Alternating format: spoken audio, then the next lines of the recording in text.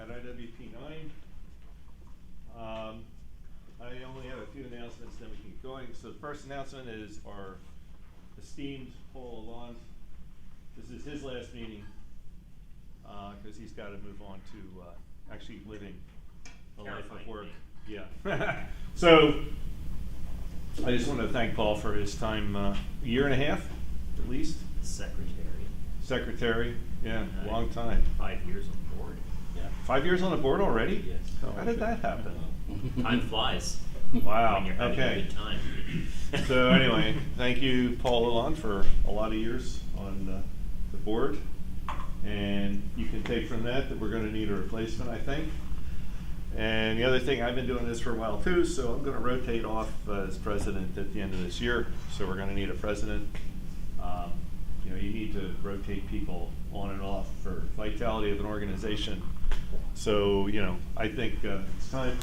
I will say, when we started this foundation, we didn't own the code, we didn't own the trademark, we didn't have a conference, we didn't have a budget, we didn't have money, we didn't have a way for people to contribute, we didn't have a bank account. We didn't have 501c3 status, so nobody could donate us hardware and soft money. So you look back and where we started, we had nothing. We were like literally at the edge of a precipice. And we were all potential. What's this? We were all potential. And so when I look, the other thing I noticed is about if you were to chart it, you'd find there was a major thing we managed to pull off every year that moved us forward. And then actually about every 6 months there was a minor thing that happened that pulled us forward. Big thanks to Anthony, by the way. We have a trademark because Anthony did all this bureaucratic bullshit that nobody could figure out. And that's getting a trademark was a really big deal. Thanks to Brantley Coyle, because he actually, the story is funny. Nokia Bell Labs let the trademark lapse in 2015. And then Brantley bought it, and then Brantley very kindly assigned us to us, but just that assignment wasn't really enough. Again, Anthony had to really do a lot of work to get that to us. So thanks to him for that. But the other thing is getting IWP9 up and running, I think, has been kind of a good thing. So that's been very good. And now, there's sort of a philosophical fork in the road coming up. There's the question of, okay, what does the foundation do next and what is the foundation for? So we had a lot of discussion about this last night at dinner. And the where I lean, and I'm just going to say where I lean and leave it at that, is that we are sort of this protector of code and trademarks and sort of the brand, right? So we own the code, we own the trademarks, we are the thing that is sort of the repository of this, the core of Plan 9. And then what you add to that is we support others who want to do something that I'll just say is interesting. And how do we do that? Well, if we can sponsor an internship, that's what Open Source Firmware Foundation was. That's worked pretty well. If we can find a way to route hardware to people, or find a way to accept hardware and put it somewhere where people can use it, that's actually in progress. Our first real hardware donation is coming up from Benjamin Barablat. He has a KGP D16. It's a dual A and D motherboard, and we're trying to find out where to host that. Hopefully it'll be in New York, because Ori has maybe a place in New York to host it, so it's not going to have a lot of money for shipping, but I've tried to work with other organizations. It gets tricky, but just so you all know, we're a 501c3. There's an old saying in the US called selling it to Uncle Sam. Basically, a company can donate hardware and write off the full value on their taxes and get a donation. So companies love donating hardware to 501c3s. So there's the question of who gives it, how you get it, and where you put it. And where you put it is the one thing we really need to figure out what we're going to do. So anyway, if you want to join the board, you should talk to the board. And if you want to be the president, you should talk to the board. And that decision is usually made, I think, in December is when we have our elections, I believe. November? Yeah. It's so staggered. yeah. And we are redistricting this year. We're gonna gerrymander the. No, I'm just kidding. Learn from the big one. But anyway, I think that's it. And these meetings, you'll see we follow a certain structure, which is, I've been on a number of these boards. Ours is very typical. You have reports from, the treasurer, and then there are things you have to approve with a roll call of the members of the board present. You have to have a quorum. And I will mention, that's been a little bit tricky because you have X people on the board, you have to have X over 2 + 1, that's your quorum. I think that's the rule.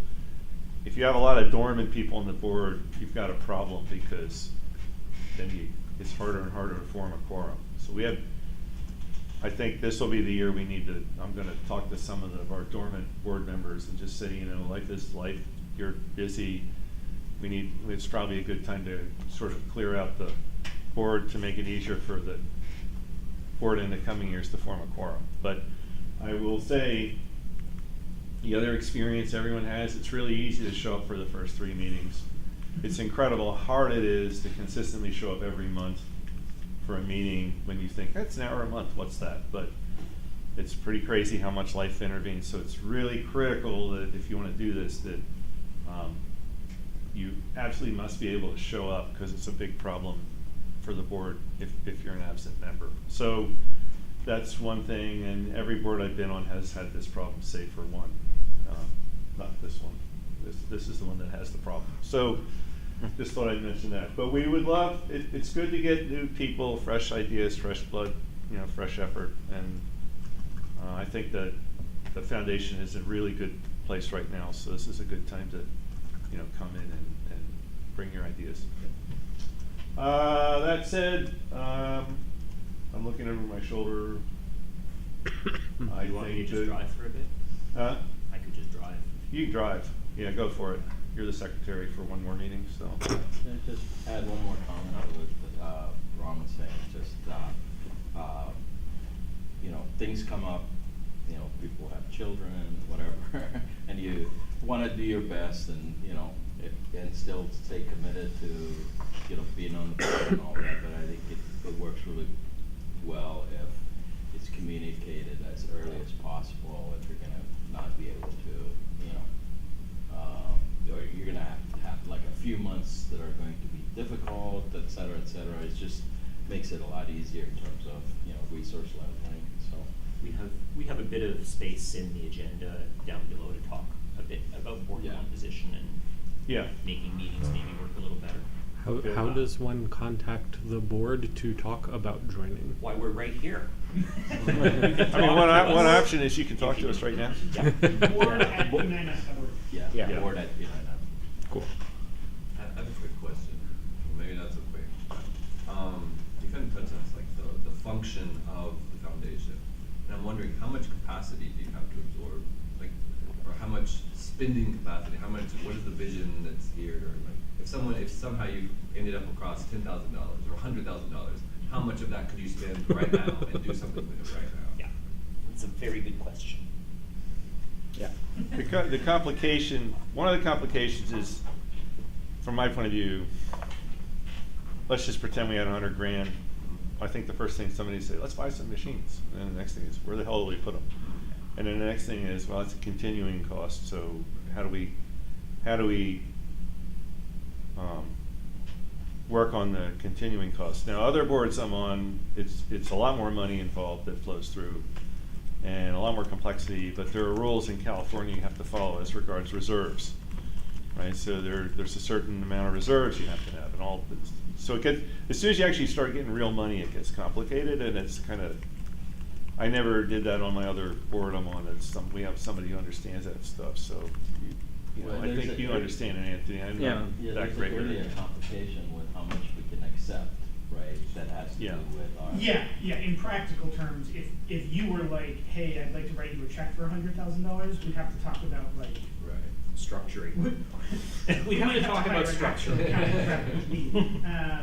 But yeah, there are things about the 501c3 status that makes it if one donation is gonna swamp all the others, it gets challenging. But I think your question is really about like, hypothetically, if we had this money, how quickly could we spend it? Exactly, it's using that as sort of like a vehicle to Yeah. talk about Yeah. vision and what's concretely what's And- on the table for what do we wanna do.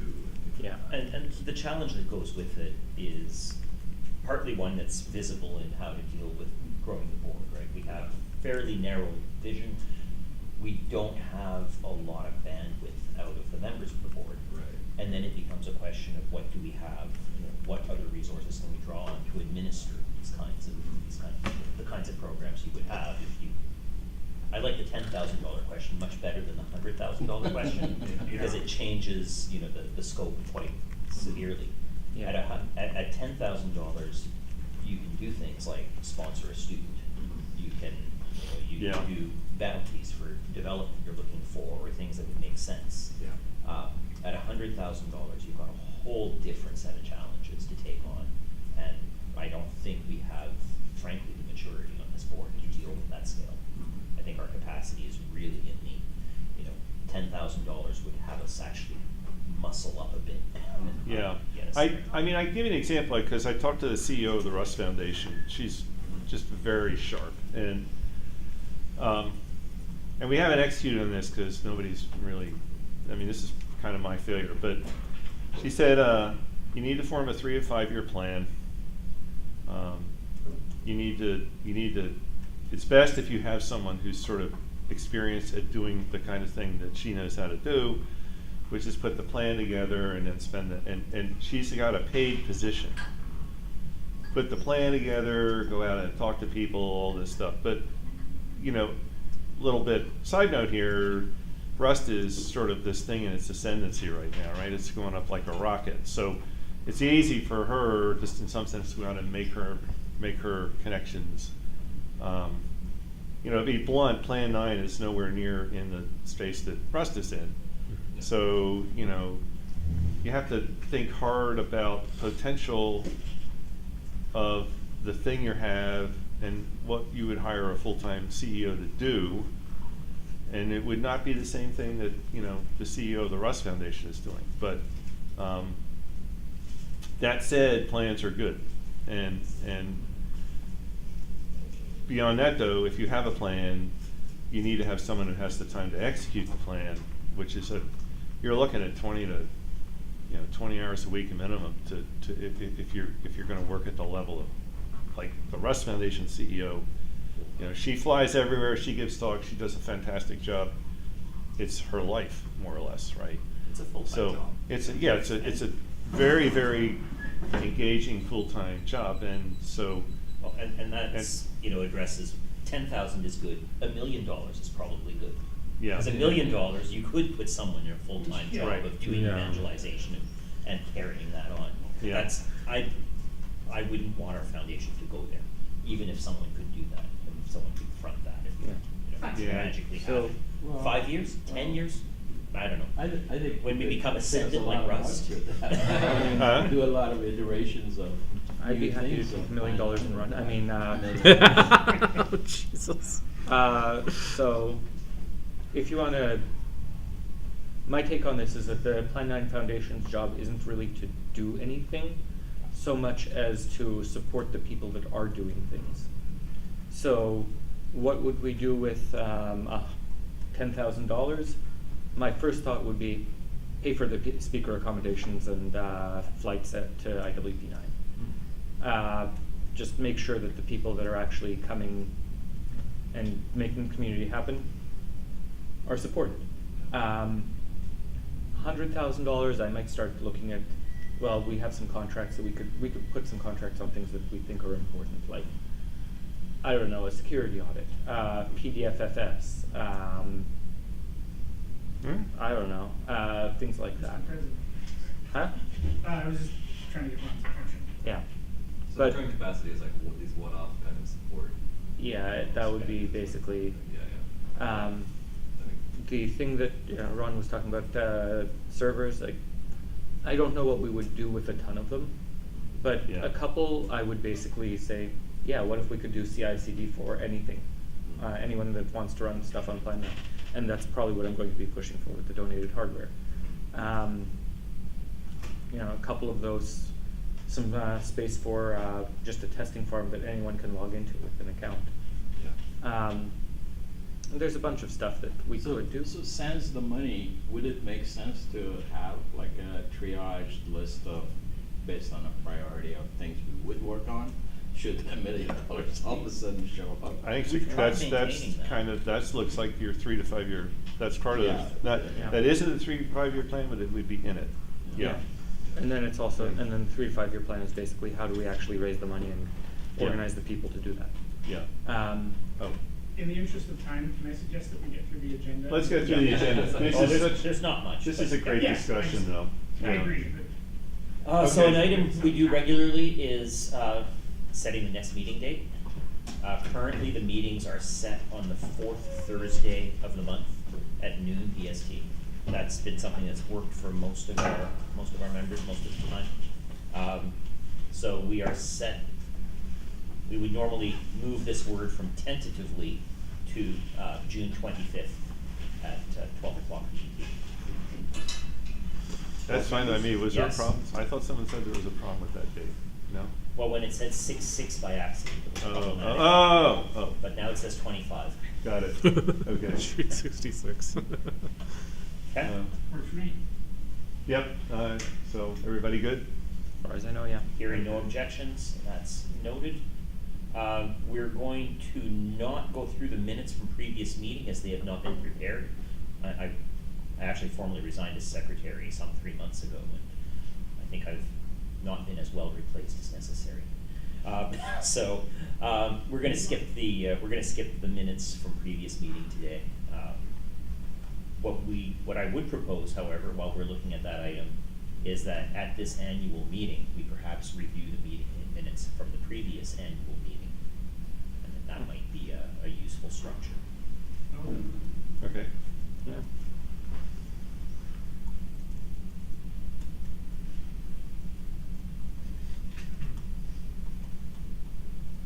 Are you advocating doing that now or next year? No, I don't have a set of minutes prepared from last year's meeting. Okay, all right. That was easy. Okay. But as a process thing, Yeah. as a process thing, I would propose that this is something that the board might consider.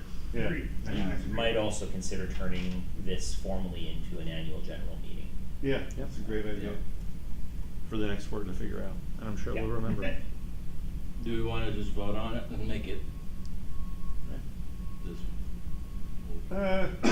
You- I don't think we need to. I mean, in practice, we set the date of the next meeting at the previous meeting. We just, you know, Okay. the one before the thing, say, we're gonna do an. We'll have to collectively remember. Yeah, I mean, we've got a good record of that particular. No, I know. not- We, we, not- we write these things down and we do review them, so you see them at least twice before you. Forget. Yeah. Treasurer's report, Anthony, do you wanna walk us through where we're at? Sure. As of this morning, we have $3,754.49. The last meeting was less than a month ago, so there's fewer line items than usual on our things since last time, but no surprises. We have money coming in from ZEFI, which is mostly IWP9 registration stuff, and one charge from Ramnode, which is, you know, our normal stuff. We have ZEFI estimates $260 in the next payment, which will happen in a few weeks. And the IRS Form 990 is the big form we have to file every year with the federal government to sort of document that we are behaving in a way consistent with being a 501c3 registered nonprofit charity. That is underway. It's due in about a week. I've started it. I'm waiting on one more piece of information from our bank before I can finish it. There have been no surprises so far, and I'm not expecting any. I just need the exact numbers for some things that happened a year, 10 months ago. The big test that we have to pass to maintain our 501c3 status is called the public support test. It is complicated. because it's tax law. But the basic idea is at least 1/3 of our money has to come from a wide enough assortment of donors so that we are genuinely supported by like the public, not one person giving us $100,000. That's why that would mess this up. And we can find ways around it. It's a 5-year average. There's a lower bar where you can, if you cross the 10% threshold but not the 33 1/3 threshold, there's what they call the facts and circumstances test. So you could say like, we missed it this year, but that's like a one-time thing that's not going to happen again. There's ways around it as long as you're behaving in good faith and it genuinely is an anomaly. But we are fine. This year we're at approximately 80%. What the IRS really cares about is a 5-year average, and we're at 56%. So, and that's been trending up. The first couple of years when the foundation got started, it was like, 3 or 4 of us on the board put in some money like that first year, and that doesn't qualify because each donor is capped at 2% of your total income. So if 2 of us each give $1,000, only $200 from each of us counts, $400 from each of us counts. So, that's been trending upward as we get a broader donation base, we get the IWP9 participants, so that's been good. And that's it from the treasurer's report. This is... You missed a line item. You have a liability that you keep forgetting about. Oh. Well, and there's We don't call some money. actually there's another one for tonight for the social hour. That's gonna be around 350. Except that's in next month's report, not this month's. Oh, Because it okay. hasn't happened yet. Hasn't happened yet. So basically, for everyone following along, basically what's happening is that we've got a bunch of money from registrations for IWP9, but we haven't accounted for spending it on you guys yet. Yeah. Well, some of it. Some of it has been accounted, but yeah. Yeah. Yeah. So, yeah, we're probably going to be at like 1,500 after everything is worked out, which is an okay amount of buffer for what we do. And I guess I should point out that all the other dollar amounts other than Paul's line item are US dollars, for anyone trying to figure out where it's at. And we truly appreciate the donation from the university for the catering. Yeah. Oh, yeah. Yeah. It's just, yeah. Does that actually go through our books? No, No, it's, yeah. that's a thing they happen to do. So that, as a treasurer, I don't care about that. As a attendee of the conference and member of the board, I am very grateful. Excellent. Business that's sitting here. So Ron addressed some of this during his address on board composition, resignations, and changes to the executive. Is there anything else to say on board composition? You made the invitation.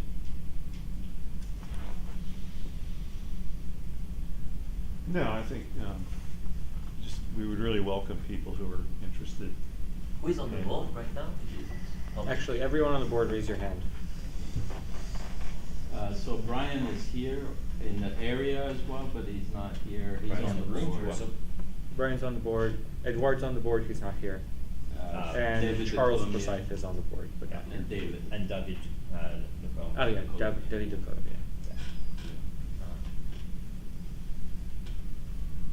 Um, Did you say Edward?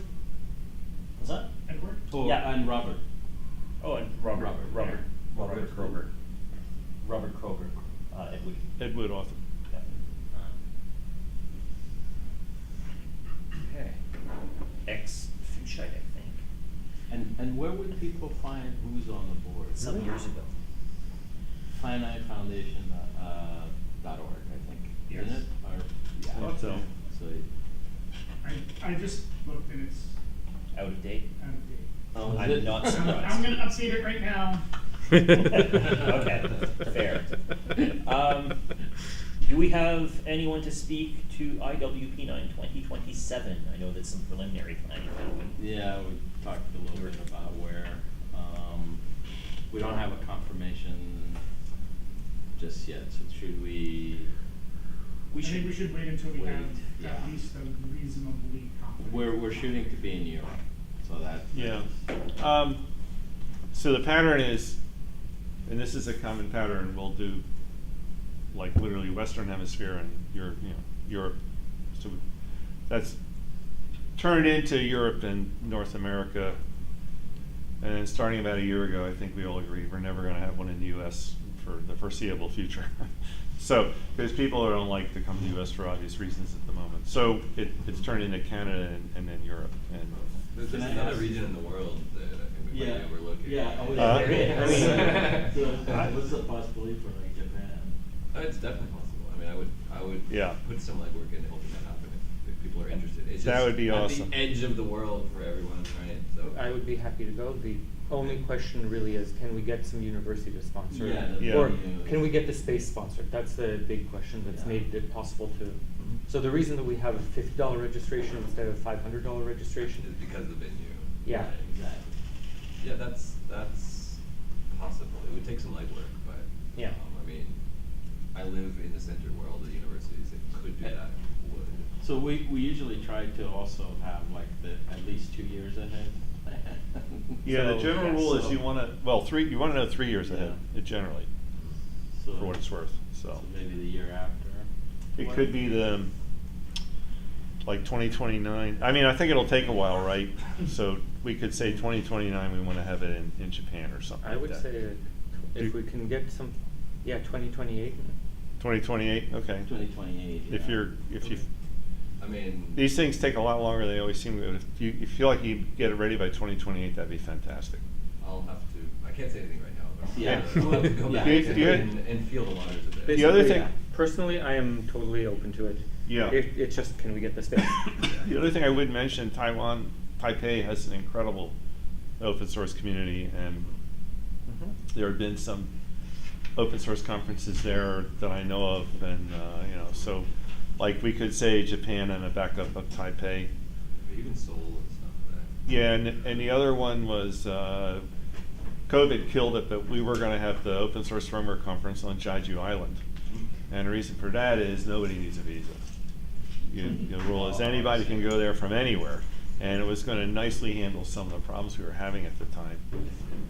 So, that might be of interest as well as a possibility. Any of those three, but I think an Asian meeting would be fantastic. Yeah. So, yeah. Anyway, okay, sorry. Okay. I'm not gonna make a joke about straight up. So hormones. what's the right way to get involved with IWP9 committee over the next couple of years? Is that talk to Skip? Yeah, that would be. Yeah, Just basically reach out to the and board. Lori, Yeah. In general, if you have a question about what the board is doing, feel free to just reach out to the board. Yep. Either to any of us or to board at IWP9 or at Yep. P9F. p9f.org. Yep. Yeah. Okay. We talked a couple of meetings ago about getting the Plan 9 domain name from Russ. Did we stall on that? We have stalled on that, that's on me. He's open to it, there's no issue, we just haven't done the legwork of the registration transfer. Sorry. What is the domain? 9 fans, or 9, right? 9 fans. My friends on that. .net? All right, thank you. So I got a question here, because you just heard you kind of just saw there are kind of two things where there's enough going on, we're not always able to keep up. Is it worth asking if someone would like to be volunteering to do one or two of these things, the website and the 9fans.net, or is that not a great idea? I And don't know. if they were thinking of doing that, we put them on the board. Yeah. Okay. I'm wondering about people not on the board, though, that might want to do the. I would like to volunteer. Okay, so this is just a thought, no need to make a decision, you'd want to talk to Anthony and see if this works, but, I'm curious about like the artwork for like the t-shirts or like any like special event, how does it work like to get involved in doing like the designs and stuff? let's, interest of time, let's talk about that afterward, but that's, I think, again, talk to Skip. This is about the t-shirt stuff? The design Yeah. for them, so. Yeah. Skip and Ori are, I think, are the guys, right? Basically, I will give a very short summary of how it works because it doesn't take very long. One of us happens to know someone and asks, "Can you make a shirt?" Local artists.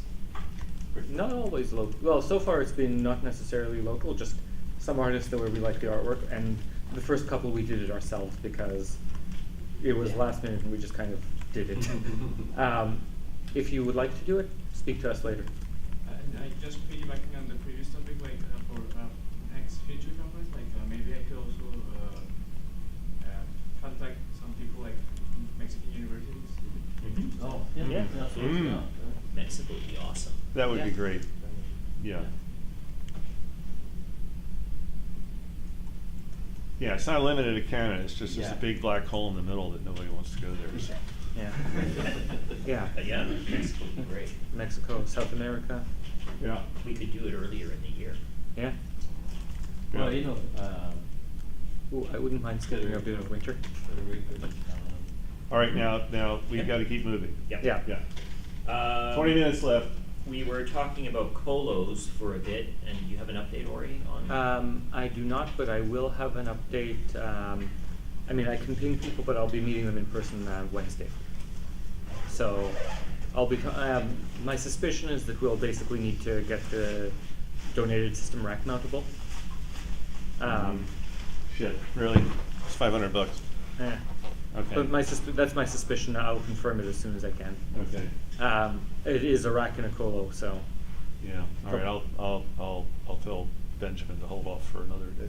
Yeah. I will, yeah. What? For everyone else, and refreshing the context for the people on the board, basically I've got friends at Nicebug who get donated rack space from NYI and New York Internet, and they are open to at least discussing taking one taking 1U or 2U of space in their rack. Nicebug is the New York City BSD users group. Correct. Sorry, spell that for me? NYCBUG. Nicebug. That's such a non-New York name. Nice, but nothing. I just don't think of names like that. Well, that's where the bug comes in. Ah, okay. Yeah, that's terrifying. I mean, it's just a cockroach.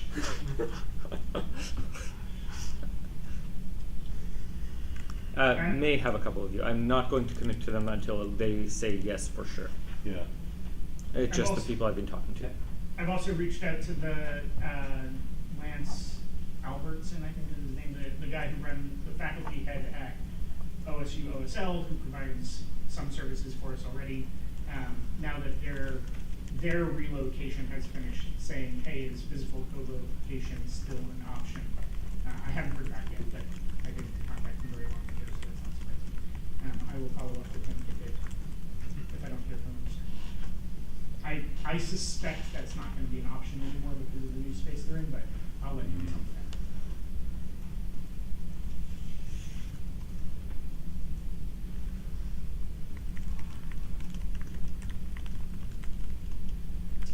They're the organization that we have, just for the other folks in the room, they host half of our FTP mirrors, and we have they host they give us access to they have a OpenStack virtual machine cluster that we have access to. And I think a question at the end of this, after we get through the rest of the agenda, is for the community. If we have rack space, what should we do with it? Be public grid, I think. Let's Well, do we that can- in hold on, 3 hold on. minutes. Experiment. Let's do that in 3 minutes. Okay. We need pictures for the website. I have, it was supposed to be me, fell down on the job, sorry. Well, this is a good time to perhaps solicit photographs that we could put on the What- P9F website and the IWP9 website. We should have a group photo, yes. I took some pictures yesterday. I plan to take some from the hackathon tomorrow. we have some from Waterloo, from the hackathon, so it's just really, you know, and they're all on Google Photos. So you want all yours? If people have suitable photos, where should they send them? Board at, no, really, no, I'm not kidding, it is, No, get used to using that graphic. I'm gonna set up a shared drive on, it's probably gonna be a shared drive on the p9f.org workspace, Google Workspace. And Can then I- people just go through and make it available that, you know, to 9fans or send a link to 9fans. Can or I anybody. suggest we also specify some method where people can send them that doesn't rely on Google? Well, it's just a browser. If they can do it through browser, or otherwise email it. Where? Board at P9. No, I'm not kidding, use that email address. Yeah, I mean, You can't wear it out. I feel like it should go to something closer to the program committee, but that's fine. I don't care. Don't, It's all the same people mostly. It's a pretty low traffic. you won't wear out its name. Yeah, that's fine. Okay, that concludes the items that we quickly cobbled together as an agenda this morning. And we now have some space for questions or issues or items from the floor, new business. Actually, yeah. Hmm? Let's start off with one question for everyone that's not on the board. What do you wish the board would do for you?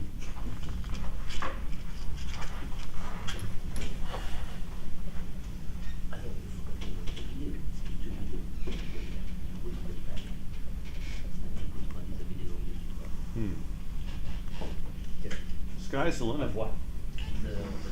Oh, excellent. I mean, so like we Maybe kinda if there was talked- $100,000 on the table. Well, no, even beyond that, like we talked kind of about not necessarily prioritization, but like what we'd like to see to some degree. Yeah. And I think that'd be interesting for people who maybe are not as involved in the system, but would like to sit down and work on something to get kind of like we have, I don't know if it was like 9front FQA or like some wiki where people were just putting stuff up, but a bit more of like a formalized list with people to say like this person can be contacted to discuss development, things of that nature. I think would be very useful. There's like the bounties as well, like people decide. Oh, yeah, they have bounty yeah. things, but I The mean, what? That's not PDF though, that's, Yeah, yeah. I think you're thinking of the like Google like summer code, like magic listings. Yeah, there's also the 9front bounties, but that hasn't been updated in a long Yeah, time, and also not Plan 9 Foundation, but. Yeah. Also very much tongue-in-cheek. Yeah, very Yeah, exactly. I'll give you $5 $1 for new Wi-Fi chipset. Yeah, I'll give you $5 if you port CUDA. Yeah, perfect. Good deal. I don't know. So yeah, something about that a bit more serious, I think, would be valuable. Does somebody to be like a sounding board, or just like you know, if you want to talk about fossil and you want to get into the details of it, it's somebody that'd be willing to, you know, Yeah, or like if you're interested in doing graphics or like maybe compute work for GPUs, then you could contact me and we could discuss some thoughts and put together some like public material, like that kind of thing. Does that seem appropriate? Is that like, am I understanding the intention of the? Yeah. No, you Yeah, are. yeah.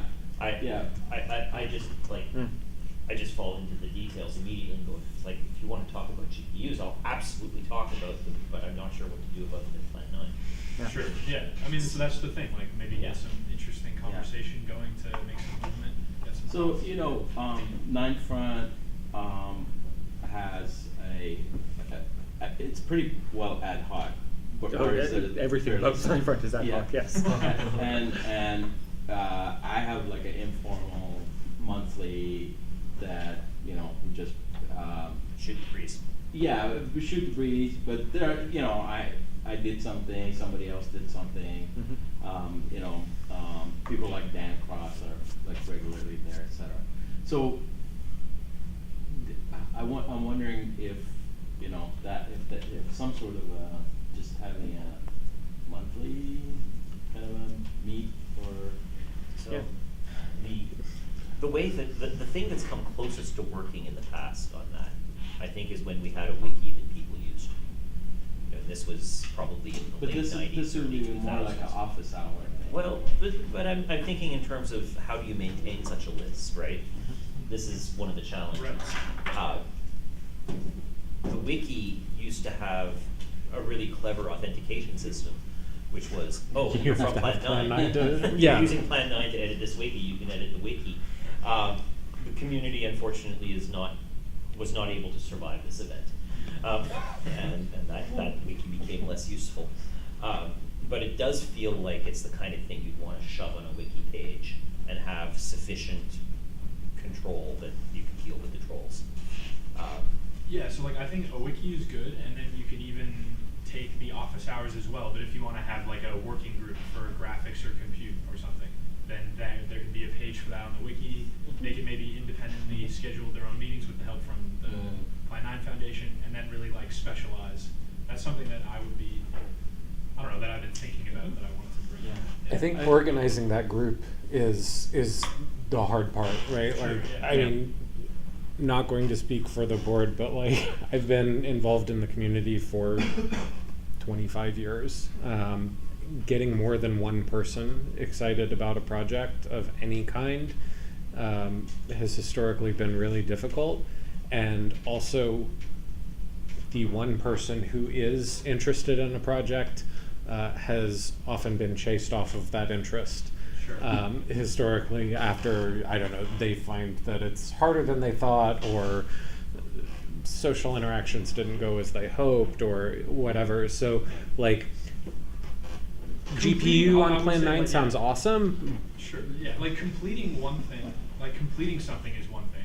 Discussing it and having some sort of record for the next person that comes and maybe takes it an inch further, that is like sorely lacking in my opinion. Yes. Yeah. So that's the, completely agree. yeah, so like I'm not saying that we're gonna maybe, you know, get it done all the way, but like one person works on it for a bit and then someone else comes along and maybe picks it up. Like that's the fun part of the work, I guess.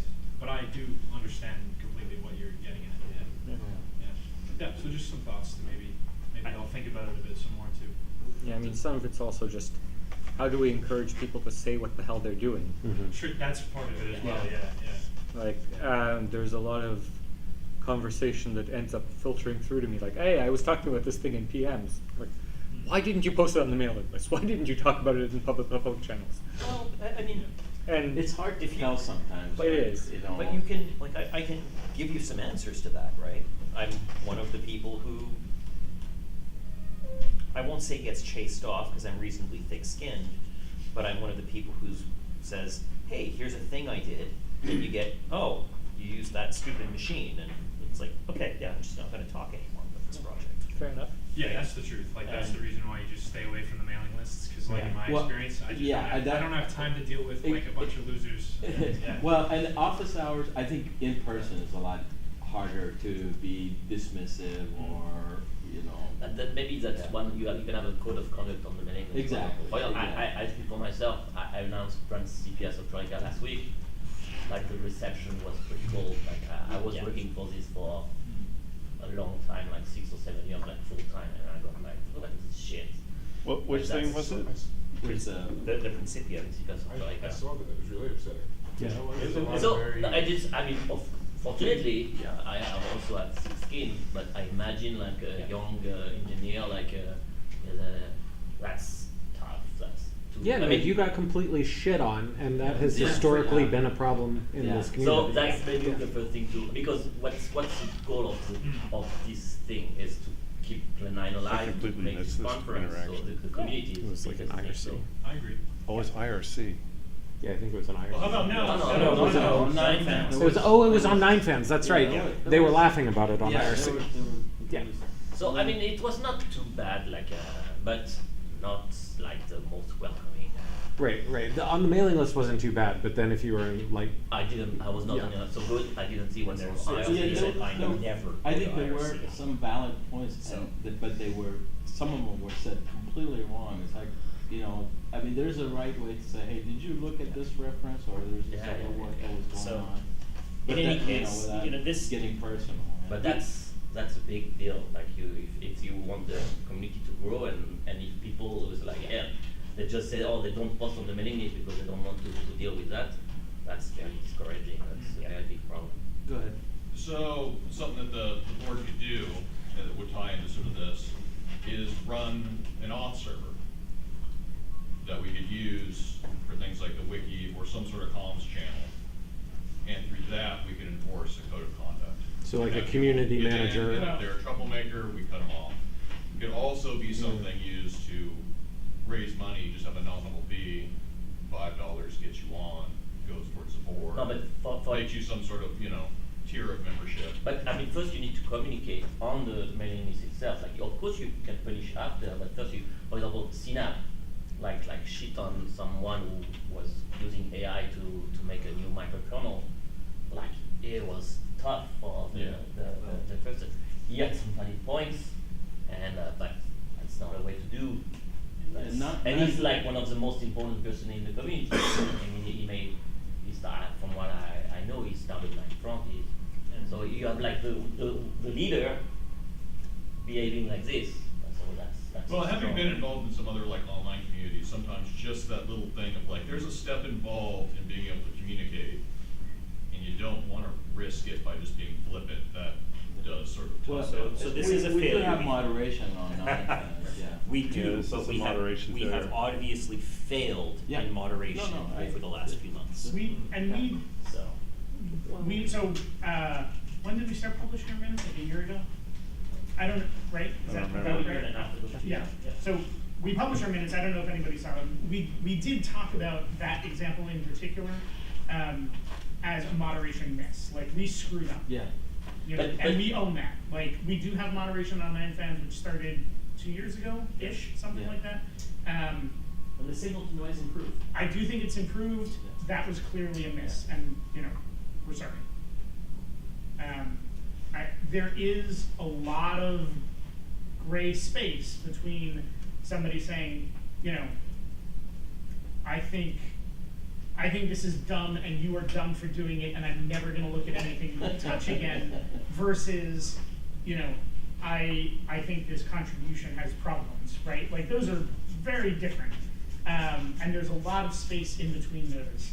And it's hard. I mean, right, like, community management is hard. Responses cannot be inactionable, right? If it's sarcastic or attack, it's a one-way street. I'm not getting anything out of it. What did I do wrong? Or how would you do it? Or, those, and that should be like become the culture, right? And that's what we should, but, and the other thing is, so Anthony and I know Ori, you guys do a lot of this. There are times that you're getting constantly trolled by like somebody where if you read it the first time, you think, maybe it should be posted or whatever. But there's there's a lot that doesn't go through, get into the 9fans right now, that nobody sees, of course. But Yeah, moderation is happening. But unfortunately, the list has a bad reputation going historically, and it's been it's been a lot of work to change that balance. Sorry about that. I think like I'm Not good. hearing a lot of consensus that, to your question, Ori, what people would like to see from the foundation is community building, Mhm. and more public face of community management. So it's not a sort of Yeah. shadow thing on Yeah. on the list that nobody sees the work that's happening, but like, I don't know. I mean, like, I'm not saying, okay, publish the things that you, hit. No, but Then a you small, don't- right, but a small yeah. code of conduct, like a few times, one time a month, Once a month. and like that is Pretty common. validated by people who are in the board, and just like a few. I mean, it takes time, of course, to. We do have a published code of conduct, that I think we published when we first. You receive when you sign up, but it doesn't Yeah. get surfaced very often at all. Yeah, And I that's great think advice periodically for publishing reposts. is, a good idea. I hate to say this, this is a good discussion. It may be outside the context of the board meeting. We're supposed to, should we adjourn the board and continue the discussion? I move we adjourn the meeting. All right, I'll approve say aye. Aye. Only board members get to vote. All right, so that's it for the meeting, and now let's continue this good discussion, so. I kind of wanted to circle back to why we get this thing a little bit, off of it. I think, I'm curious how much appetite there is for more collaborative kind of work. Because I mean, it seems like most of us here are basically autodidacts who come in and learn by 9 and are working on projects on our own, very isolated. And we have this hackathon tomorrow and the following day. So it's clear there's some appetite for working and collaborating. But how much opportunity is there outside of the hackathons?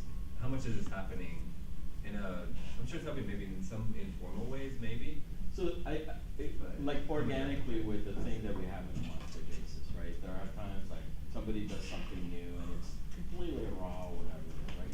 You know, Dan was talking about R9, you know, it's like, oh, okay, what if Plan 9 was in Rust or whatever? I don't know how many people here are like following that or not. Okay, well, you know, that's interesting. I'm gonna, you know, or I put 9P on a high Pico.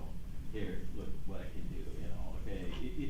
And those things might, you know, be spur on, you know, like some new activity or whatever, or somebody wanna, hey, where's the code I wanna work on, or, you know, try and replicate or whatever. That kind of naturally happens. I think if you have like a regular,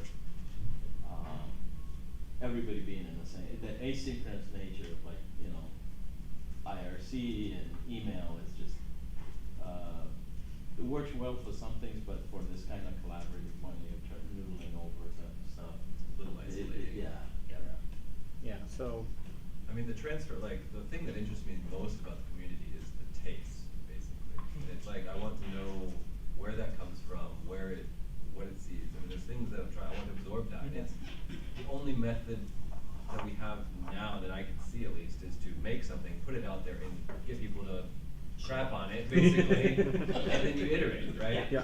Which is a model, but it's slow, and it takes a lot of individual umption to do. So a big chunk of this, like, Yeah, this the won't draw answer your fire question. model. This won't answer your question, but a bunch of this comes even from the history of Plan 9, right? If this was a project of 12 people in one room, and you know, they were very strong computer scientists of the era, and having them in one room and communication was easier to be of one mind and to build that edifice. And to some extent, you know, Plan 9, as it exists today, is a bit of cargo culture, that culture. And you know, I say that unabashed that there's absolutely things that are worthwhile, the cargo cult there. But we also wind up with this strange iconoclastic and conservative competing vibe sitting through it, which breaks things. So we get, you know, resistance to using Git in one subsection of the community who are still living in replica, and makes them basically impossible to collaborate. All credit to Ori for getting us into a world where Git can be used to actually move our code through, you know, through Ninefront and other places now.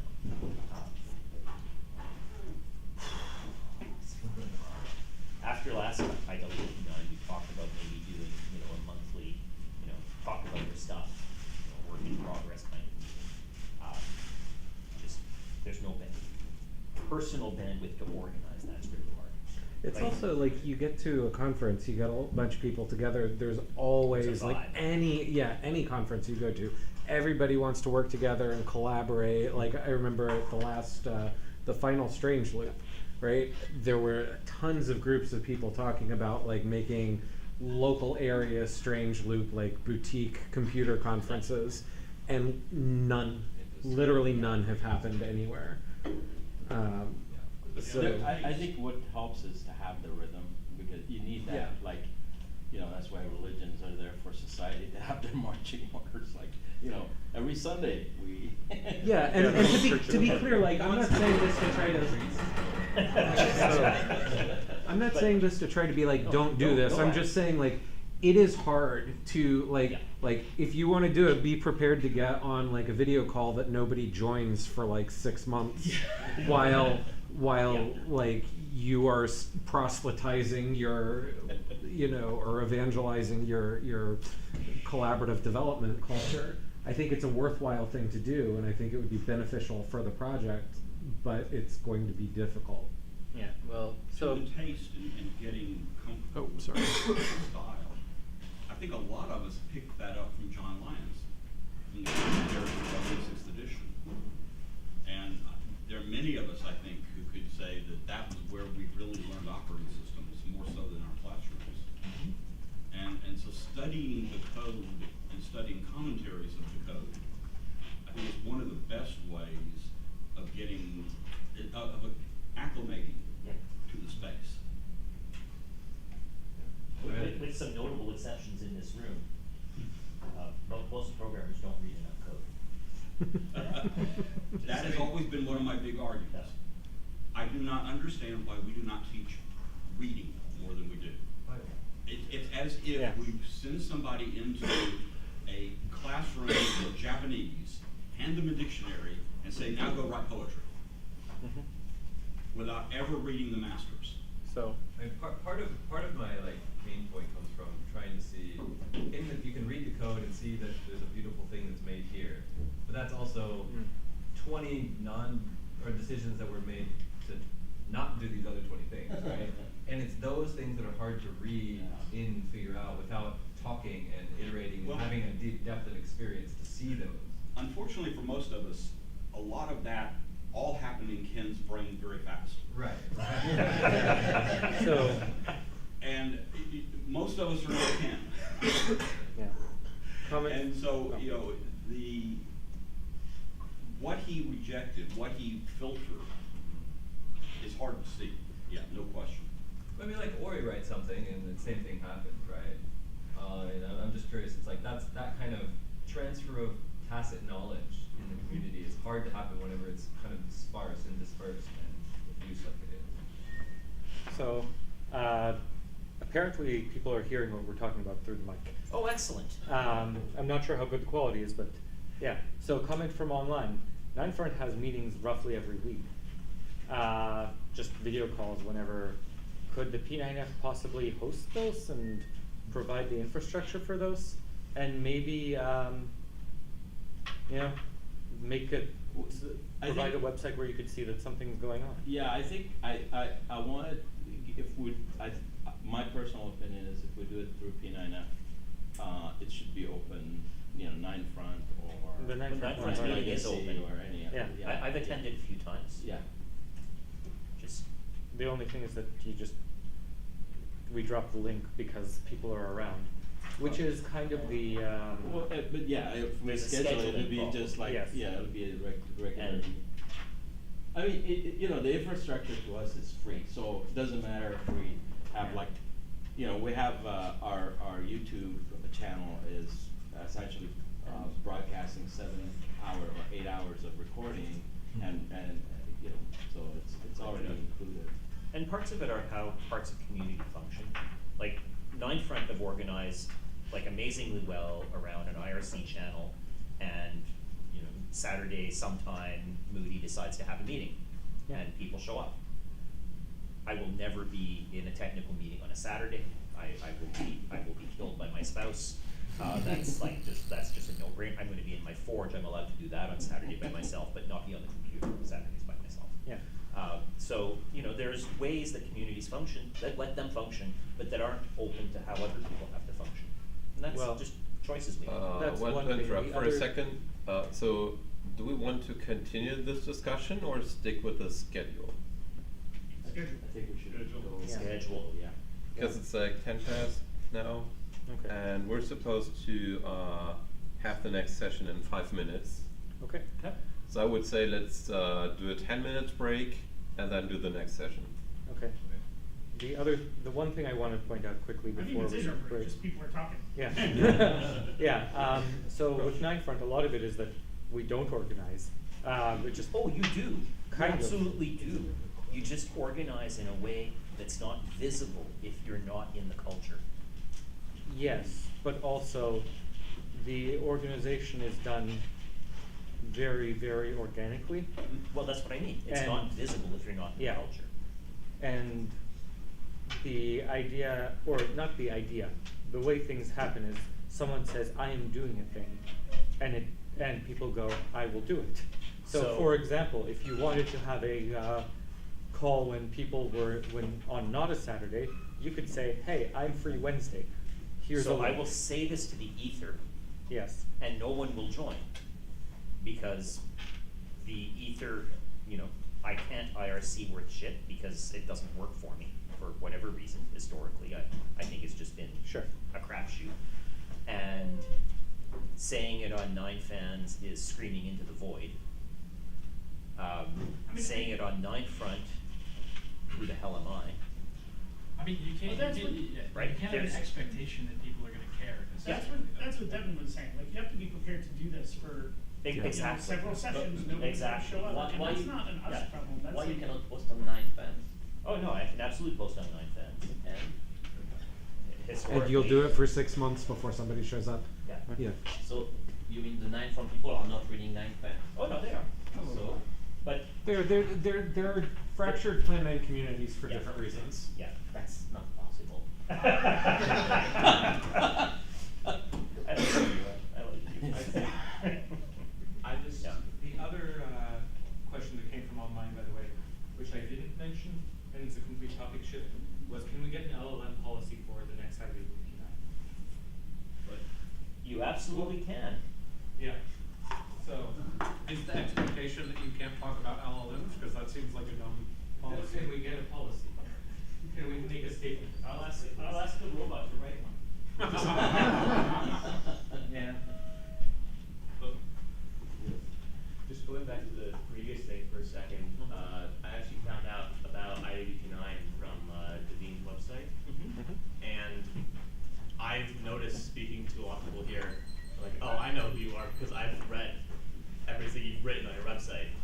So I think if people just started putting more stuff like that, like what am I doing now, where am I think would help a lot, because the Plan 9 community, it is pretty fractured, but it's very alien to someone who is used to traditional online communities. Just like a little thing like that, it's just like, you know, go to IWP9 is really, really helpful. I think Yeah. part of it goes to the behavior, right? If you're gonna go out there and say, I'm working on this, and you draw fire, you're gonna be very cautious. I'm gonna put your helmet on before you stick it out. So, I'm fascinated by the reference to traditional. Because if you go back to the early days of the internet, you know, the late 80s, our community is much more like what it typically was. The world that has sort of centered around GitHub with massive collaboration is a relatively new thing. And some of us graybeards are kind of like, yeah, I want to go back to the way it was.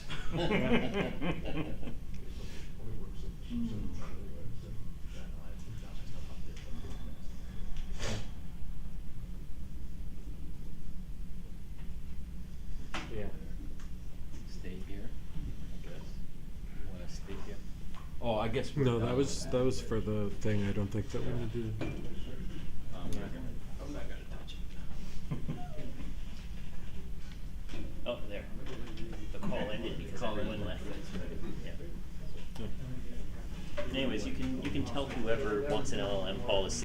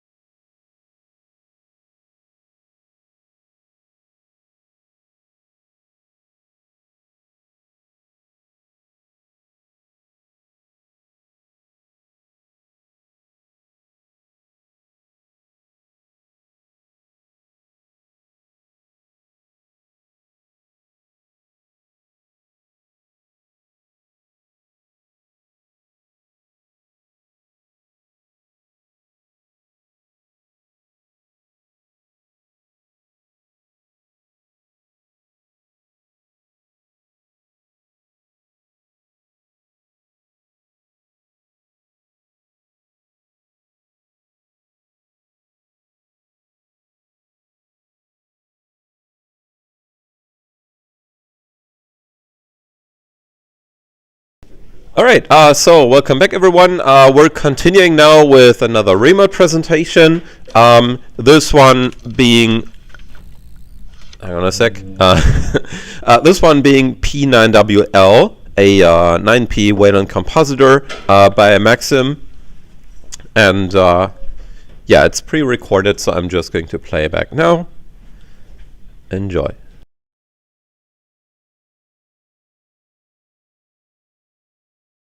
Hello everybody, it's a big pleasure to be talking at this international workshop. My name is Maxim Radziwiłł. I am a mathematician. I'm currently at Quran. This is basically the NYU math department. My main area of interest is number theory, and this is where most of my work is. But I'm also interested in probability and dynamical systems. So as you can guess, I'm on the analytic side of things. And you might wonder, okay, why am I talking at this international workshop? Well, I've been actually interested for a long time in low-level aspects of computer science, and that includes both hardware and software. And it's an interest that I haven't really published much on. This is basically a hobby. And regarding Plan 9 in particular, I have an interest in it going way back to when I was a teenager in 2003. And you can actually find some of my posts from that time on this mailing group, Comp.os Plan 9. And back then I used to be specifically interested in distributed operating systems, but eventually I moved on and I did other things.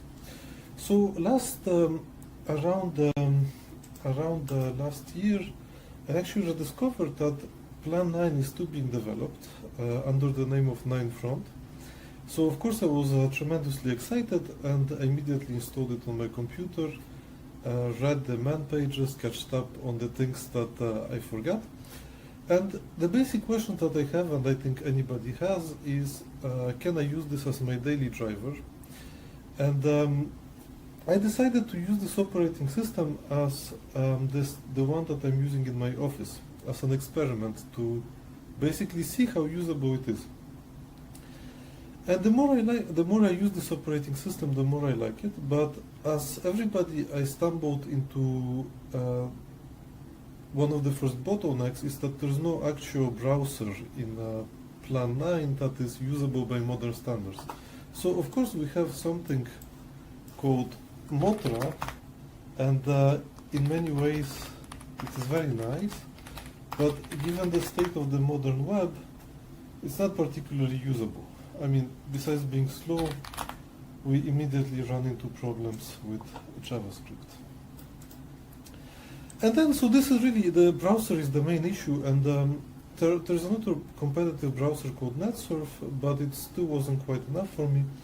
And the other two problems for a mathematician using Plan 9 is that there's no big LaTeX distribution. There is a slimmed down distribution, I think, called KTeX.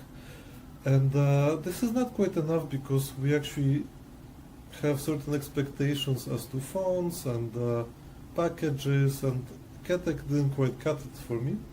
And then the other big one is, of course, also the PDF viewer, which on 9front comes out to something like this. And this is actually quite decent, but the issues are more when you zoom in. It is not so pretty.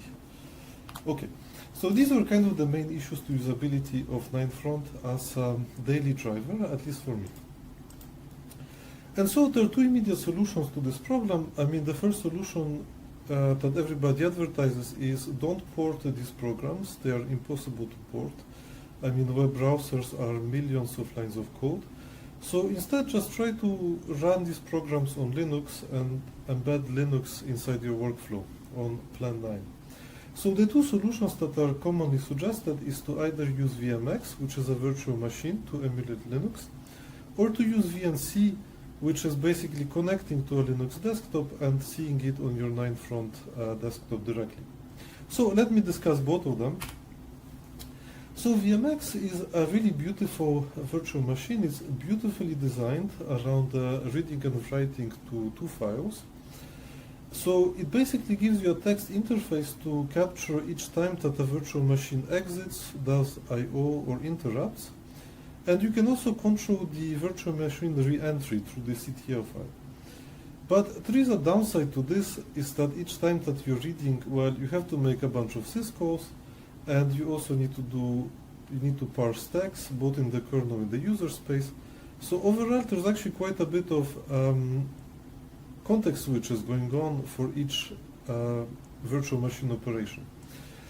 So overall, VMX is not maybe the fastest virtual machine. It's actually quite fast for how nice the design is and for how few lines of code it has, but it's definitely not the fastest virtual machine out there. So when I tried to run Firefox on VMX, it wasn't quite really working as nice as I would like to. So I tried naively, this was my first attempt, I tried naively to add SMP to VMX. I said certainly that will make it faster and I have a usable Firefox. And so this actually helps, but not that much. And just to show you how it actually works, let me show it here. So here you see, here is VMX, and I added SMP support. So you can see the 4 cores in here, in the htop. You see them being displayed here. And now if we are going to start something like Firefox,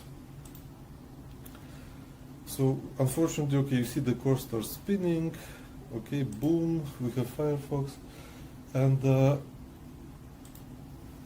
if we go to Wikipedia, you see it's almost full load. It's not fantastically fast. Let me put it this way. And then we can finally click, but you see the CPU usage is quite high, and then finally once it's loaded, then actually we have a smooth experience. Okay, so this is for VMX.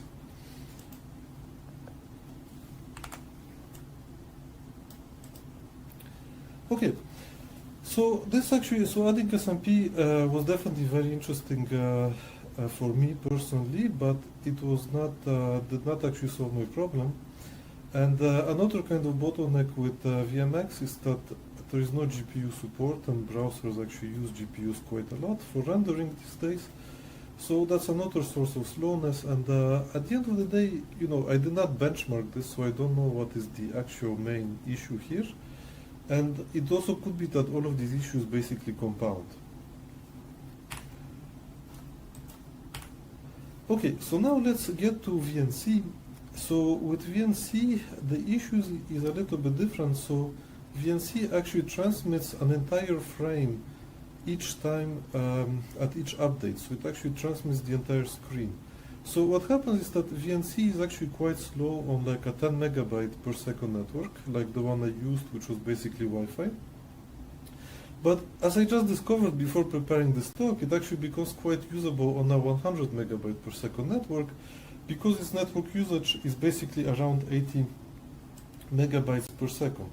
So let me also illustrate how this works in practice. So I will start the VNC server, and then we are going to connect. Okay, and then so let's see what can we do with this.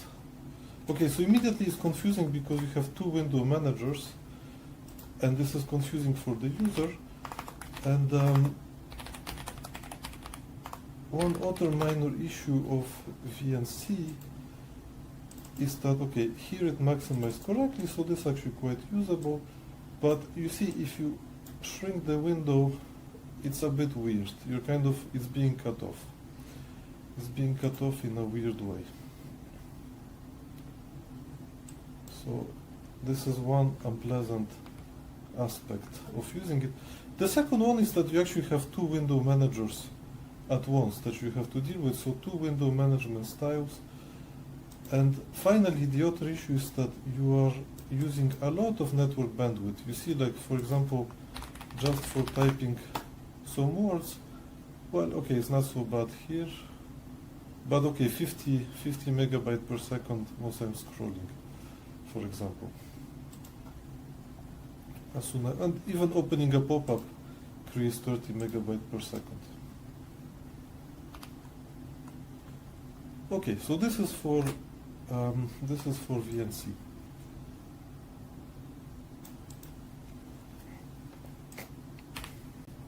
Okay, and there are actually kind of common drawbacks of both solutions. So in both cases, you end up running a window manager inside the window manager, so that's confusing for the user. And the second issue, which also affects both, is this issue of resizing the window. So in VMX, it's basically not possible. Once you have decided on certain dimensions, that's it. You have to just have this dimension. And in VNC, I mean, also there's a maximum size which corresponds to your screen, and that's it. If you're going to make it a bit smaller, then it doesn't actually adjust. And both are actually resource intensive. So VMX is CPU bound, and quite a bit so, and VNC is network bound. So it actually uses a lot of network bandwidth. And finally, there's another small issue that I didn't appreciate until I ran a 9-front terminal. So if you want to run VMX on a 9-front terminal, you actually better attach a hard drive, a physical hard drive to the terminal, so that you can actually load the disk images from it. Because if you're going to be loading the disk images from your remote file server, it's going to take quite a while. And finally, both solutions actually involved quite a significant amount of code on 9-front. I mean, VMX is an entire computer emulator, and for VNC in particular, we need to implement the VNC protocol. And that's a bit antithetical to the design of 9-front. We would like to have actually everything using just 9p. In the sense, the 9p protocol should be enough for everything. And so there is an alternative to these two, which is VL9 due to Michael Forey. And his idea is, I think, really beautiful. His idea is to just export the dev draw device over the network, and then we are going to write a Linux 9p client, which will connect to our host, and just directly display on the draw device. And so specifically what the Linux client is going to do is going to output the output of the Wayland clients directly on the draw device. And so one of the benefits of this is that Linux applications are going to run as if they were native on 9-front. In a sense, you shouldn't be able to tell them apart. And there's also one remaining issue. I mean, if you want to share the file system, you have to do some extra plumbing so that you can also access the 9-front files on Linux if you want to do it. But you can. I mean, there are many ways of doing this. But unfortunately, there's a problem with WL9. And the problem is that it implements a really minimal set of Wayland protocols. So, for example, as far as I understand, it doesn't actually implement pop-ups. And Wayland is a quite big, complex, and expensive protocol. So the upshot of this is that I couldn't actually make WL9 work. So I know that some people managed to make it work, and those people managed to run Chrome, but they couldn't run Firefox. And then most other applications also didn't run. And finally, also, this is again what I heard, but I cannot confirm, that user input was slow in WL9. So what is actually P9WL? It's basically just a continuation of this idea. It's a Wayland compositor, and instead of doing something from scratch, it's actually based on VL roots, which is a library for building Wayland compositors due to Drew default. And the idea is the same as WL9. We export the dev draw device on 9-front. Then P9WL is a headless Wayland compositor. It connects to the dev draw device. Then any Wayland app connects to P9WL, and P9WL draws the output on the draw device. Of course, the draw device is not the only one that is being used here. We also should accept keyboard inputs, so we should also connect to the keyboard device. We should accept mouse inputs, so we should connect to the mouse device. We should also handle copy-paste, so the snarf device. And finally, the window control WCTO device. So let me actually demonstrate how this works in practice to give you a taste of how this program is used. So there are two versions of this program. There's the one that is currently on GitHub, where the top level is permanently maximized. And in this setup, if you start a new app from a terminal emulator, you don't have a new window which is being forked. I think this is actually preferable, because it has a similar feel to the current 9-front graphical applications. And then there is a local variant which I have still not posted, where basically you fork a new Rio window each time that you execute a new Linux program. So this is actually closer to what WL9 intended to do. But the downside is that you actually need a RC script on 9-front which actually handles the window management part of it. And there's also a few other additional features which differentiate P9WL from WL9. So first of all, there is broad support for Wayland features. This is thanks to it being based on WL roots. But there's also a lot of bandwidth optimizations, because as I mentioned, I was actually running on a network which could at most cut 10 megabytes per second. So I was quite sensitive to using as little bandwidth as possible. So in particular, one thing which is possible thanks to using the DevDraw device, we can actually easily add compression, and even more interestingly, we can add scroll detection, so similarly to what video codecs do. And there is also one more feature, so there is TLS support, but this is just a convenience. I mean, you could actually do the same thing by wrapping everything into STunnel on Linux, and then TLS serve on 9-front. Okay, so now let me demonstrate how this actually works, and then I'll come back to the slides again. So let me illustrate these ideas by running them on a 9-front host. So I'm going to start two windows, and in one window I'm going to export the dev folder on port 10,000, and in the second window I'm going to run an application on my Linux laptop.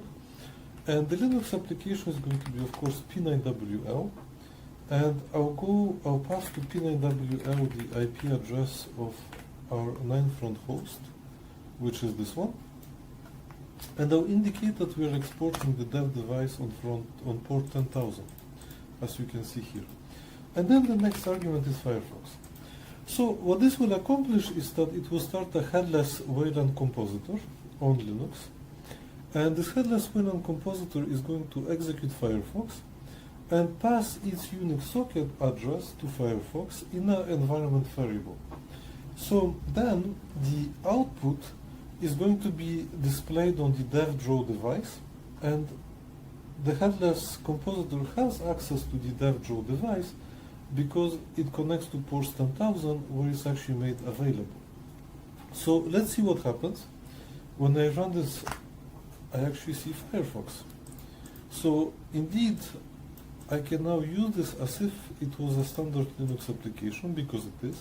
It's actually running on Linux, and it just displays on 9-front. And all the usual Wayland feature works, so zooming in, zooming out, the pop-ups, which are always a little bit tricky, and moreover we can even copy-paste. So if you take copy, and then here you can, sorry. So okay, here I'm going to copy, and now I can paste. Okay, sorry for this. And in the other way around, I can take some text here, and I can copy it here, and then I can paste it here. So this is working just fine. And eventually, okay, you're going to maybe get tired of running Firefox, though there is one more thing that I want to show with Firefox. So there is a lot of compression going on in this program, so much that you can actually even play videos when you're working on a LAN. So I'm going to make the screen a little bit smaller to make the video higher quality. And as you can see, you can just watch a video. Of course, when you watch a video, the bandwidth is shooting up as expected. And so what would happen if instead of running Firefox, we ran a terminal emulator? So let me start a terminal emulator. I'm going to send it. There we go. We have a terminal emulator. And now the big question is, what will happen if I start Firefox? Well, what will happen is that this is a Wayland compositor, and the way it's implemented, it always maximizes the top level. So if I start Firefox, I'm just going to have it overtake the entire screen. And if I exit, I'm back to the terminal. So this is done on purpose because it emulates the kind of behavior that you see in Plan 9.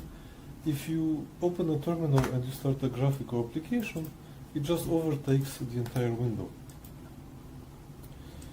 Alright, and you can also, for example, open events if you like, and zoom in, and this, okay. Alright, and okay, eventually of course it's going to get a bit tiresome to start two windows to get access to Linux application. So you can package all of this in a convenient script. And I have actually two sets of scripts. I have one script for one local Linux computer and another script for my laptop, which I don't always have with me. And if you notice, here the fonts are bigger. The reason why the fonts are bigger is that this script is invoking my program with the following argument, which is minus s1.5, which means fractional scaling by a factor of 1.5. So when you have fractional scaling, some features actually disappear. One of them is certain optimizations related to scrolling. This is not something that you will notice on a LAN. I mean, on a LAN, scrolling is just completely fine. In fact, even if I maximize, it's completely fine. But you will notice this if latency is around 50 milliseconds, then you will actually notice the lack of this optimization. And finally, one more thing. So if you don't like this way of window management, I have been working on an alternative program, and this program actually starts a genuine new window each time that you open a new graphical application. So for example, if I type Firefox, I actually get a new window, and you see if I type events, I get another new window, and so on and so forth. And eventually, of course, you're getting completely swamped with new windows. So your system starts to look like Linux rather than 9 front. Also, finally, one thing that I find convenient is I package these scripts into Rio so that I have access to them straight from Rio. In this way, I can open a 9 front terminal, a Linux terminal, and my Linux terminal on the laptop with the same mouse movement. So I found it actually quite convenient in practice. Okay, so we are back now from the demonstration. This video was actually done in 3 cuts, and actually I just noticed after the first cut that there was this black screen over this. I'm sorry for this, I don't think it really makes much difference. The only thing that you missed is that you didn't see the bandwidth spiking up to 30 megabyte in this box here. Okay, so let me now discuss the actual implementation of P9WL, or at least the parts of it that I consider most interesting. So the basic idea, as I already said a few times, is that on 9 front we export several devices, notably the draw, keyboard, mouse, WCTO and snort devices. And then P9WL connects to these and starts as a headless Wayland compositor. And then it executes a Wayland app and provides its Unix socket in an environment variable to it, so that the Wayland app communicates with a P9WL, thinking that it's a standard headless Wayland compositor. And then P9WL uses a WL roots hook, and the hooks are callback to be called once anything new is displayed. And once anything new is displayed, it actually sends it to 9 front. As a result, it actually maintains 2 frame buffers. It has one frame buffer which corresponds to what is currently being displayed on the Linux host. Let's call it Linux FB. And then it has another frame buffer which corresponds to what it thinks is currently displayed on the 9 front frame buffer. And let's call this one plain 9 FB. And of course there is a bit of a lag between the two. I mean, the Linux one has the immediate correct information, and the plain 9 is always a little bit delayed compared to the Linux one. And so one of the biggest challenge in this program is to actually keep the two as synchronized as possible. And in order to keep them as synchronized as possible, we obviously want to minimize the delays in the transmission between the two. And this means in particular that if we want to minimize the delays, we aim to transmit as little data as possible, among other things. And so there is this whole question of how do we minimize the amount of data that is being transmitted by the program. And the first mechanism at our disposal is to use Wayland damage tracking. So this is a feature of Wayland. Basically, Wayland apps can advertise to the compositor which parts of the image have changed, so that the compositor doesn't need to look through the entire screen for new changes. And this is actually a good faith effort, so there are no actual obligations to report this correctly or accurately. And many Wayland apps actually just say that the entire screen changed, even if just a little bit changed, so there are no obligations. But it's still a good optimization to use, and in fact this is the only bandwidth optimization that Michael Forey's implementation uses. We are going to use a few more compared to that. Okay, so we use this as a first approximation to narrow down to the region that has actually changed. And then what P9W does is that it splits the screen into 16 by 16 tiles. So of course your entire screen is not your entire window is rarely a multiple of 16. So what we do is that we have an internal frame buffer which is of 16 of 16, but we actually display just a little chunk of it. I mean, not the entire thing, we display a chunk of it, but the whole thing internally in memory is 16 times 16 aligned. Okay, so now that we have the Wayland damage region, we actually check each tile within this region for changes. And then we transmit only the tiles that changed within the damage region. So this is the second optimization. And this is really, this actually really kills a lot of bandwidth. I mean, it really gives a huge gain.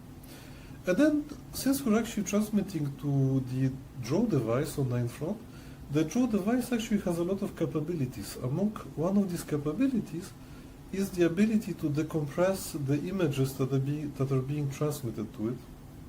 So since we communicate with this device, why not use its capabilities fully? So in particular, what we do is that we can actually compress the tiles using LZ77 and transmit those compressed tiles to the draw device and tell it to uncompress them and display them. And then, so this actually works well for, for example, new images. But if you're going to see animations, it's actually a bit wasteful, right? Because if only one pixel has changed, it's obviously wasteful to retransmit an entire tile that could have many colors. So this is a second, a next optimization that we can do, a third optimization. I was one off in my listing. So what we can do is that we can also look at the pixels that change, and we can transmit only the pixels that actually change with a opaque mask, so that they overwrite what is written before. And we compress simply those pixels that we want to overlay, okay? And then what we do is that we can check whether this, whether compressing just these new pixels is less than compressing the entire tile. And if that's the case, we compress the only the changed pixels. Okay. And so, I mean, the draw device can accept both. It can accept compressed items, and it can also accept this bit-masked tiles. Okay, and then there's the fourth optimization, which to me was actually the most interesting one. So I spent, in a sense, the most time on this, but I would say it's, in some sense, it is an over-optimization, but it's actually quite useful over slow networks. And so what this optimization is that we can actually, when you scroll in a browser, it's very wasteful to transmit an entire new image, right? If you scroll just a little bit, you're actually not, you have gained just a little bit of new information, just this little range that you have scrolled. This is the only thing which is new. But if you only use what we have discussed so far, you're actually forced to retransmit an entire new image, because when you scroll, the entire window actually changes, even though the amount of new information that you receive is actually just this thing at the bottom. So it's obviously very wasteful, something very wasteful is going on, because you end up retransmitting the entire window, even though you're learning only a little narrow band at the bottom when you're scrolling. So what we would like to do is that we would like to actually detect when a scroll is happening, and then when a scroll is happening, we actually would like to send just a short command to the draw device saying that you should scroll the current screen on 9 front, and then we should send the new bits that come in the region that is actually new. So this would be the optimal way of handling this. And so what I end up doing in this program is a little bit more flexible. I actually do two things at once. So I actually always do scroll detection, and then the algorithm always detects a scroll, but it could be spurious. And then after the scroll is detected, it shifts the frame buffer and computes how much has changed and how much new compressed data should be transmitted. And then we also do a second thing. We actually don't do scroll detection. We just check how much has changed and how much should be transmitted once compressed. And then we decide which one to do based on which one actually takes less data to transmit. So this actually alleviates me from having to decide what constitutes a sufficient scroll or a sufficiently reliable detection of a scroll. Okay, so now how does this scroll detection actually work? So we split the screen into a number of regions. Each region is of size 256 by 256. And we detect scrolls on each of these regions separately. So this actually makes sense, because if you, for example, use something like events or a browser, you notice that when you scroll, it's not the entire screen that is scrolling. Usually there are things like the pop-up which don't change, or in events there's a bar here that doesn't change and just the text inside changes. So it makes sense to actually split the screen into these smaller regions and then just detect scrolls within each of them. So how can we detect a scroll? So the most simple and naive algorithm would be to just take this region, sample. So you have the frame buffer from before, you have the new frame buffer, and you want to detect if there was a scroll in between the two. So the simplest thing that you could do is actually just pick a bunch of points at random and see if these points differ by a fixed amount. So you have to actually sample the scroll amounts too. So it's not a really, it's a really naive algorithm. You have to actually check all the possible scrolls and then pick a number of points at random and check if they differ. It's kind of wasteful, and also if there's just one pixel that actually changed and you get unlucky, you don't detect the scroll. It's not great. Okay, so what would be maybe a smarter way of doing this? So this is the way that actually suggests itself right away to a mathematician. Well, if you have a translation, you should always take the Fourier transform. This is how we think. I mean, if something is translated, take the Fourier transform, see it on the Fourier transform side. So let me explain the mathematical setup and then how the Fourier transform comes in. So imagine that you have a blank screen, and on the screen you have an image, and let's call this frame buffer 1. And now imagine that you have the same frame buffer, but the image has been translated by XY. And let's call this frame buffer 2. And then how to describe a frame buffer? Well, we can just decompose every color into 3 components, the RGB components. And so we have 3 functions, one for each component, R, G, and B. And each of these functions describes the intensity of R, of G, and B at the point UV. Okay? And then you can think of these functions however you want. I mean, you can think of the UV as pixels, in which case, U and V, it's like in which case it would be like a piecewise functional rectangle. It doesn't matter how you think about it. Okay, so let me denote F1R, F1G, F1B, these RGB functions for the first frame buffer. and let me denote by F2R, F2G, F2B these RGB functions for the second frame buffer. Okay. And so if we really have a shift, then for each of these RGB colors, these two functions are actually related by a shift. Okay?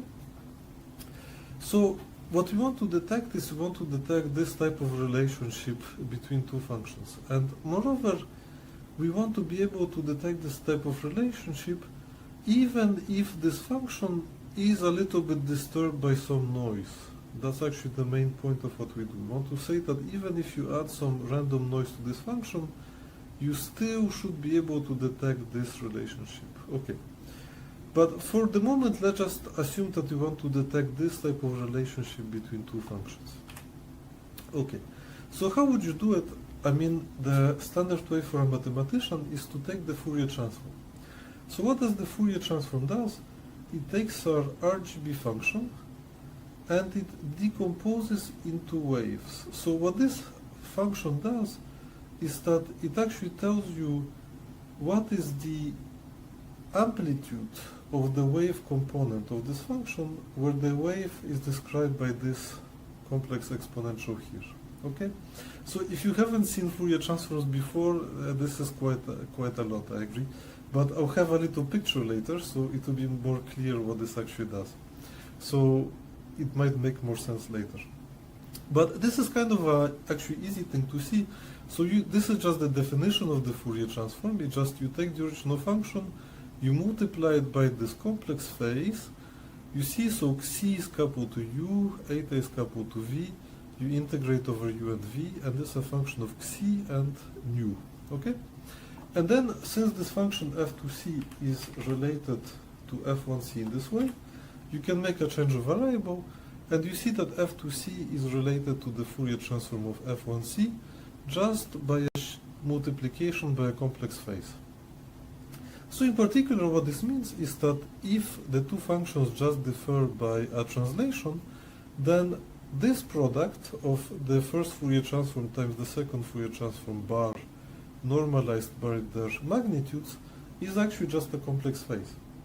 So how would you so what you need to do is that you need to detect this ratio being close to a complex phase. You see, this is the idea. The idea is that if you can detect that this ratio is close to a complex phase, then it means that these two functions are basically translates of each other, even up to some noise. So how do you detect whether this is a complex phase? Well, you can apply the inverse Fourier transform to this function. So you take this function and you multiply it by basically the same thing, but just with the minus sign. And let's call this function FUV, okay? And then what happens is that if it's really true that this function is close to a complex phase, then this function is going to have a gigantic spike at exactly coordinates x, y. And so once you detect where that biggest spike is, that gives you a candidate for the actual translation that happened. Okay? And why is this an efficient algorithm? It's efficient because you can actually compute Fourier transforms quickly. I mean, basically in average time big O of 1 for each entry that you're computing. So this is the idea of the algorithm. Okay. So what is the actual advantage? So if you had something which is so exact, I mean, this algorithm looks a bit like I'm doing something overcomplicated, right? What's the point of doing something so complicated for if there is an exact relation? The point is that this complicated algorithm actually works well even if the function f2c is only approximately a translate of the first function, in the sense that even if you add some noise to f2c, this algorithm still actually detects the translation correctly. So let me actually, this algorithm is a basic instance of what apparently video codecs do, because they apparently try to detect your motion and then use this, since they can, they can compress better if they know where the rough motion is going. Okay, essentially they construct a vector field of the motions. Okay, so let me illustrate this with a picture. I think a picture will make it easier to understand. So here you have an image, you see, and here I'm going to take its Fourier transform. So this is, I'm drawing the level sets of this Fourier transform, and you see that the biggest level set is actually at 0 here, basically at 0. This is where it takes its biggest value. So this is actually one interesting feature of images. They usually have a spike in the Fourier transform. And now, okay, now here's a, so by the way, if this image was just random noise, right, then this would also be completely random, right? So the fact that there is this spike is actually meaningful. If this was a completely random signal, you would also get a completely random signal here. And this algorithm wouldn't actually work so well. So this algorithm actually is using the empirical fact that for most images, the Fourier transform has basically a spike, a well-defined spike in its level set. Okay, and so now let's take a black rectangle. So if you take the Fourier transform of this, it's actually very nicely structured. You can actually compute it exactly if you wanted to. It's basically some sines over x. And now let me superimpose these two images and translate this image. So what I'm doing is that I'm taking this image, I'm translating it actually by 100 pixels, and I'm adding some noise in the shape of this black square to the image. And if you actually look at the level set, it remains basically unchanged. So this is what I was saying, if you can even add some noise, and basically the Fourier transform where it spikes remains basically unchanged. You see it here, the spike is 14.8, here is 15.06. And now, what are we interested in? We're actually interested in detecting the phase at this spike, okay? So, and this will actually give us an idea of how much the original image was translated, okay? So if I detect, let me now do something spurious, okay? Let me detect how much this image, let me pretend that this is a translation of this image, which it obviously is not. So I expect to get a nonsensical result, right? And indeed, if I run this previous algorithm on this image against this image, and I read off the phase that I obtained by looking at the phase of this spike against the phase of this spike, I'm going to get an absurd phase which has x 245 and y minus 198. Okay? So this is a completely absurd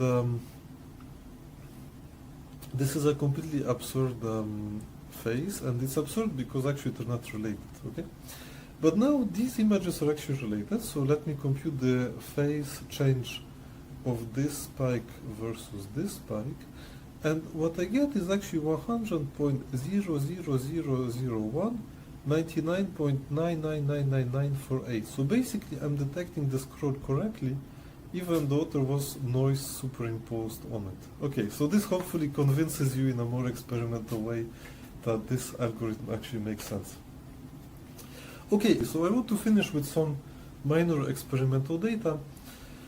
So here is the kind of, you see the full bandwidth for the terminal, and then this is what you would get if you just use damage tracking. Here is what you would get with scroll detection and with compression. Of course, you see that scroll detection makes no difference when you are watching a video, for example, and compression is what actually takes the entire row. But when you're scrolling, for example, in a browser, scroll detection actually makes quite a big difference. Not as much as compression, but if you couple it with compression, you're actually improving compression by a factor of 2. So you go from 6 megabytes to 0.4. And in fact, VNC would give you like 38 megabytes per second, and here you go to half a megabyte. So it's actually quite an improvement. And okay. And the latency is also good. So in the paper there are some graphs related to that, which I don't include here. And I think I'm running over time, so I wanted to thank you for your attention, and I wish you a very successful workshop, which I really hope to be able to attend it, but unfortunately I wasn't able to.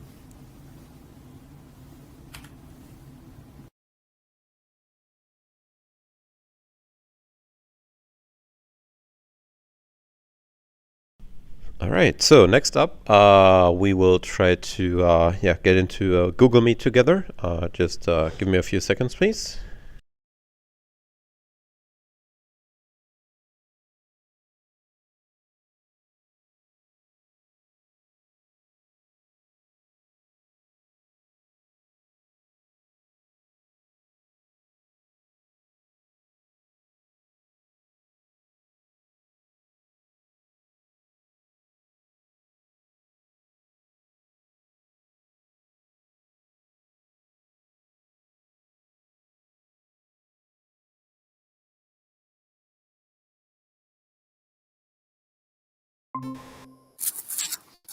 Hello.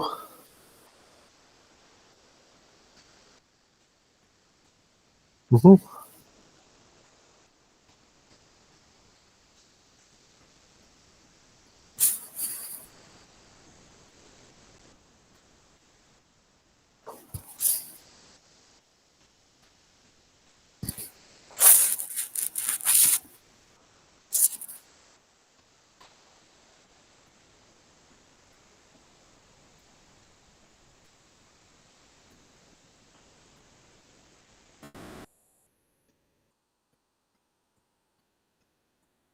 Ask me about the Fourier transform.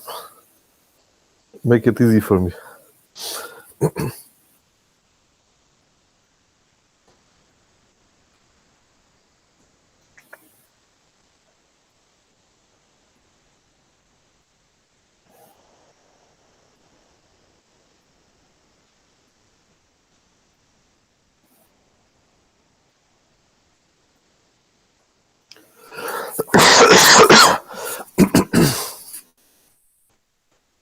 Okay, so first question is, do you have any numbers on how long it takes for just the CPU time, the CPU overhead of the Fourier transform and so on? Oh yeah, okay. So I think on like really low kind of low quality hardware, it can be kind of taxing.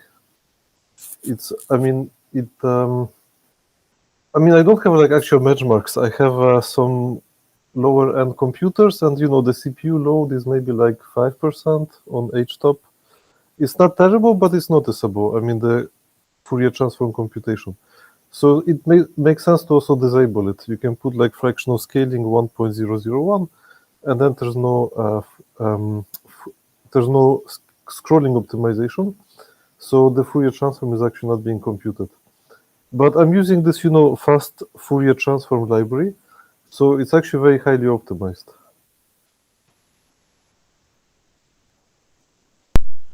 This was quite an interesting talk. Thank you very much. I'll Thank you. also jump on the FFT stuff a little bit. It looks like it rhymes quite a bit with the JPEG and what MPEG are kind of doing under the hood. How much? I mean, I don't know the internals very well, but how familiar are you with what those algorithms are doing, what heuristics they're using, and how far you want to carry yours into that territory? So I was actually not familiar with MPEG at all. So this kind of idea of using the Fourier transform was just obtained independently, I would say, because for a mathematician, it's really the first thing to think about. So it suggested so very naturally. Then when I looked through the literature, I found that video codecs do apparently really do this, and they do something more advanced that I don't actually know how much more advanced what they do is. I think probably quite a bit. And I think it would be kind of interesting to maybe, I was thinking about this, maybe the whole thing should be thought of as replaying a video, right? So maybe the ultimate compression is we're kind of recording what happens on Linux, and we're replaying this on Plan 9. That could be maybe the best way to compress. To really do it like a video codec, but I haven't explored this very much. This is Skip. I had a similar question actually. So it looks a lot like MPEG compression, and well, I guess there's small devices have MPEG encoders usually built Mhm. into them, so I think Aha.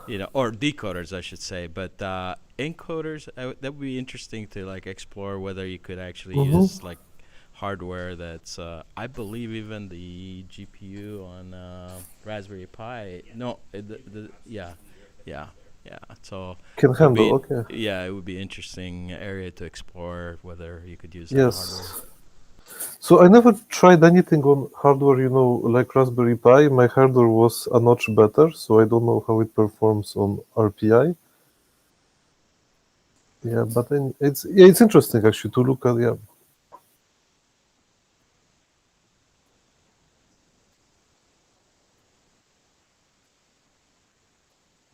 Yeah, really interesting work, Paul Lalonde here. How did you choose your tile size? Time size. So I think it was just, experimentally. I mean, if it was 32 by 32, it felt a bit choppy, too much being transmitted. 8 by 8, too much CPU, so kind of 16. I mean, it was just kind of like experimentally 16 by 16. There was no real rhyme and reason there. Okay. And your higher level tile, apart from the so Mhm. you have a 256 by 256 Right, size tile in there as right, well. right. What's the significance of that particular size? Well, that was also experimental because initially, I was just doing Fourier transform on the entire big screen. And then this was bad because when I was resizing the window, then the whole thing was actually becoming very slow. And then I realized it's more advantageous to keep 256 by 256 because I can also run them in separate threads. So I split, I run each Fourier transform on a different CPU thread.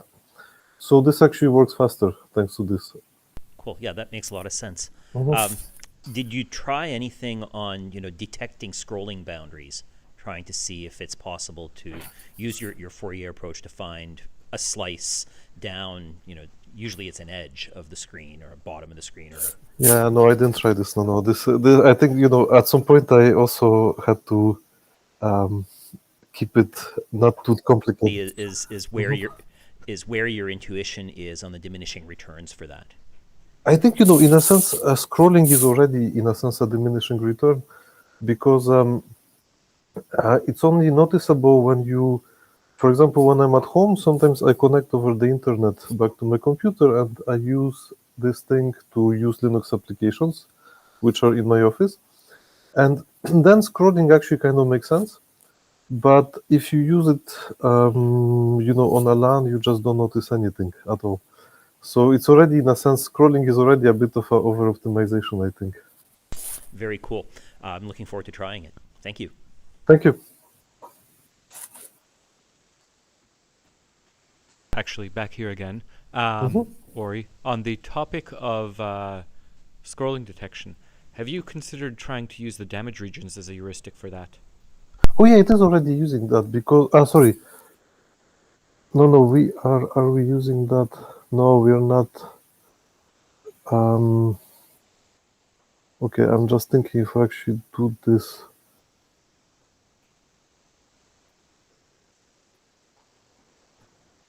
Because my theory Yeah, is that yes. if you're scrolling a region, that'll be the damage region every time. Yes, it has to be always the damage region.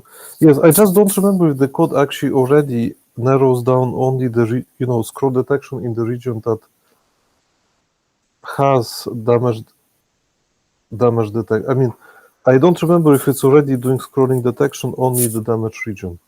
So I don't remember, but it should, right? It will be better.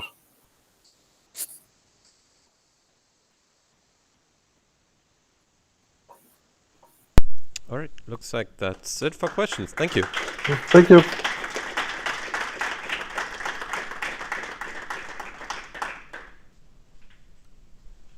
Yeah, and so we're taking another short break and we will continue in like 10, 15 minutes. Thank you.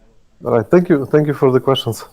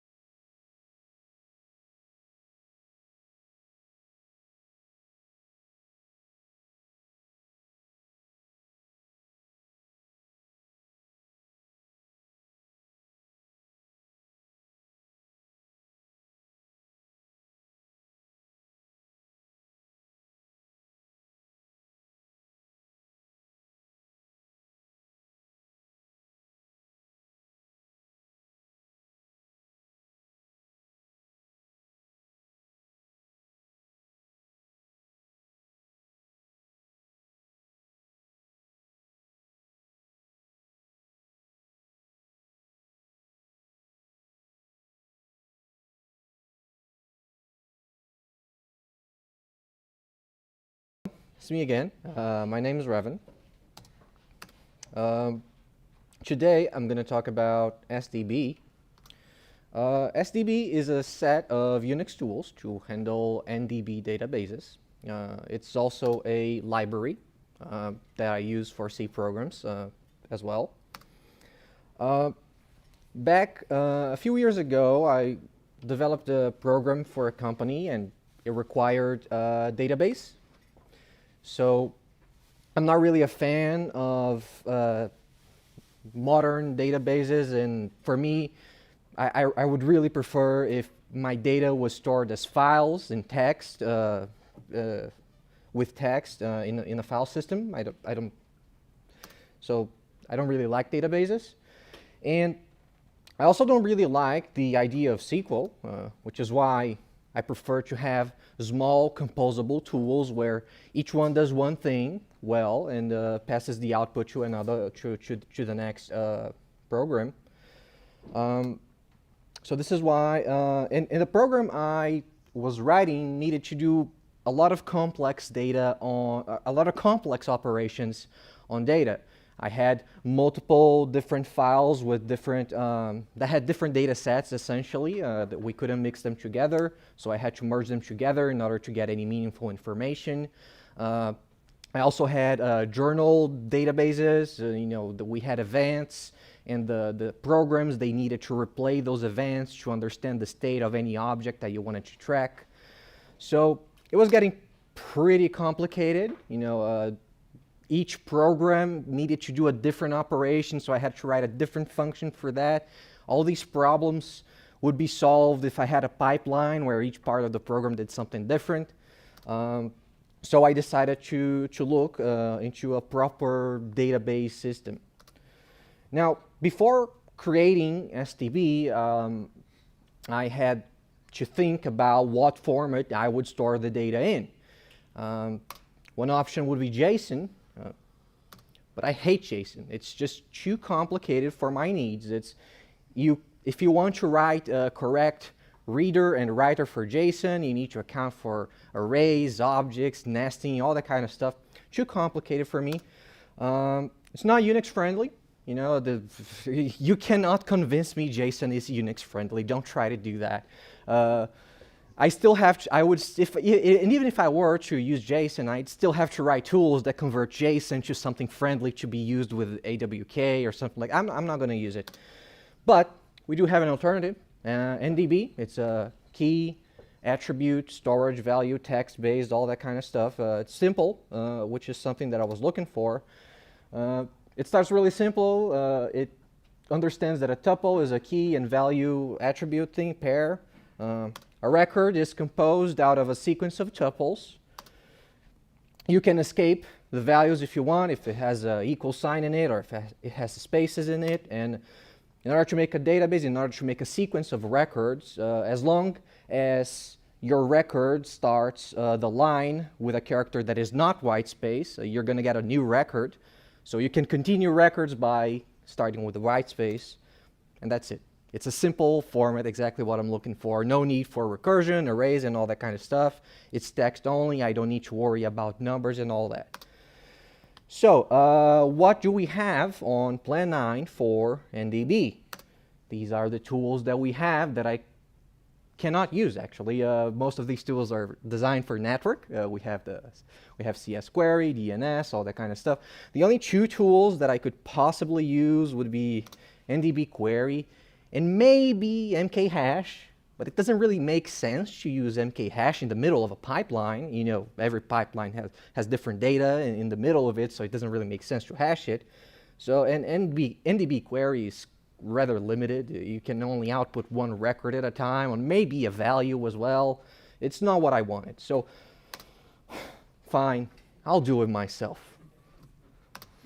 So the first tool that I created was SDB query. Here we have the sample database. There's nothing, I just made it up like right now where I was writing the presentation. It has these IDs, names, all the active, something that you would want to check. You would use SDB query. You would put the attribute and the value as different arguments, separate arguments to the command. It would show you what you were looking for, ID 1234, pretty simple. You could look for another attribute with an empty value, would show you the same thing. Attribute NP value would match, show you. One of the first things I added was the wildcard, the star. So it made querying easier. It acted more like shell globbing. I didn't put an example here. There's an example later down the line, but it's you could put J star and it would match John, for example. Or if you put star, it's going to match anything that has a value. If you don't put anything, it's going to match anything that doesn't have a value. This is why active matches. And since the output is one record per line, you can use a Unix tool like sort to sort your results. So that's exactly what I'm looking for, composability. Another operator that I added was comparisons. Comparisons are lexicographical. They are not numerical. SDB doesn't know numbers. It only knows text.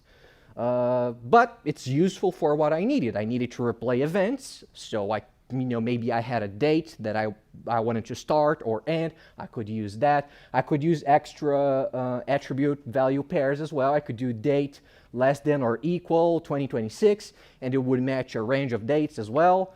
Output is one line, record per line, but the space of the screen is rather limited. So keep that in mind for the next few tools. If you wanted to merge these things together, let's go back a little bit here. So we have two records with user read. User read is going to be the key for SDB unique. So it takes the first attribute of your record, uses the key, and every single record that has the same key and attribute, the same ID, is going to be merged together. So you can look at the groups and all that. You can see that unmounted gets put in the same thing, all that kind of stuff. The third tool that I made was SDB join. Essentially, if you had a different database and you wanted to get extra information, sometimes you had a person, but then you had a database about a department or a company, and you wanted to merge those two together, you could use SDB join. It would match the key.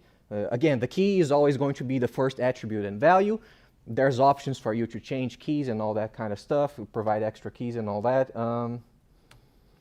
Next one would be SDB map. If you wanted to replace an attribute's value with the value of that attribute in another database, you would use SDB map. So if you had a database with a list of your groups and kind of like a table, right? You have group 0, group name X, then it is going to replace the group number, which was group 1 is going to become group red, or group 0 is going to become group test.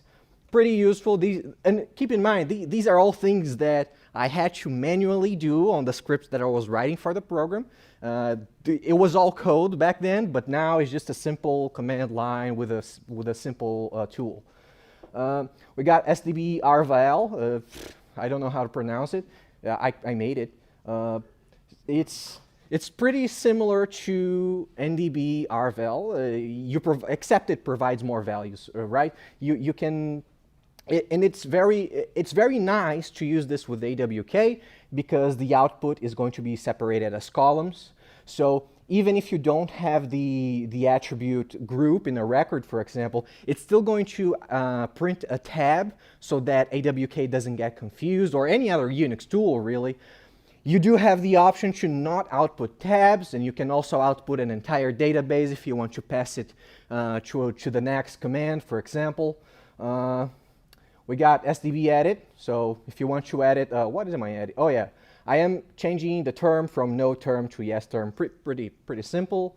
SDB pretty, if you want to show it to your boss, and your boss likes to see things in a pretty way, you're going to show it like this. So the tool, everything was being done in a single line, but now it's just pretty prints. There's nothing fancy about it, just pretty.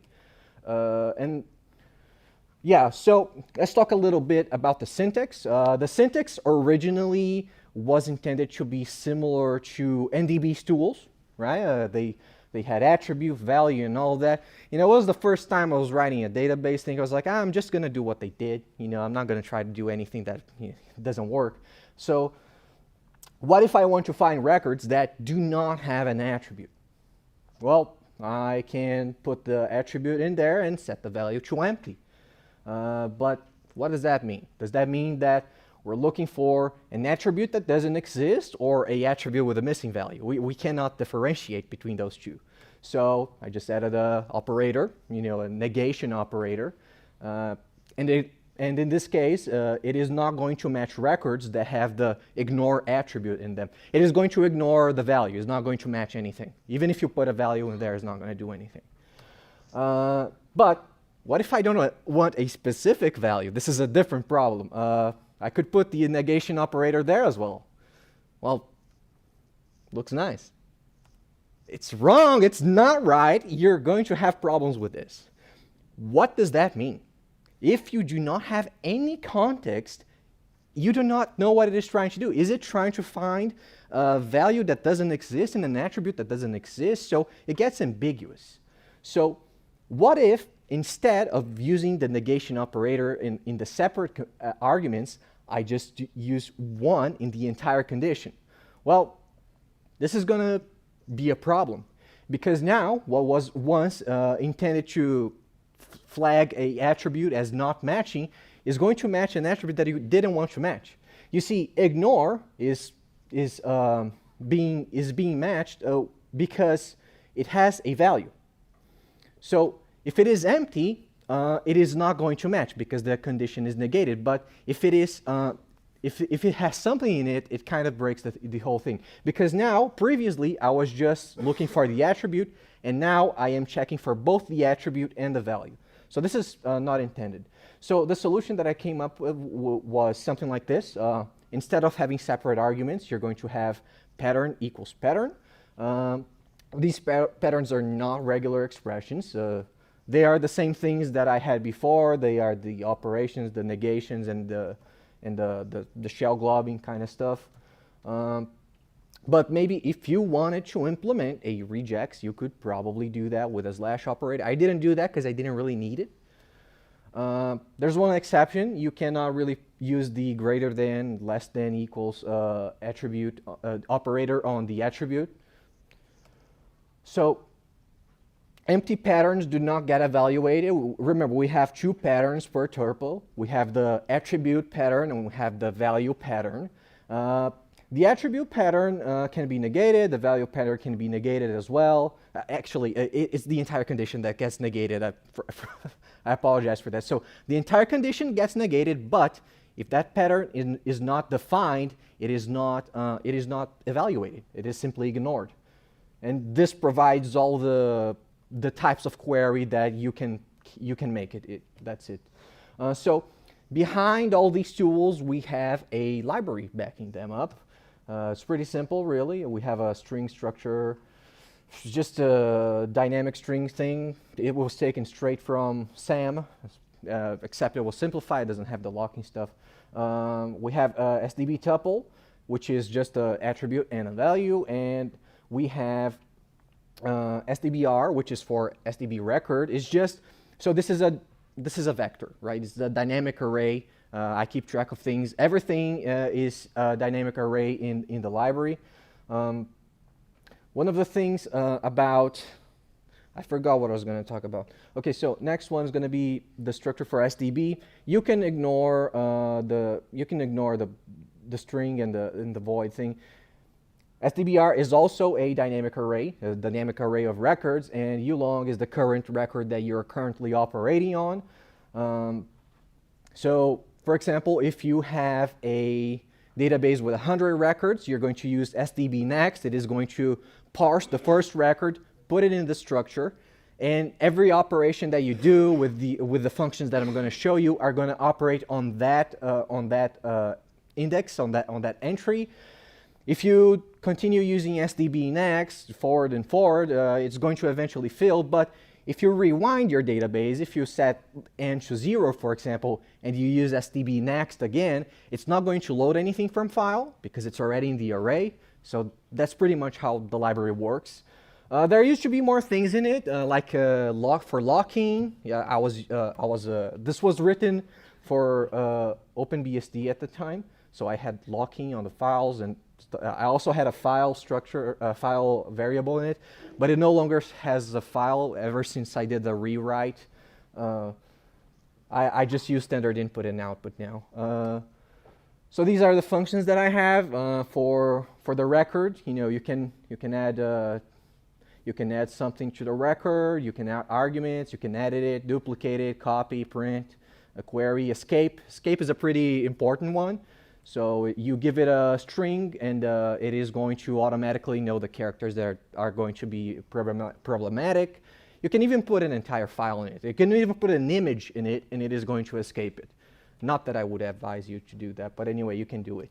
The second part of the library is the SDB functions. You know, pretty standard stuff: add, close, edit, flush.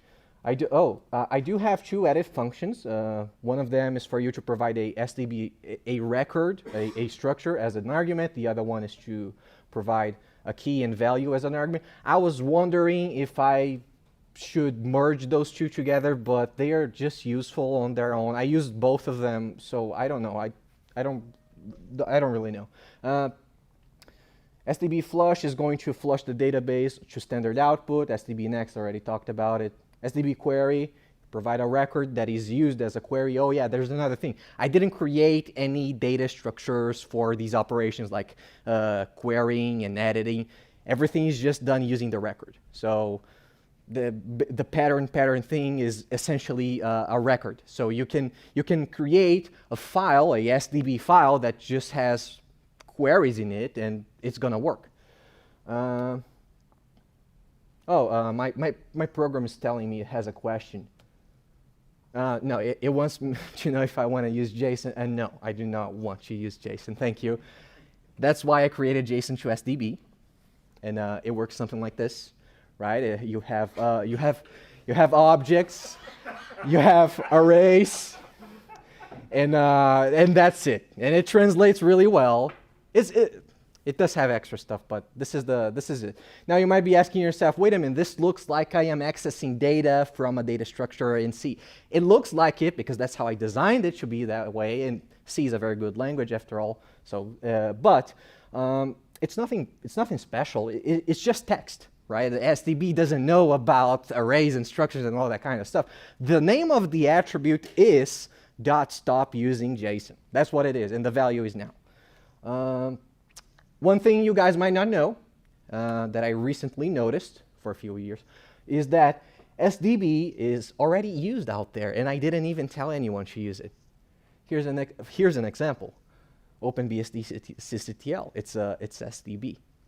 Not really, but I kind of wanted to say it. Plan9.ini. It's also SDB. Kind of, and yeah, SDB is everywhere. It goes to show that SDB is not SDB, NDB, right? The key value pair stuff. It's a simple solution that, you know, there's this old saying where, you know, if you tell 10 engineers to solve the same problem, they're going to come up with the same solutions, you know, very similar. In this case, you don't even need to tell them to solve the same problem. They're going to come with a key value storage kind of thing. So if you're interested, you know, here's the address of my 9p file server as well as where the files are. And that's it. Do you have any questions?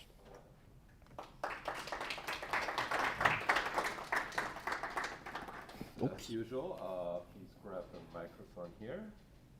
And do me a favor and unmute that one. Thank you. Unmuted? It's partly muted, yeah. It's So muted. push it up. Push it up. So first thing, I don't. No, push it up. No, I understand. I want to comment without, because it's not important to the. So there's a bit of deja vu. I had in the mid '80s, AT&T had this thing called.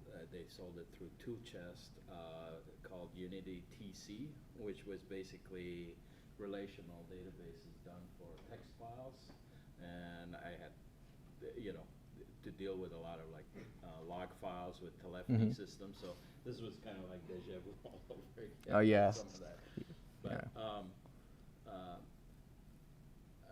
So my question is there? Yeah, it's unmuted. Is it? It was unmuted. Hang on. Okay, it's not working for some reason. Could you just come here and talk? Is Because my this microphone- will capture it. Okay. So was there any reason not to just extend the NDB utilities? I mean, like yeah, okay, query, yeah. is this already there, etc. I thought about that. I was supposed to talk about it, but I forgot. It's I had to write. If I had to write everything anyway, I'd rather start from scratch. It's about 900 lines of code. It's very simple. NDB is like 13,000 lines of code, and I wouldn't want to build on top of that. I just wanted a clean base, and that's why I decided to write it from scratch, basically.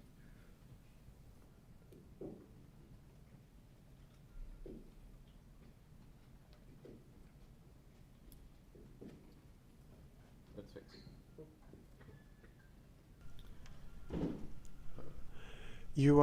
You mentioned this is obviously intended as a database. It seems like most of the tooling you went over is kind of record manipulation. Is there anything for actually like locking and working with files on the disk and handling concurrent access to a database and stuff like that? And so there used to be, as I said before, I did a rewrite on SDB, and there used to be locking, but it was Unix specific. And besides, if you want locking on Plan 9, you can just use O exclusive, right? So it's just we don't really need it anymore. And I just like to remove things from my program. So yeah.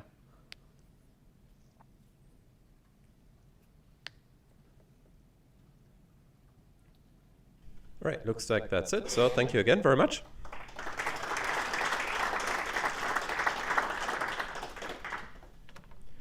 And we're now heading to our lunch break, and we will be back again at 1:45. Thank you.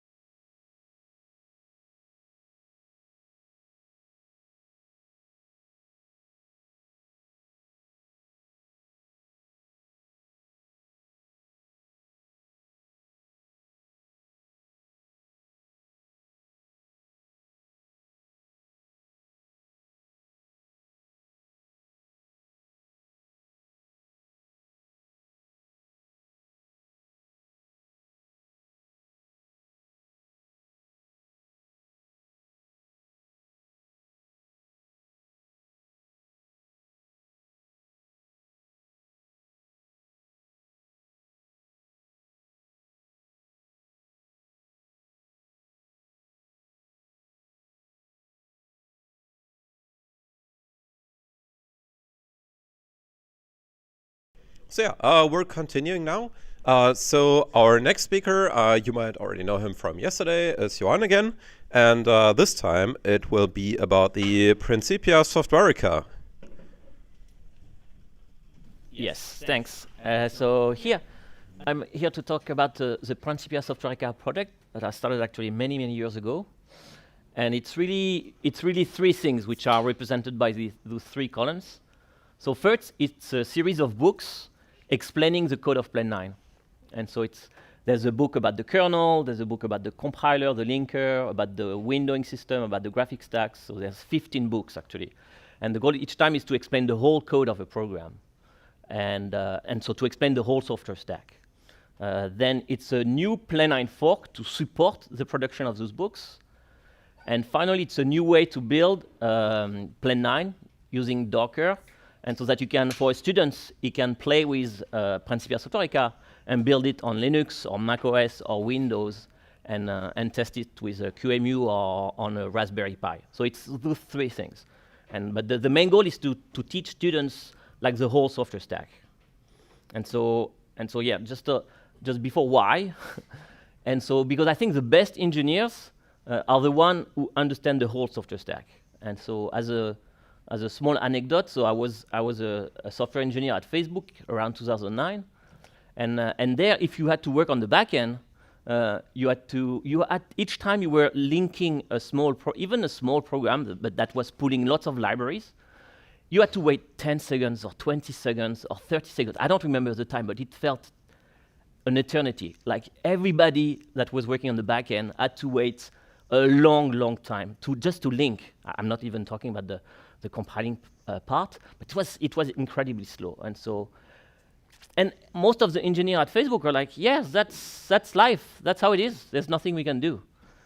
So we had to wait for Jan Landstaler at Google to make a new linker, Gold, and that significantly improved the speed of linking. And so that speed up everybody. Every engineer actually in the Silicon Valley, not just at Google, were faster now. So Jan Landstaler was not a young hotshot. He was not like a young rock star programmer at Facebook or Google who wanted to prove to all the other engineers that he was. No, he was an old, I hope I don't offend him, but he was an old Unix guru with a beard. And the reason is because every young engineer, none of them understood the whole software stack. None of them had the balls to had the courage to make a new linker. And so in my career, like every time, like the best engineers were the one who understood the full software stack. And so I saw there's a huge education gap among young engineers. And so as another thing, so Keith Adams, a colleague, one of his favorite questions in interview when he was interviewing candidates to join Facebook was like, okay, what happens when you type ls in a terminal window? So it's a very simple question, but actually it involves the shell, the C library, the kernel, the windowing system, the graphic stack. It involves lots of layers. And many, many candidates, after 1 minute, they were done. But if you know the full software stack, you could spend hours trying to answer these questions. And most engineers could not. And so nowadays, when you talk like, yeah, I'm a full stack engineer. I can work on Node.js on the back end, and I can work on React on the front end. I'm a full stack engineer. No, that's not a full stack engineer. You know very, very little. And so, and I will argue that the AI era makes this even more important. So as an engineer, we're gonna write less code. So you need even more understanding. You need even more to understand the context in which your programs are deployed. And actually, it's funny because if you use tools like Cloud Code right now, it looks like a very good Unix programmer for the 80s. It's like using Hawk, it's using sed, it's using grep, it's using all these old Unix commands. And actually, one of the book of Principia is explaining all these programs. And so, yeah, it's very important to understand the whole software stack. The problem is that the stack is enormous. And so if you take the Linux kernel, it's 40 million lines of code. GCC is 15 million. Xwindow is 500K. Xterm, just the terminal emulator, it's already 88K, 88,000 lines of code. And so, of course, the Linux kernel has lots of device drivers, and so you could reduce Linux kernel to the core, but the core will still be huge, will still be a huge number of lines of code. And so here is a tree map, like just to give a sense of scale of like every rectangle is proportional to the number of lines of code of the project. So the Linux kernel is huge. You have GCC there, you have binutils, which contain the linker, is 700K. And so this little green rectangle there, that's the whole of Plane 9. The whole thing, not just the kernel. Like you have the tool chain, you have the shell, you have the build system, you have the graphics library, you have the network stack. Everything fits into this little green rectangle. With 180,000 K, you have everything. And so why? And so why is Plane 9 is so small? And so as an example, so if you look at the windowing system of Plane 9, so Rio, is just 8,000 lines of code. 8,000 lines. So Xorg is million lines of code. Actually, Xterm, like I said just before, Xterm, which is just a very small component of Xwindow, is already 88,000 lines of code, which is 10 times more than the whole windowing system in Plane 9.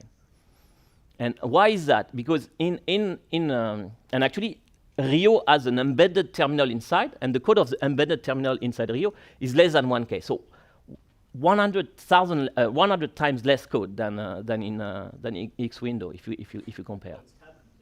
Hmm? No, Xterm doesn't have any completion, and so. No, Bash provide tab completion, not Xterm. Xterm is actually not doing a lot. And so why is that? Because in Plane 9, if you have a program that want to write on the console, you just use /devcons. And whether this terminal is connected to a real physical terminal or is one window inside Rio, it's the same, because inside the Plane 9 kernel, there's a few abstraction like per process namespace, union mount, and user space file system that allows to have this concept of virtual devices.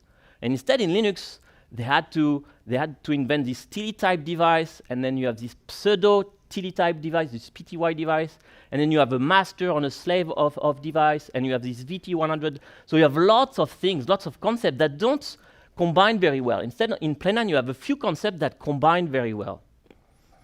And so I would argue that Plane 9 is an ideal teaching OS, and OS in the broad sense, not just the kernel. So it's open source, it's small, it's real, it's complete. That is not just the kernel, it's also a windowing system, a graphics stack, a network stack.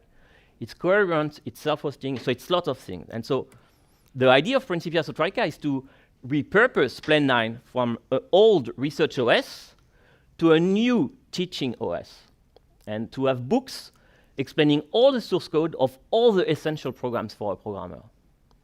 And my hypothesis is that if you understand the whole software stack of one elegant OS, it gives you good intuition to understand the software stack of the other OS. That is, if you understand fully Plane 9, you will be a better Linux engineer, because you will. It's not exactly the same, but you will have seen concepts that will transpose to these different operating systems. You will be a better macOS engineer. You will be maybe not a better Windows engineer, but because the distance is too big. But still, that's the idea. And so yes. So Principia Troika is a series of books. And so I've decomposed them in different categories. So the first category is the core system. And so there's one book about the kernel. And I decided to focus on the kernel for the Raspberry Pi, so 9 Pi. Which is about 35,000 lines of code. If you take the portable part of the kernel and the Raspberry Pi specific, it's just 35,000 lines of code total. And I have this column LOE for lines of explanation, which is the explanation that I've added in the book. And so right now it's 700 pages, actually. The book is 700 pages. There's a book about the core libraries, a book about the shell, a book about the compiler, a book about the assembler, the linker. So again, here, I decided to explain the code of 5C, 5A, and 5L. So the ARM assembler, ARM linker, and ARM compiler, because ARM is a far simpler architecture than x86 to explain. So in a teaching context, there's no point in understanding the whole ugly corners of x86, and so it's important to understand the concept, and so that's why I focused on the ARM architecture. Then there's a book about the editor head, about the build system, the debuggers, the profilers. There's a book about the graphics stack, about the windowing system, Rio, so that's what I mentioned, which is about 8,000 lines of code. And so I've added 4,000 lines of explanation in this book, the network stack, and then one book about that gather all the utilities, the small utilities, which are small programs, like Hawk, sed, grep, that actually are used by this Cloud Code a lot recently. And so actually, since the publication, I've added 2 other books. So there's one book about Motra, the web browser, and another book about the Leap panel, which is like the toolkit to write GUI programs. And so, yeah, so in total it's 15 books, and that covers about 180K lines of code. And so those books contain the whole code of Plan 9. So there's explanation, but it contains the whole code. Because I think if you want to fully understand the software stack, you need to understand the whole code. And so to give a sense of scale, and so if with 15 books you cover the 180,000 lines of code, so that's what you have. You have the entire Plan 9 operating system, the kernel, the shell, the graphics stack, with 15 books. If you wanted to explain Xterm, you will need 7 books. If you wanted to explain Bash, if you wanted to explain just Bash, just one program, one shell, it would be 15 books. Vim, it will be twice the amount of books of Plan 9. Xwindow, it's huge. glibc, it's 125. Binutils, which contain the linker, will be 58 books. If you wanted to explain the Linux, that would be big. So of course, again, like Linux contains lots of device drivers, so it's a bit cheating. But still, like the core of the Linux kernel would be big. And GCC, LS is not there. It's not in the find utils actually. It's about 5,000 lines of code for new LS. So yeah, like yeah, it's terrible. If anyone wants to do it. Yeah. I was looking at it earlier. And so, and actually, the open source community realized this, and so GCC is too big, and Xwindow is too big, and so that's why they made Wayland, which will be only 100 books, and Clang, which will be only 68 books. But actually, it's not even right, because Clang is relying on LLVM, which will be 1,000 books. And so there's no hope, really, even if when they try to simplify. It has to be, like Plan 9 was designed from the start from a small team of insanely great programmers, and that's the only way you could have like a small system that covers all those things. And so then the question is, how do you explain the code of Plan 9? And so I'm using a technique called literate programming, invented by Donald Knuth in 1984. And the idea is to have a book where you mix the code and the documentation together, and that you present the code in the order that you think the reader will be able to understand the code in a better way, not the order imposed by the compiler. And so you can show code piece by piece, you can separate concerns, so you can present the code in very, very flexible way. And so the tool I'm using is NoWeb. And so in this tool, there's a few important things to know. So you can define a chunk.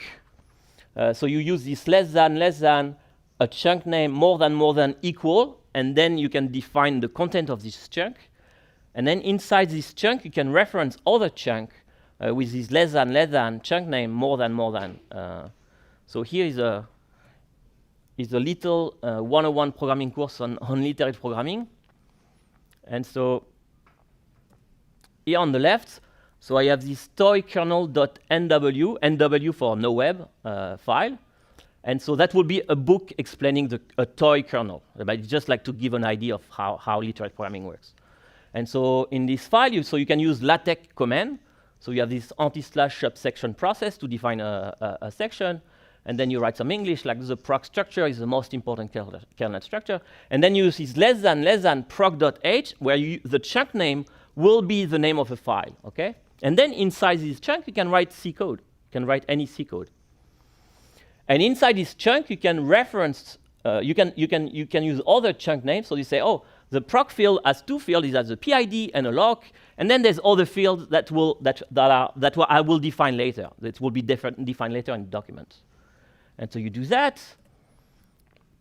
And then when you pass this through a pipeline of commands, you get a PDF output with a PDF LaTeX, where you have the process with a numbered subsection, the proc structure, and you have the code that is typeset in a different font, in a smaller font actually also. And you have this number 6A, which allows to reference chunk. So that means the proc other field, he has this number 6E, which means it's defined at page 6, and it's an E element inside this page. And so here, if I go back on the left, sorry,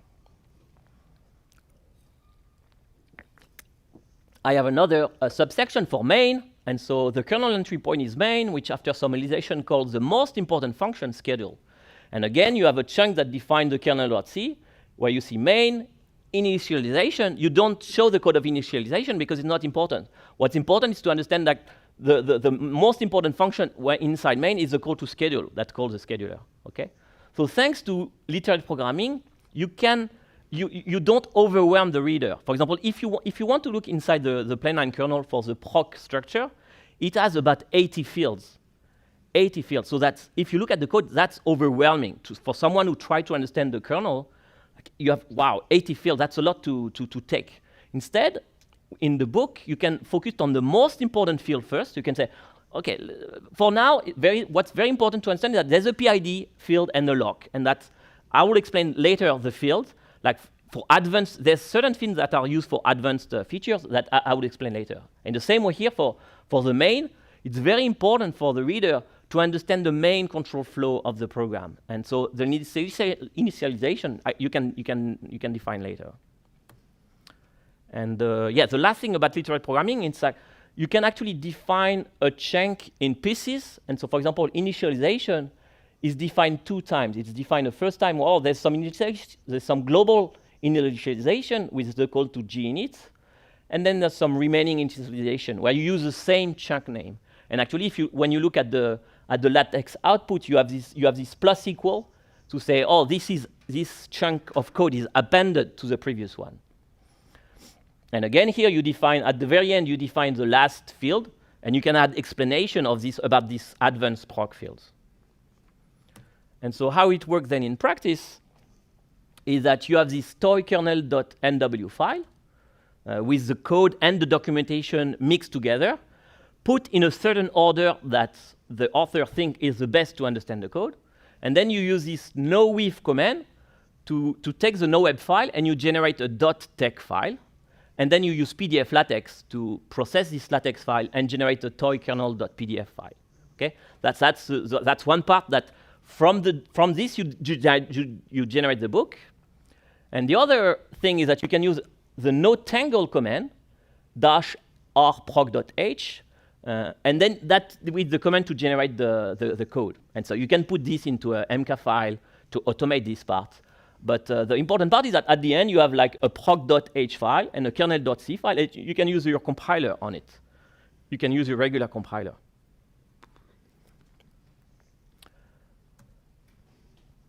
And so why books? Why books? So are books still the best medium in 2026 to teach programs, to teach code?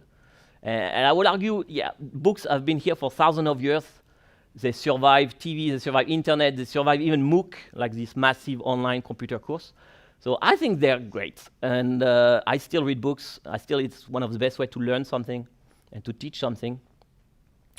And so another alternatives to understand a big program is to use an IDE. But the problem, like I mentioned before, there's no narrative. There's no, like if you look at the code of proc.h, you would have 80 fields. And so that's great. You can navigate in the code base from the use to definition and so on, but it's overwhelming for the reader. And so you can use AI. And so AI will be, again, useful to, oh, I have some code that I don't understand, but you will just get a local explanation of this. You will not get a full picture of the whole program. And you don't have a coherent narrative to explain the code. And so actually, I'm not using NoWeb. I'm using a tool that I developed called SyncWeb that actually brings some of the features of IDE inside the book. And so, but I don't have much time to explain, but so this is actually the book about the linker.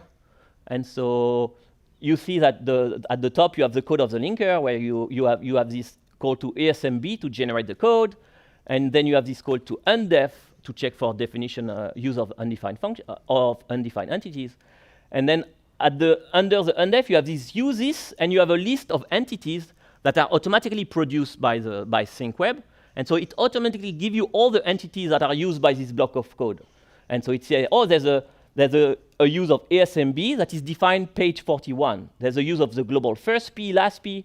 So actually, you don't see them in this code because it's in the previous pages, but the index is for the whole code.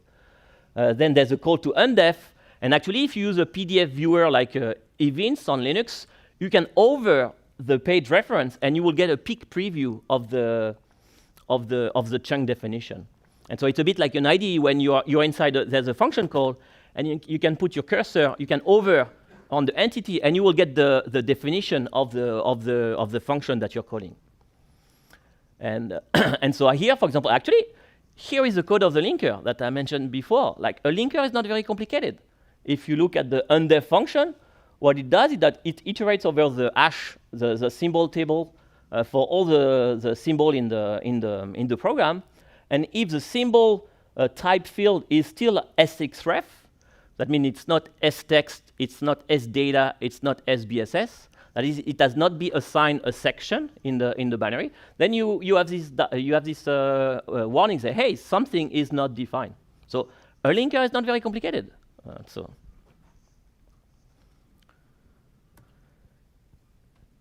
And so yeah, like I said before, I think what you learn with Plan 9 you can apply everywhere. And so understanding one small elegant OS gives you deep intuition about Linux, macOS, and not Windows maybe. And so, and the good thing is that actually the books are explaining programs that you don't even have to use Plan 9 to use this program. You can, with Plan 9 port, you can actually use the RC shell, you can use Awk, you can use sed, so you can use the programs that I explained.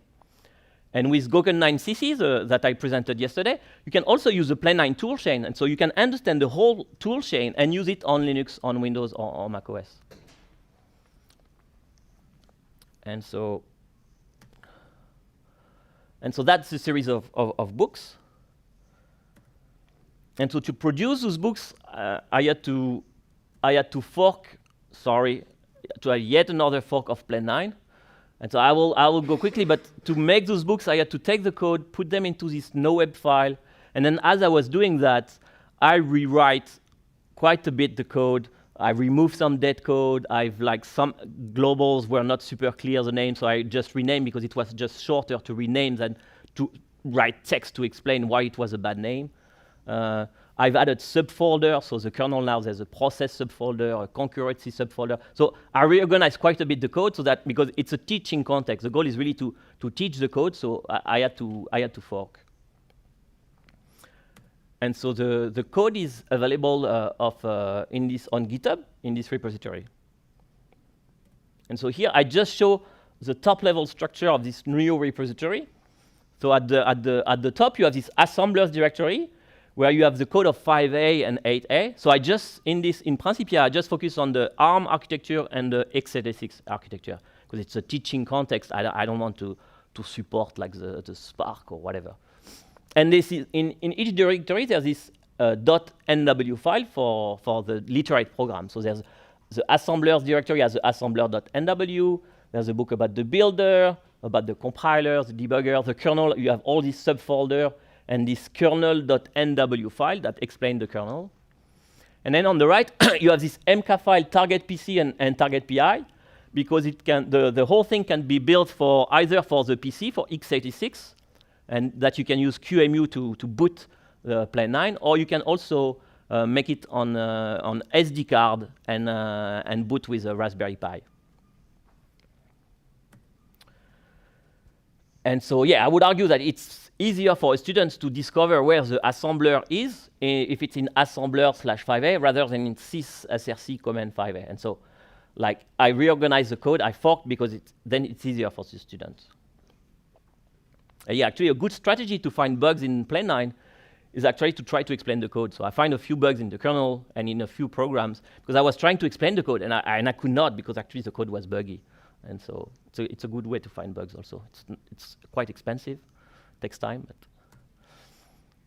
and so, yeah, so another thing about ThinkWeb that I don't have much time to describe is that traditional literate programming tool, so you use them to generate the code, but then you cannot modify the code. So if to modify the code, you have to modify the original document, the literate program, and then you regenerate the code, which can be quite annoying. So instead, with my tool, with ThinkWeb, you can actually modify the code, and it propagates the modification to the original document. So it's easier to develop. And so I don't have much time, but it's also, the code of ThinkWeb is also on GitHub. And it also does the code indexing to automatically index and write index reference into the PDF. And so that's a new Plan 9 fork. And finally, it's a new way to build Plan 9 using Docker.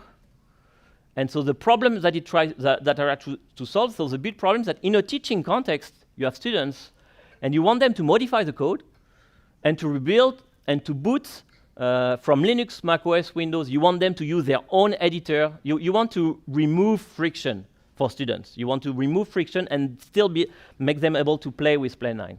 And so the first problem is that Plan 9 use a special C dialect with some special extension, and so you cannot use GCC or Clang to compile Plan 9.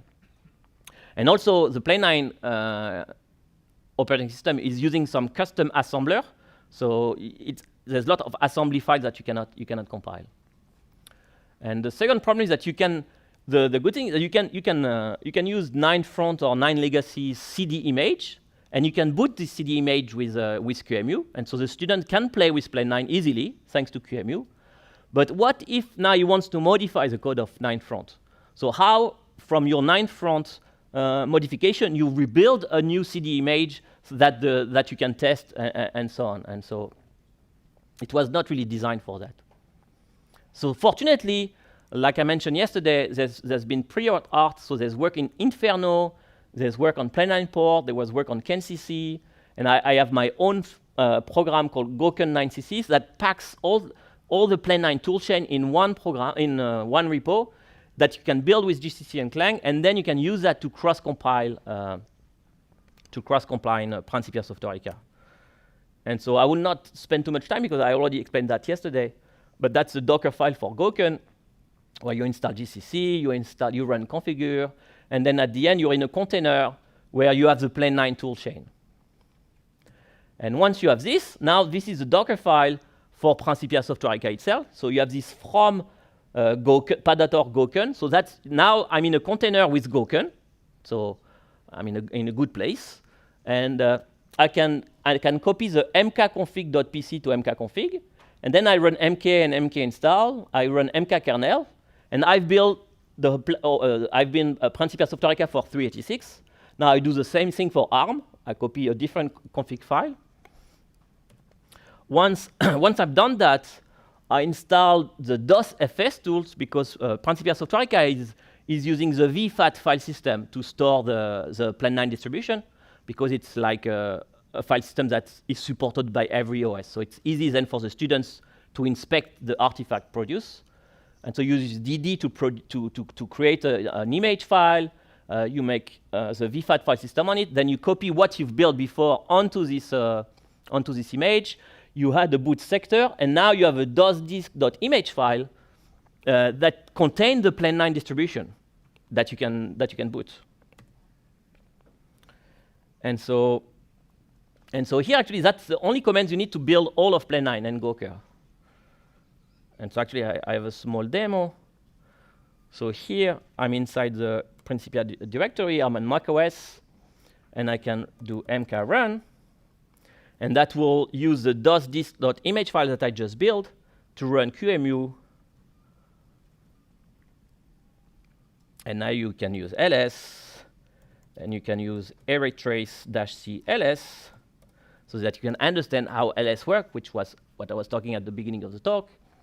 And so rat trace is like strace on Linux. And so here you can see all the different system calls. You can see pred, you can see the BRK, which is a syscall number 5. You can see the open system call, which is number 6. You can see the exit system call, which is number 3. And that the cool thing is that you can quit. You can use your favorite editor, which is Emacs. You go to the libcore directory, libc, you go to 9syscall, you modify the, and that's the file that contains all the syscall number. Actually, you can see the special comments. That's the special comments that are left by SyncWeb, so that when I modify the code, that's what allows me to modify back the literate document. And so here I can modify open to be 42. So actually, there's 39 syscall only in and so I save. And now I'm cleaning everything. So I'm using MK that was built from Gherkin previously. And then I type make. And that will build all the core libraries, all the C library, all the programs. We'll be using APE also in PCC. It will use IRR. So it builds all 180,000 lines of code. And it just takes a few seconds. And then you can install this program in a special directory that will allow them to build a distribution. So it copies FTPD, it copies chmod, it copies mount, it copies lots of things. Then I make the kernel. Then I make the disk image. So I remake this DOS-disk.image file. And now I can run. I can rerun. And I can even run Rio because, and now there's a Rio that was recompiled with different system call, but it works. And if it's hard. Now if I run arraytrace-cls, see open 42. So this was an incredible feeling for me. Like the idea that you can just modify one file, recompile, it takes a few seconds, and you got the whole distribution working. Like imagine if you want to do that with Linux. The time it will take, like I don't even know which file to modify. There's probably a few files. It's not just one file like here. You will probably need to modify one file in the kernel, one file in glibc. Like you will need to recompile all Xwindow. How do I get all the Xwindow program? It's an incredible feeling that you can have. Like in a few seconds, I was able to recompile everything. And I can even run a browser. It's a good website. So the network is working. And so this operating system, this teaching OS, has the network stack. It has the whole network stack. It has a web browser. You can even have image here. Come on. That's images. And so you have the whole operating system is just 180,000 lines of code explained by just 15 books. Xterm will be 7 books, just as a reminder. And so, yeah. And so, related work, I don't know how much time I have. See, I'm still good. And so, there's some related work. And so actually, I've heard about Oberon in this room like in the last, yesterday. So the closest to this Principia Software Arica project is the project Oberon. So Oberon was a language and operating system and windowing system that was designed by Niklaus Wirth, so the guy who invented Pascal. So yeah. And it is a small book, it's about 400 pages, if I remember correctly. And you have the whole code of the whole Oberon operating system, the whole Oberon compiler, and also a windowing system. Actually, the windowing system, there's a lot of ideas in Acme that comes from Oberon. And so it's a great book, but the problem is that if you want to write a program for the Oberon operating system, you have to use Oberon. So it's not a universal operating system. It's a bit like Smalltalk. It's a nice world, but you have to write in Smalltalk. And so instead, Plan 9 and Unix are universal. They can run any program. You have this other fantastic book called The Elements of Computing System, where in this book they start from the NAND gate and they build a full processor. And then from that, they build a toy assembler, a toy compiler, and a toy operating system. So it's a fantastic book. The problem is that it's not a real language. It's not a real OS. It's not a real... So for understanding architecture, I think it's great. But for understanding like a real operating system, a real compiler, it's not the best. And the other book is this Computer System, A Programmer's Perspective, also an incredible book that gives you a full picture of the whole software stack. So actually, it's one of the few books that explain how a linker works, how malloc works, how a debugger works. But each time it's just a theory. It's not you do not see the full code of a linker. You don't see the full code of a debugger. Instead, with Principia Softwarica, you have just 15 books. It's a lot, but it's like the whole thing. You understand fully to the smallest detail. And so future work, so the main work is to add explanation. And so the goal would be to have a ratio of line of explanation to lines of code close to 1. And so we're still far from that. Another goal would be to be self-hosting. Actually, right now you cannot build Principia Softwarica from Principia Softwarica. Right now you have to cross-compile it. So it will not be, it's not that hard, but it's still some work. And another future work would be to merge Gherkin and Principia codebase. They started from different offspring of Plan 9, but it would be good to merge them back. And so as a conclusion, so I hope that Principia Softwarica removes the mental barrier people have that prevent them to extend the tool they use. They see a linker and they see a black box. They say, yeah, it's impossible to modify this thing. It must be very, very hard. No, a linker is not very complicated. The graphic stack is not that complicated. A network stack is not that very complicated. And so if you fully understand one elegant OS, I think it gives you intuition for all the other OS. And another goal of Principia Softwarica is that, like actually Brian Stewart mentioned before, that in other fields, like the students, they study from the masters. In architecture, in the real architecture, they will study the work of Le Corbusier, of Frank Lloyd Wright. They will look at their actual work. And so you can actually read the code of the masters of our field, which are Ken Thompson, Rob Pike, Tom Duff. The code they wrote was like 40 years ago, but it's some part aged, but it's still incredible code. And so you can learn a lot by reading their code. And if you do that, you will understand the whole software stack. You will become a better engineer. And if someone asks you what happens when you type ls, you can actually fully understand this question for hours. And so clone it, build it, and read the books. And thank you.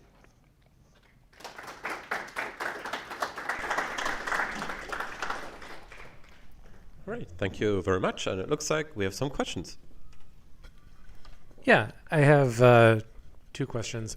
One is, what's the motivation for getting the lines of explanation closer to one-to-one with lines of code? Like that seems to be like against the principles of, things like you don't need to comment for I equals 0, like I plus 1. I agree with you, and I also don't like to. But so in my experience, so I finished a few books, and I'm also like, I totally agree with you, but in practice, I found out that if you really want to understand like the code base, it requires quite a lot of explanation. And so, but when I mean explanation, it's also diagrams. It counts when I say the ratio lines of 1, it's also the section names. I count this as explanation actually, the structure. So in the end, you need a good amount of explanation. And the explanation I tried to not add like obvious things, but there's lots of things that are not that obvious actually. And you need a lot of explanation to, like if you look at the code of the linker, it's not that small, but there's a lot of tricky things to understand. And it's just one line of code, sometimes it's tricky. One key is to not comment line by line. There's a whole bunch of context surrounding it's often. Yes. And so like you see this one line and you need the explanation. Actually, it's actually used there and you need this cooperation to work. And there's no comment in the code so much. And so yeah, you need a good amount of explanation. Cool. And then the second one is, I guess, like in the learning self-hosting aspect of like how much of the 15 books have you consumed and found useful. And like writing it is, I guess, perhaps different than reading it. Like yes. do you- So my motivation for this was not to help other people. My main motivation was to learn. And so as I'm selfishly wrote these books to learn a full operating system, and I've learned a lot doing that. But I think like I've spent lots of time actually, and my way to learn actually was to write the literate programming books, because it's a very good way to learn, that you have to structure you have to reorganize the code in sections, in chapters, etc. And so as I've done that, I think that I'm making possible for others to accelerate their learning. They can learn more quickly than me. But I constantly reread the book to refine, and many books are not finished.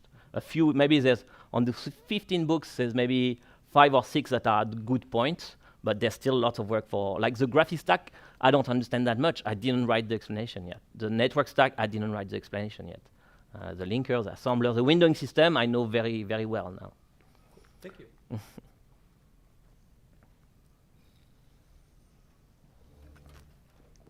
So on the teaching aspect of it, I guess that's when you said it's for your own edification, that kind of makes sense. But I'm wondering for teaching, if you looked at XV6 and how the book is. Yeah, sure. So XV6 is great, but it doesn't have a network stack. It doesn't have a graphic stack. It's just the kernel. It's not. There's no toolchain actually. XV6, you need like the GCC toolchain. So for one part, and that's why like I had lots of candidates when I started Principia Software. I had lots of candidates. What is the ideal? Because I wanted to explain the whole software stack. What can I use? And so there was Minix, there was Unix v6, that's the Lion's book, the XV6, XENU is fantastic because XENU has a network stack. But Minix, for example, it doesn't have X window. It doesn't have a windowing system. So you need to explain X window now. And so XV6 is just for the kernel. And so I didn't want to write one book for the kernel and then another book that was completely disconnected for the windowing system. I wanted one coherent system. And that's the beauty of Plan 9, is that you have one system where everything works together. And so you don't need a book on a kernel for a different, no, you have like the whole thing. So the other question was, so on the chatter on 9fans, I saw that there were references to, and I kind of stopped reading after a while when it was going off the rails, but that the LLMs were used for summarization or generating any components. So when I made this presentation and the paper, I still didn't use any LLM. I didn't use cloud code at all, and so all the numbers are in the tables are before any use of LLM.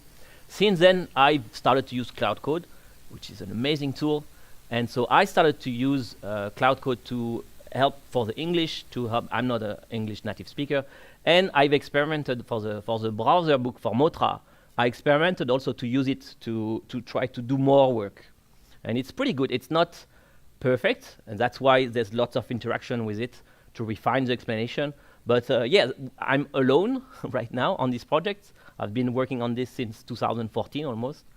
And so like the LLM is a great way for me to accelerate my outputs. Yes, yeah, you can, it's pretty good at this. It wasn't quite clear. I was under the wrong assumption that it was pointed at, let's say, the Plan 9 code and, like summarized form. No. It's actually a huge amount of work in this that I spent for 6 years, like almost full time, was decomposing the programs in chunks, in different chapters, in different sections. Or this procs field, this proc structure, like I need to decompose it in different parts. Like now this part is just for the profiling part. This part is just for the debugger part. This part, so I have all this aspect and separation of concepts. A huge amount of time was actually not writing the English, was like decomposing the program in a way that I think the order is the best for the reader to understand. And so then adding the English is still a lot, because like you also need to understand the whole code base. Right. Actually, a good thing also, because the code base is small, like LLM are great. Like they can take all of that in context. But I know LLM are a bit controversial here, so I'll not talk about it. It's tangential, but I think as far as translation, which is where like transformers were invented for. Yes, they were made for that, and so it's hard to They not. do a great job, It's actually, not. you know. It's hard to not use them. It's not. They were designed for this kind of thing in the end, and so. And you know the lost in translation element of it is just there just as well as it could be with a human. You know, it's I think the bigger concern is like if you know you let it loose on the source code and say summarize it without really understanding what's and then having to verify what it's trying to The way I give use back. it is like you have a professor that has PhD students, and the professor tells them, hey, get me a first draft of it, and then you come and you refine, and so that's how I use it, and it's been useful. But yeah, Brandon. No, this is really cool. I mean, in terms of trying to reconceive of Plan 9, not as something as we hack on as nerds here or something, but as something as has wider appeal, right? Yes. That is quite interesting, and I would love to hear what your experience is from like reading the code, not having you gain a micro understanding of how the individual pieces work. But is there anything that you learned after going through the linker, after going through the kernel, after going through some of these things, and then getting a larger message about what Plan 9 is and how it's built and some of the philosophies behind it? What is something you can't get from just reading one of the pieces? No, I mean, for example, just like the example I showed before, like with a windowing system, Yeah. like in some sense, like it looks like after making I feel like they've designed the whole Plan 9 so that Rob Pike could write a windowing system is just 8,000 lines of code. That is like the windowing system is the best book in the series because it's like incredible. It's just like 8,000 lines of code for a windowing system. It's insanely small.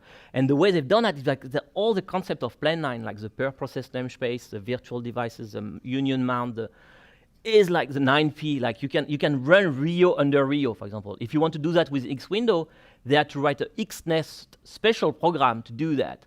Or like if you want to use Rio on the network, like they didn't have to do anything. Like X window was conceived to be a networked windowing system. Rio, they didn't have to do. So it feels like the whole thing was designed so that for Rio will be just 8,000 lines of code. Otherwise, yeah, it's like it's beautiful. Like you see even more the beauty of Plan 9. That is, you see all these few features that combine extremely well.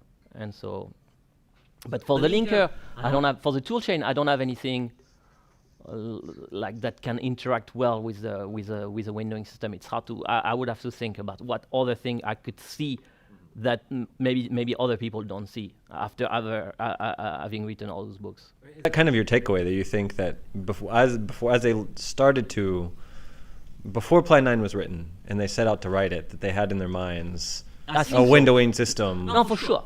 Like Rob Pike, actually, like one of the first windowing system, like before X window, before Apple, before they were actually Rob Pike wrote the Blitz. Huh? I think he wrote 4 or 5 windowing systems. Yeah, he wrote MPX, which was the first windowing system, and then he made a language like Newsquick, I think.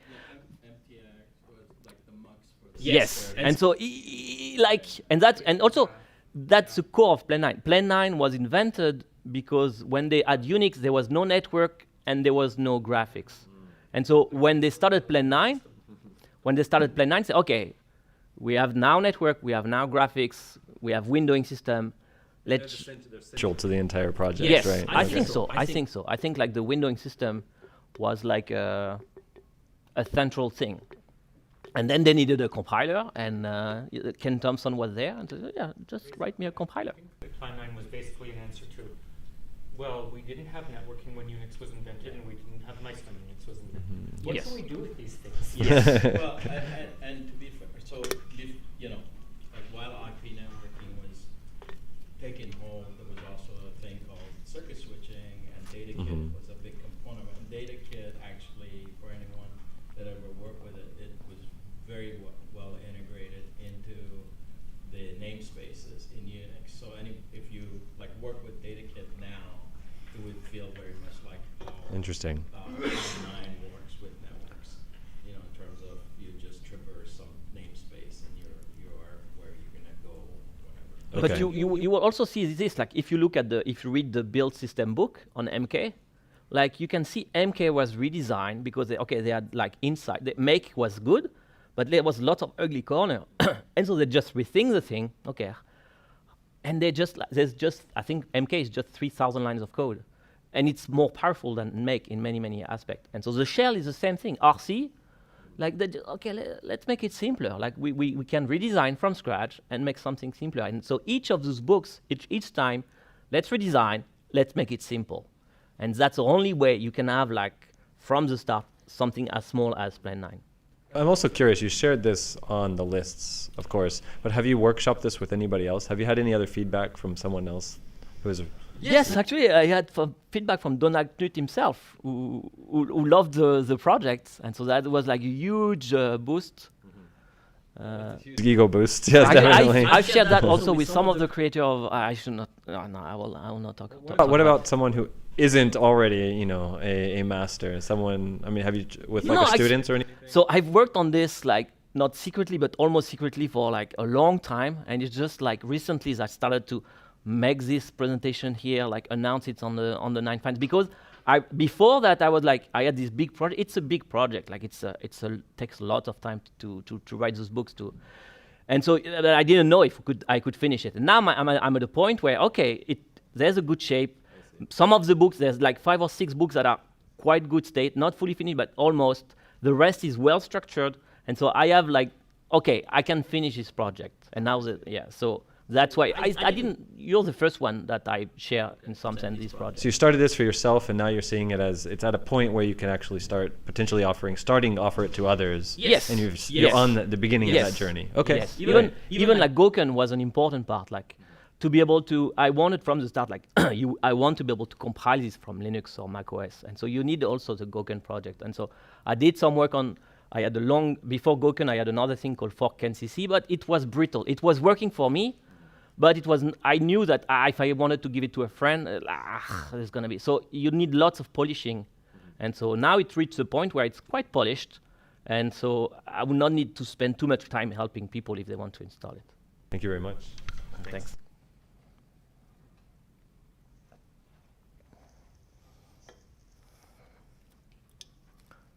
All right, looks like that's it. Thank you again very much.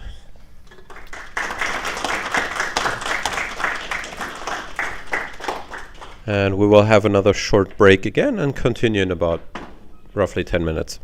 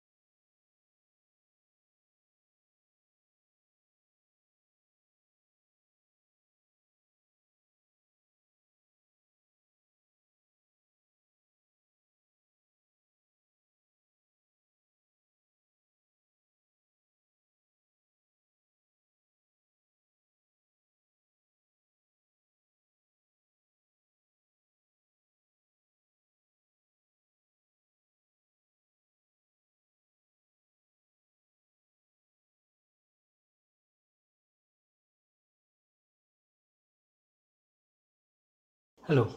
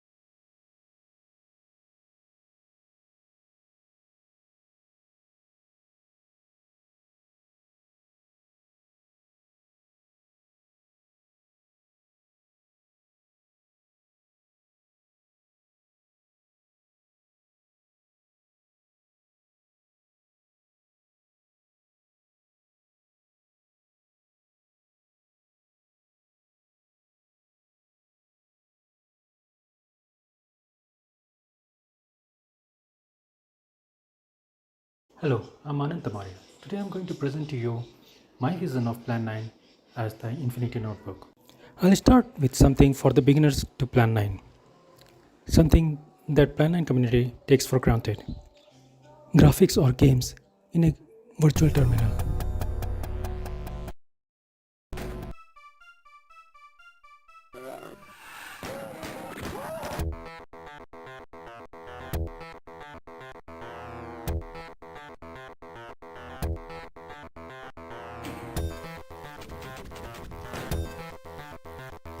This is to showcase and to remind you that the constructs that we have are all created by us and therefore can also be removed by us. If you use more than 2 applications on a computer, you will see common use cases repeated across them. More so if they are text-based applications. For example, the first one would be cut, copy and paste. Plan 9 provides you mouse cording for that. I have implemented key cording for that. People might have different preferences, but you do you.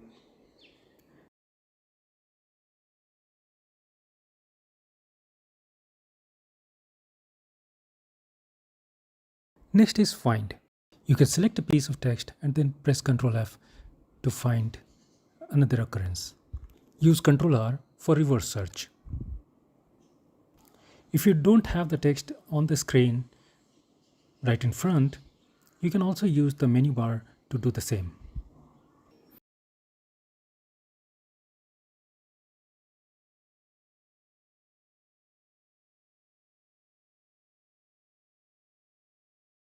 Next is replace. If you're an expert computer user, you might be able to use regex, but for simple usage, I think multiple cursor comes in handy. Next is undo and redo. If you're editing text, you will make mistakes, but you can always undo it. Next is scroll and navigation. I'm more used to using the arrow keys for going up and down the line rather than use it for scrolling. But at the same time, I would like, scroll keys like up and page down to work as expected. So Control Home should take you to the top and Control N to the bottom, whereas page up and page down works by page. To open a file, you can use the menu bar and select. If you make changes to the file, you can simply save it as well.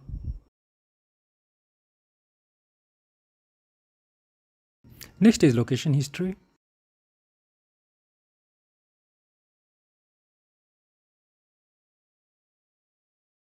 You can use fuzzy search here.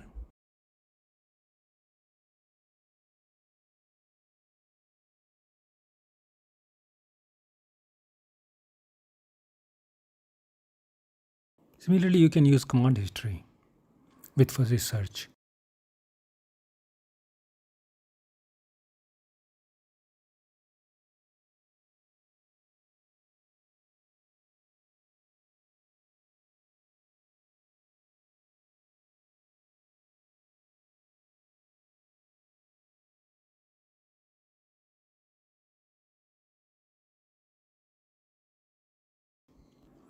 When you're managing multiple files or working during a session,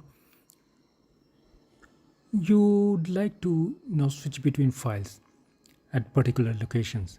So you can use quick bookmarks in this case. Use Ctrl Shift and the number key to set a bookmark, and then just Ctrl and the number key to switch to that bookmark.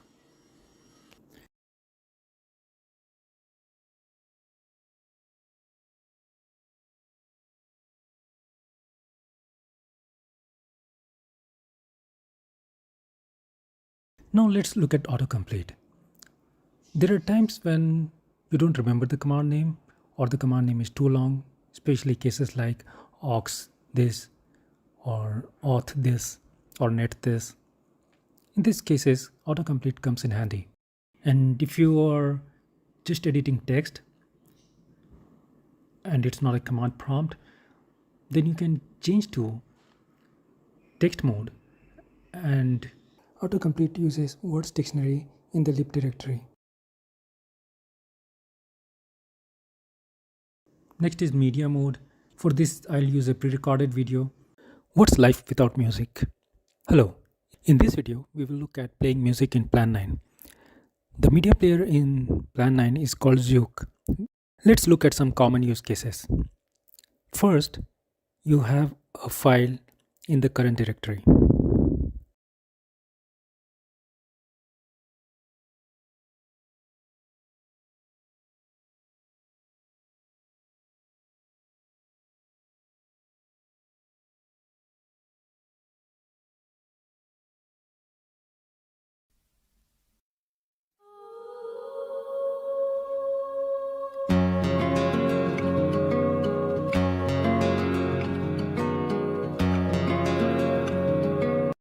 Second, you have a URL for an internet radio.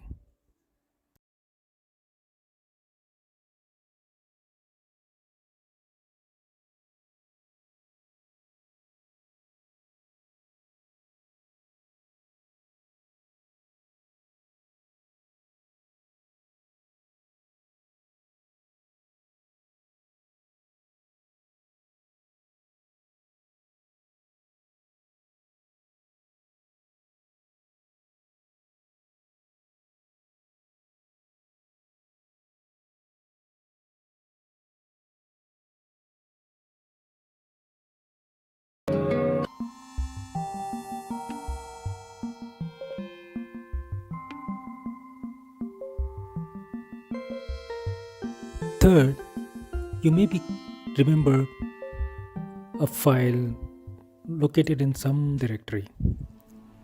Let's find it out.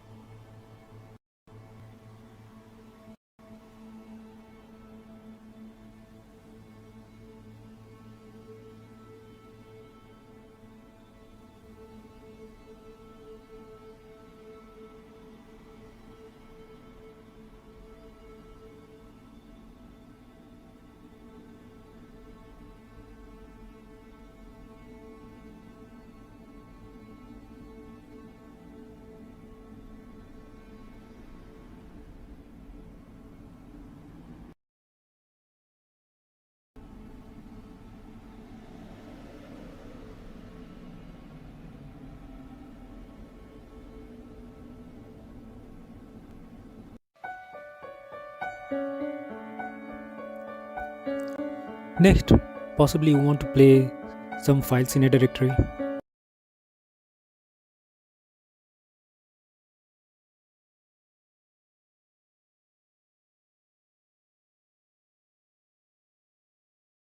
Or you want to play files in a particular order.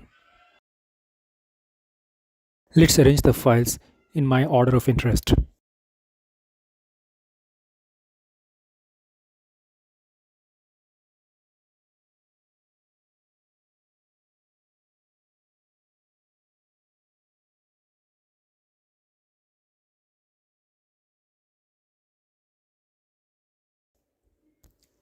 Now a quick note about the controls in the application. You use greater than sign for next, less than sign for previous,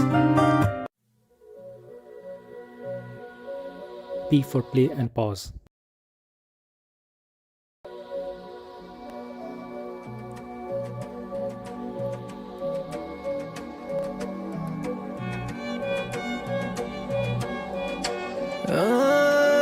So how does all of this work? The key to this is the plumber. Once you understand this, you can create your own scripting interface for the media player, or you can create even a graphical user interface.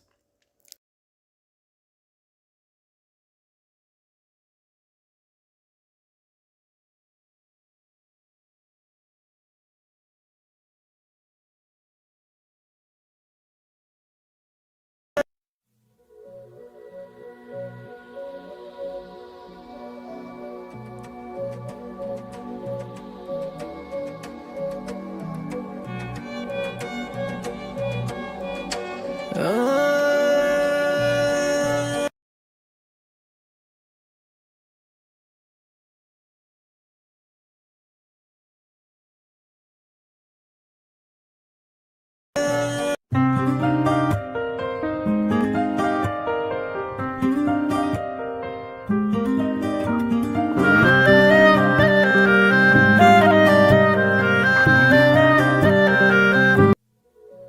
favorite is the media mode.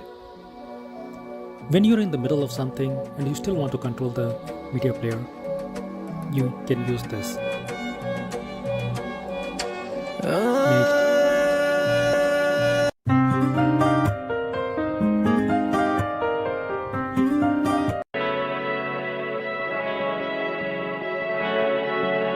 Shuffle, repeat, previous, play. And the best part, this works exactly the same even if the media player is running on a remote computer, because Plan 9 is network transparent. That's all for this video. Thanks. Also have a pre-recorded video for debug mode. Hello, in this video we will look at debugging with ACID on Plan 9. ACID is the debugger on Plan 9. Let's debug ls command.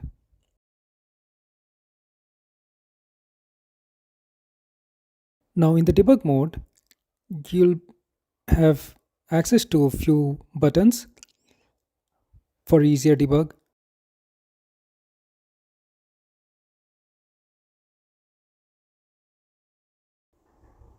Let's place a breakpoint.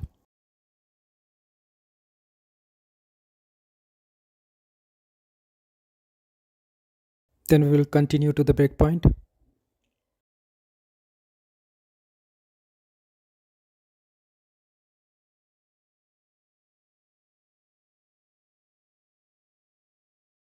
Let's step into it.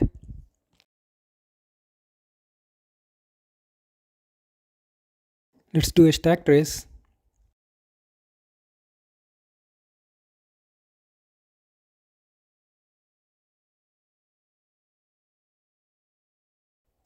We'll step out.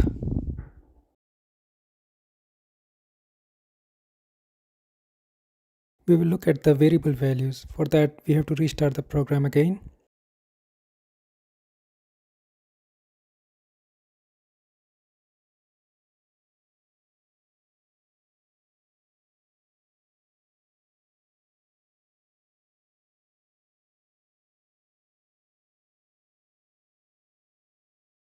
Now when you place the cursor on the variable, you will see the variable value.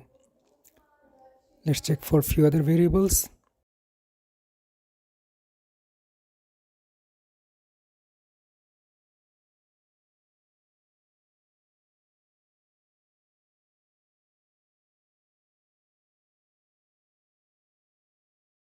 Finally, we will quit the session.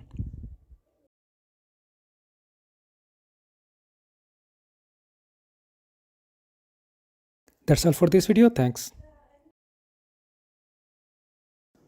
Plan 9 now also supports printing through network printer. Here is a demo. Hello, in this video we will look at printing in Plan 9. We will be using Internet Printing Protocol for this. So the command is IPP, the IP address of the printer, and the document to be printed.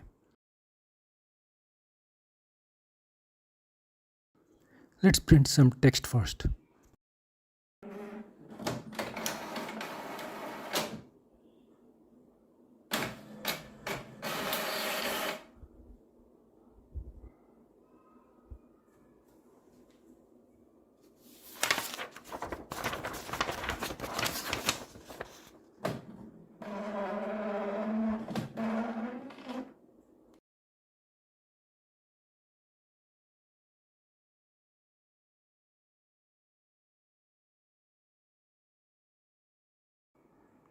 Next, we will print the image of this window.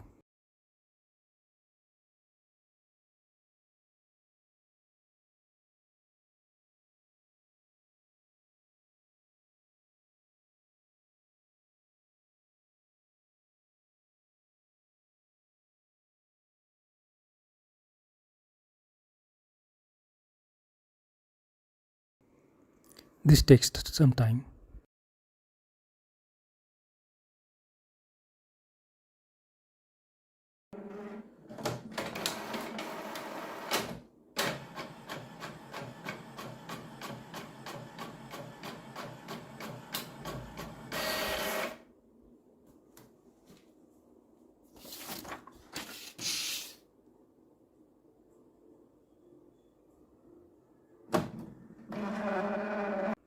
Now let's look at the internals of this printing process.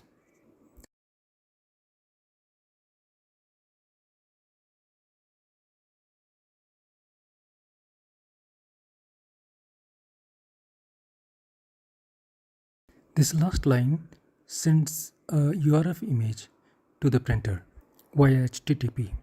This URF image is generated by Ghost script.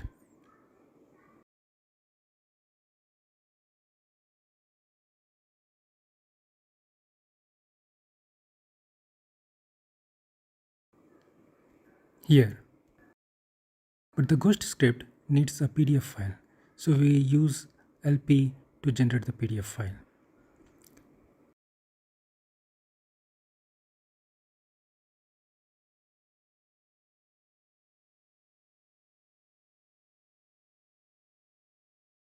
That's all for this video. Thanks. And if you like syntax highlight, you have this text color implementation, which you can use as a base for developing your solution.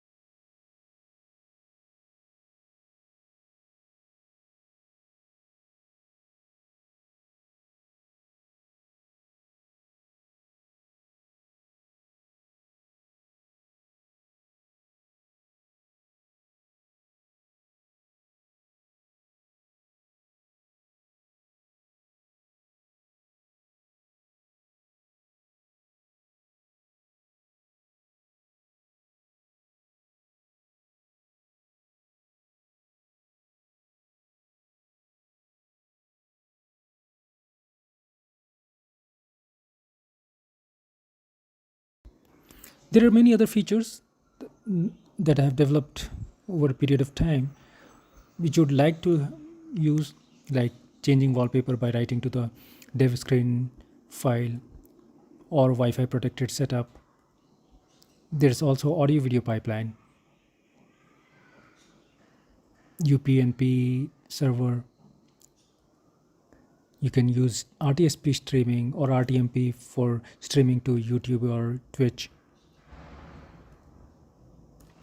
Then there's time-based OTP, which uses factotum for storing your TOTP secret. You can find more of these in my blog. The link is here.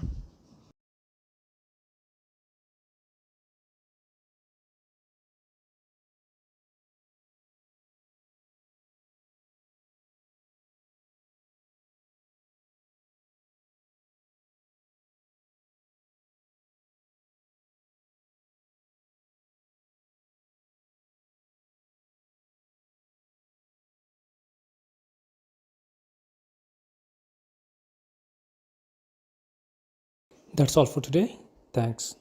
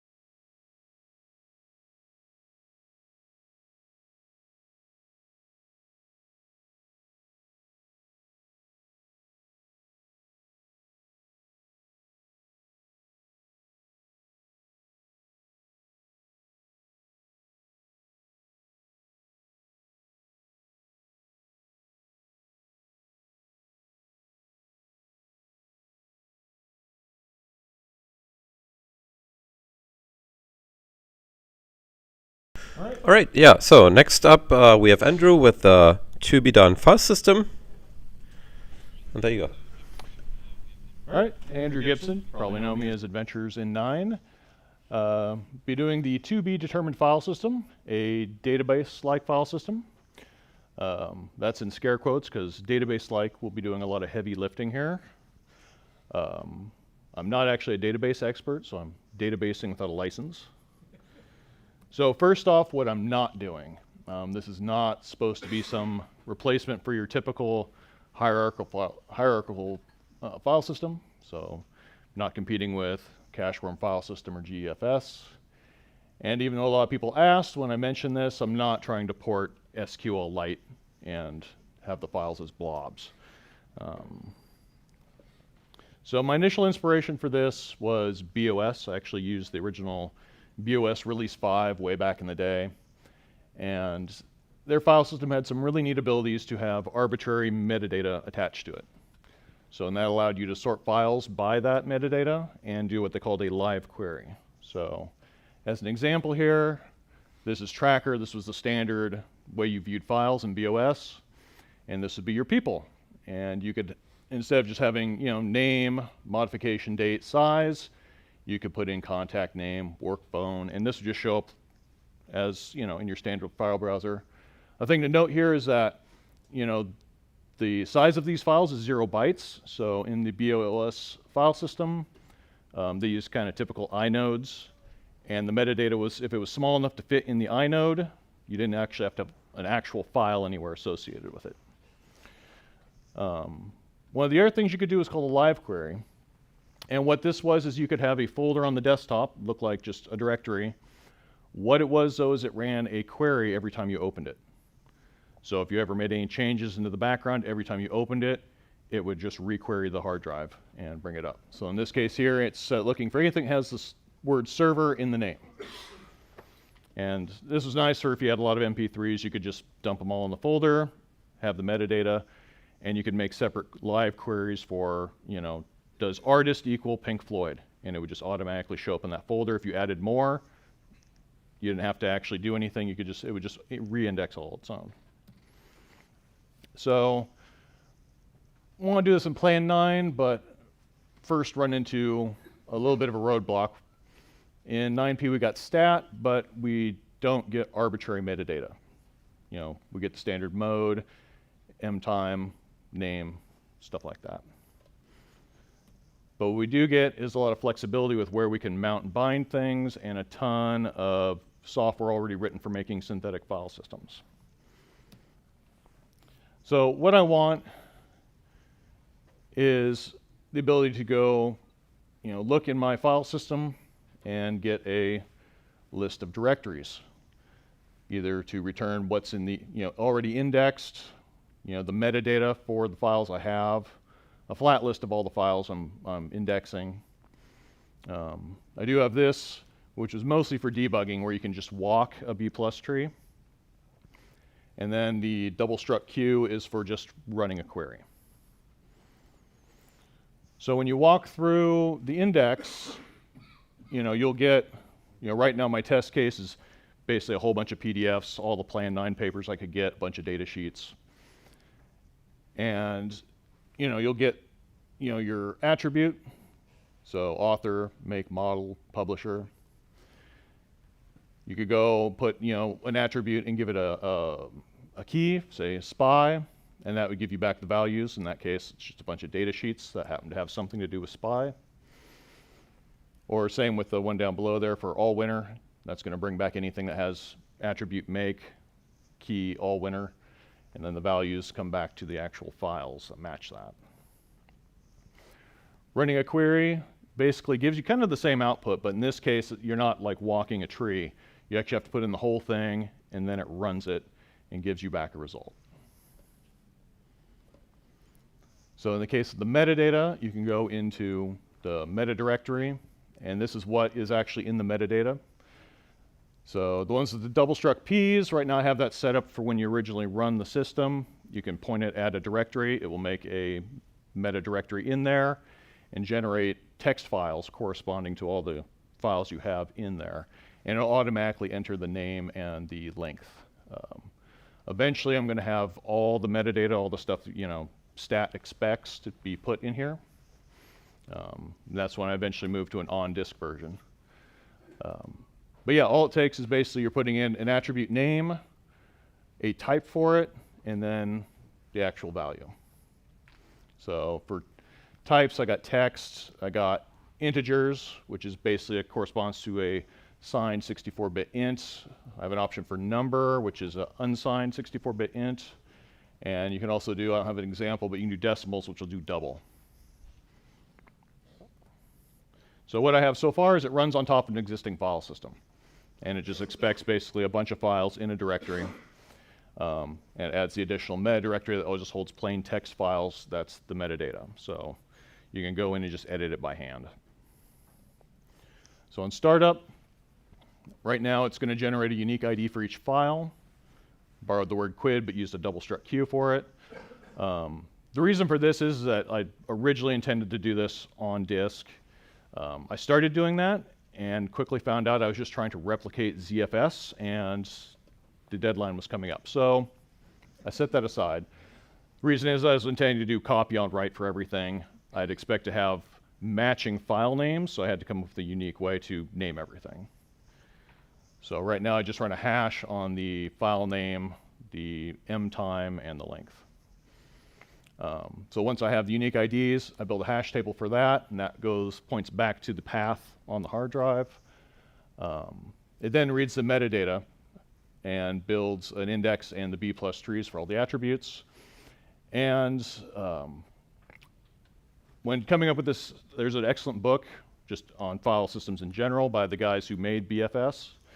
And one of the things they sort of lamented was that when they did theirs, searching through strings was a pain because while B+ trees were very fast, what they ended up having to do was just go all the way down to the leaves at the beginning and then do regex all the way across. So they kind of lost some of the speed. I cheat, and every string it'll tokenize on a space and just enter in the words individually. So you can just traverse the tree just on a single word that you might expect to be in something. So these are the structures I'm dealing with here. Tried to, like, you know, not have to do separate node and leaves. I'm trying to combine it all into one. So some of this here is just for debugging purposes, but I do have the attribute name for the node. The type is basically I just treat it as a bit field to hold a bunch of flags. So more is going to be, so when you go down the tree, it's just going to assume less, and it will go down the nodes here. If it gets to the end, it's just going to go more to the next. And then when you get down to the leaves, more and less will traverse across both ways. And then for the keys, there's, you know, my examples here where I have, you know, the available keys, you know, either a string of S size, which right now is just sort of hard-coded to be 256 bytes, and then the signed and unsigned and the double there. So the nodes, when it comes across that, it's either going to reference another node to go down and what key that holds, or if you get all the way down to the leaf, it's going to be a link, and for right now, that points to a quid. It'll go pull that from the hash table and bring up the file you're looking for. So initially when it starts up, I just build an index, so it'll go and just put everything in unsorted in one of the attributes. So it'll just start, you know, so for make, it'll put all winter, rock chip, just fill it out. And it does that right off the bat. Afterwards, it goes and builds a tree out of that. And rather than have the typical display of like a whole bunch of boxes with lines connecting them all, I just decided to demonstrate walking through it. So if I go into make, if I want to look for all winter, this thing goes by less than, so it's less than Noritake Itron. I get another listing. All winter is going to be less than a Theros. And when I get down to this one, you'll notice like there's that more, which corresponds to the more on the NDB node. Once there's no node, I'm actually down to the leaf area. So I did try to put the mores and the lesses in here, but when I first did it, I was building it like a prototype version using a crate file. And so that actually builds, you know, the file system in memory. I was like, why not? I could do this. And I did it. And then I fired it off and I watched my memory fill up because it would traverse back and forth across the lesses and mores the whole way. And so I haven't gotten a chance to put those back in yet. I'm not doing that anymore. I should be able to do it. But for now, though, it's a clue that I'm down now to the leaves. So once I read the leaves, that just gets me files. So future plans, now that I have a rudimentary thing working, is some sort of query language. The BOS one was very kind of C-like, you know, use ands and pipes and stuff like that. A lot of people have asked, like, do SQL, and I'm like, no, I don't have that much longer to live. But yeah, something. There's also LISFS, LISFS, where they came up with an example, very similar system where they built it into the path, so it looks like a path. So that way you could feed it to any other program that expects something that looks like a path. Problem with adding a lot of ampersands and pipes is like, well, RC already looks for those, so you have to escape them all out. So pros and cons to a few different options there. A method to mount a specific query, because again, what I'm looking for is to replicate what I could get away with BOS, which I really liked the live query thing. I liked having a bunch of files somewhere with metadata, and I could make a folder that would just organize them for me. So either something like this, you know, the specification option on mount, or also options to do something like replicate a, you know, a clone file that you see in a lot of things, where you could, you know, put a query into a file and it would just produce a new one in that directory. Of course, I want to do this on disk. You know, my point is I have a whole bunch of PDFs, music, images. I'd like to also have a nice file system that's meant to just for archival storage. But also a lot of other people have liked what I've done so far, and so I probably am going to keep the overlay option. You know, what I got was, you know, to help go through and organize your emails. Well, you probably already have your emails stored somewhere and don't want to move them to some other special hard drive or partition, so, you know, keep the option to do it as a overlay. So I did manage to get it up in a mostly working state. You can download it and play with it. And I also have it running here. So I can do a quick demo of some of the stuff it does. So I can fire it up. I can point it at a base directory. Whoops. Oh. Should put a space there.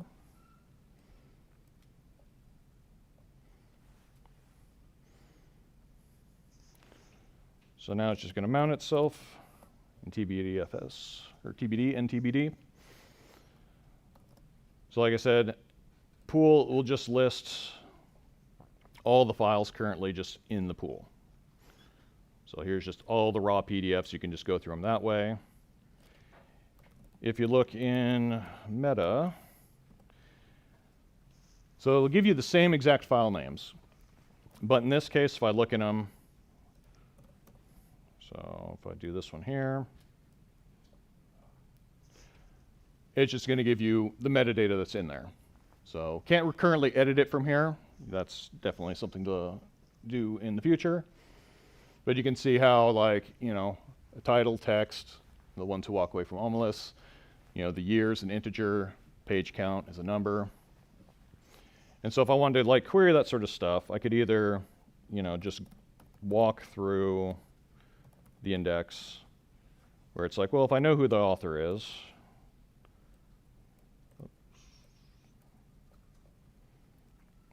you know, I could look for, let's see, Le Guin.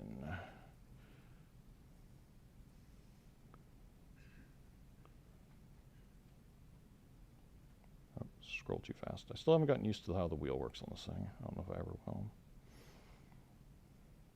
But yeah, I can search just manually. If I have like an idea, I could just actually browse the whole thing.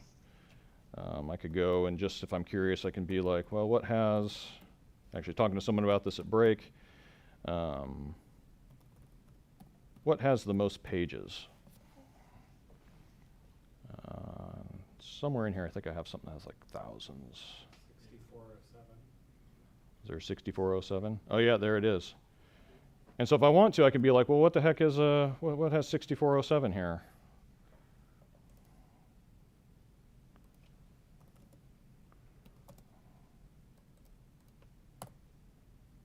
Oh yeah, it's my it's a data sheet for IMX, and I do have it set up so if I want to, I can go ahead and read right out of here. Actually, this will probably take a second to load up since it is a 6,000 page data sheet. Maybe that was a bad example, but I'm definitely torturing it here. So this is all running right now in QEMU. I got 2 cores, 2 gigs of RAM.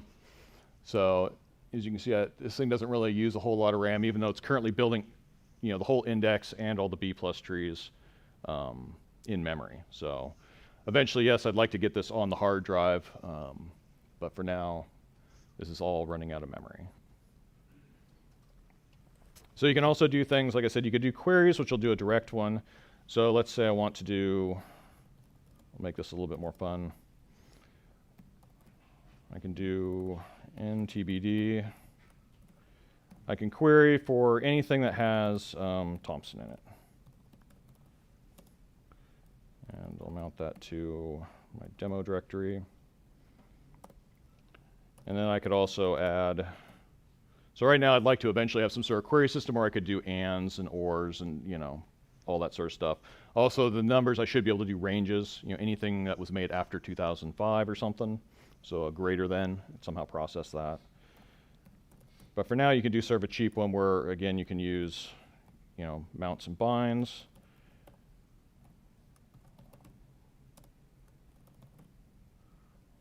Demo. So then when I look into, how do I do that? It's put all those in there. So I can see I have like obviously 2 files for 9. If I look in that, that's probably going to have both Thompson and Pike as authors on it. So if there's Pike, there's Thompson.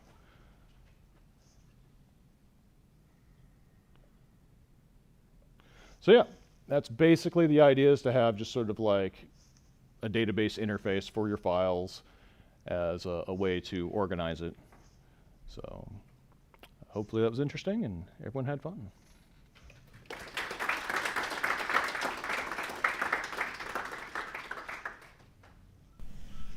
It looks like we got questions. So you're talking about live queries a lot. How do you handle actually updating the index how do you handle updating the index as new data comes in? Right now I don't, because it's all, you know, running on someone else's file system. It's all running on GEFS technically. So it doesn't know that anything's changed underneath. So right now you'd basically have to kill it, change your metadata, fire it back up, and it'll read it in fresh again. So one of the things I'd like to do, again, getting it on disk, it will know when something's been changed on disk, and then could go trigger a re-indexing event to put all that back in, you know, redo the trees as necessary, and then it should just work when next time you read it.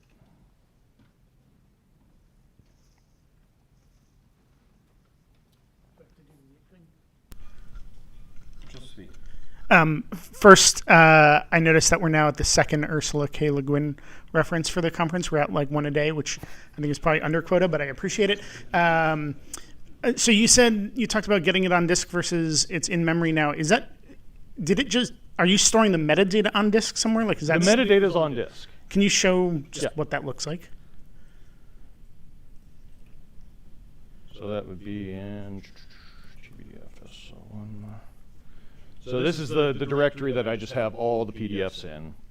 In that directory, there will be TBD01.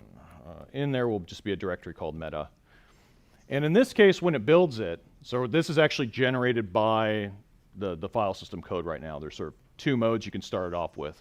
With the B flag, that's saying this is my base I'm building off of. When you're starting, you use an S flag pointed at a directory, and it will go through, make a meta directory, and in there generate, you know, the same name but with a .meta at the end. So right now I have to do all this by hand. I actually just found out yesterday that there's a lib tags that I could use to pull ID3 tags out of MP3s.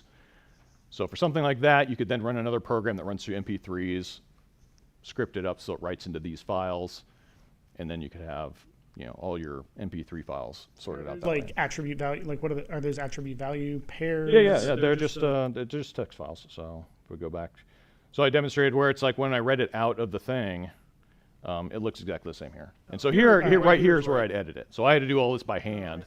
PDFs do have an option to put in data that you can pull out, like ID3 tags. No one uses them. So I had to go through and do this all by hand. So right now, yeah, this is where I edit the metadata, and then it reads it from this when it fires up. Thank you. Question from Synap. Oh. Can you show an example of the indexer? Like in action, or? I guess how do you generate the index? Oh, how I generate it? You said there was another mode. For the index. Well, it does, right now when it fires up, it runs through, I allocate a TBD node for the attribute, and then that has links, pointers to other TBD nodes. And so each of those will show up as a key for that. And so the index, that's kind of what I get when I walk the index on this thing. I think what he was getting at was reading the rest. Sorry. Reading the rest of the thing, I think he was asking the wrong question. And really what he wants to understand is how do you do your own custom indexer? How do I do it? Like, if I wanted to, say, index a different type of file that you hadn't built into a different TBDF. type. I mean, I do have it hard-coded for like strings, integers, and stuff like that. What if you wanted to build an index of source files by function name, for example? Oh, so one of the things I did try to do is leave it open-ended. Let's see here.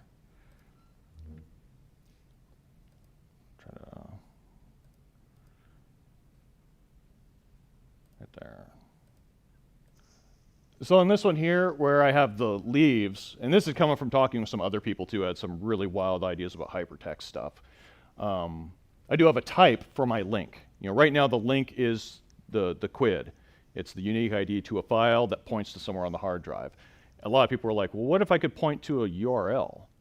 Or what if I, instead of a link to a file, it then links to basically another node that's associated with that file?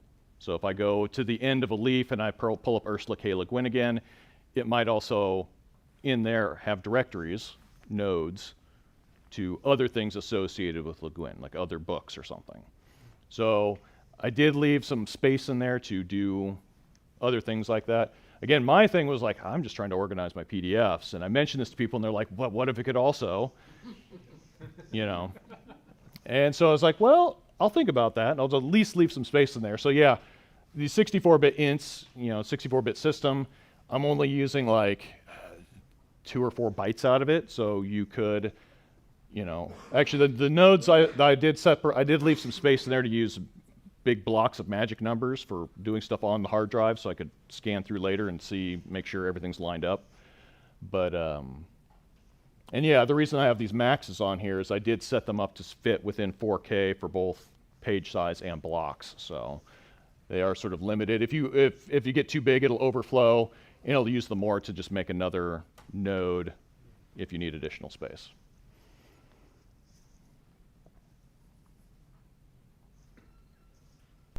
All right, looks like that's it. So thank you very much.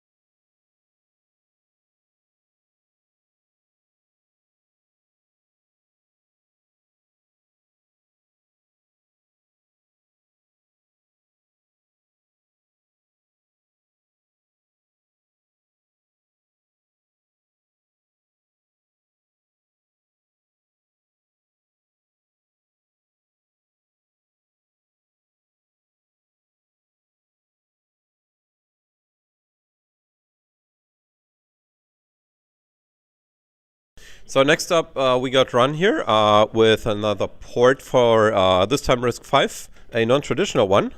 There you go. Okay. So I thought I'd quick mention my background in RISC-V. I've been working in it for 13 years now. I wrote the first real non-Berkeley firmware package core boot for RISC-V, and funny story, HP got so upset about it. I was presenting it in 2015 that they presented a paper on UEFI for the RISC-V, and it turned out that didn't actually exist. But they didn't want to just see an open source firmware thing up there, so they put it in. I was on the board of lowrisk.org for 5 years. We did the Open Titan work at Google, and Low Risk was the provider for that. I did my first Plan 9 port to RISC-V in 2016 with Harvey, and then I also did the Orboot initial port for RISC-V. So a lot of this processor is familiar to me, but I learned this time around that things had changed in ways that I didn't expect. So this is the non-traditional aspect of this. And so the decision I'm going to describe is proving to be a little controversial, kind of inside game controversial. Most people wouldn't care, but I thought I'd talk about it. And then I realized it was interesting to step back and see where it all began. So let's see if I can. So I'm going to do this really simplified overview of 55 years of what we've been doing in Unix and its descendants, and then how RISC-V and security have turned that on its side, and then talk about the port I'm doing and how it breaks with Plan 9 practice. So in the 70s, you had a PDP-11 and it didn't have virtual memory, and DEC said, don't worry, we're going to help you out. And they would sell you that card up there, and they would sell you a set of instructions how to rewire your processor. That's a 5-step process there so that the card would work because it interposed in the backplane. And when you were done, you had 8 8K pages in your 64K address space, and it was the same address space for user and kernel. And how did then kernel get data out of the user address space if it was the same address range?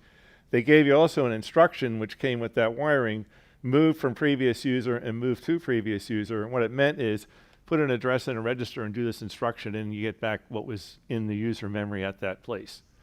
So those two page tables were active. And if you're used to x86 and RISC-V, that's not really how it works on those. You only have one page table active at any time.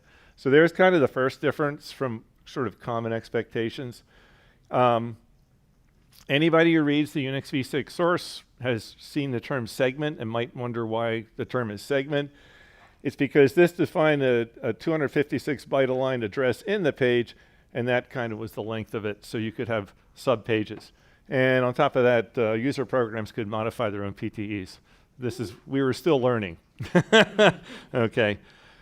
So the VAX11 cleaned all this mess up. It came with a full 32-bit address, and for reference, the first machine I know of that gave you 4 gigabytes of memory was 1986 with the Cray 2. So this is like long before that. And so they said, gosh, we're going to deliver this with 128 kilobytes of memory, and we've got a 32-bit address space. Let's do some clever things. And so they took these top 2 bits, and that's your processor privilege level. And the higher order bit set was kind of what Unix used, and that was the highest order privilege. And then both bits being 0 was user mode. And user mode got this impossibly large gigabyte of potential virtual address space. Data General Eclipse flipped it, which caused no end of problems because it turns out a lot of Unix programs, including the Bourne shell, use null pointers like crazy.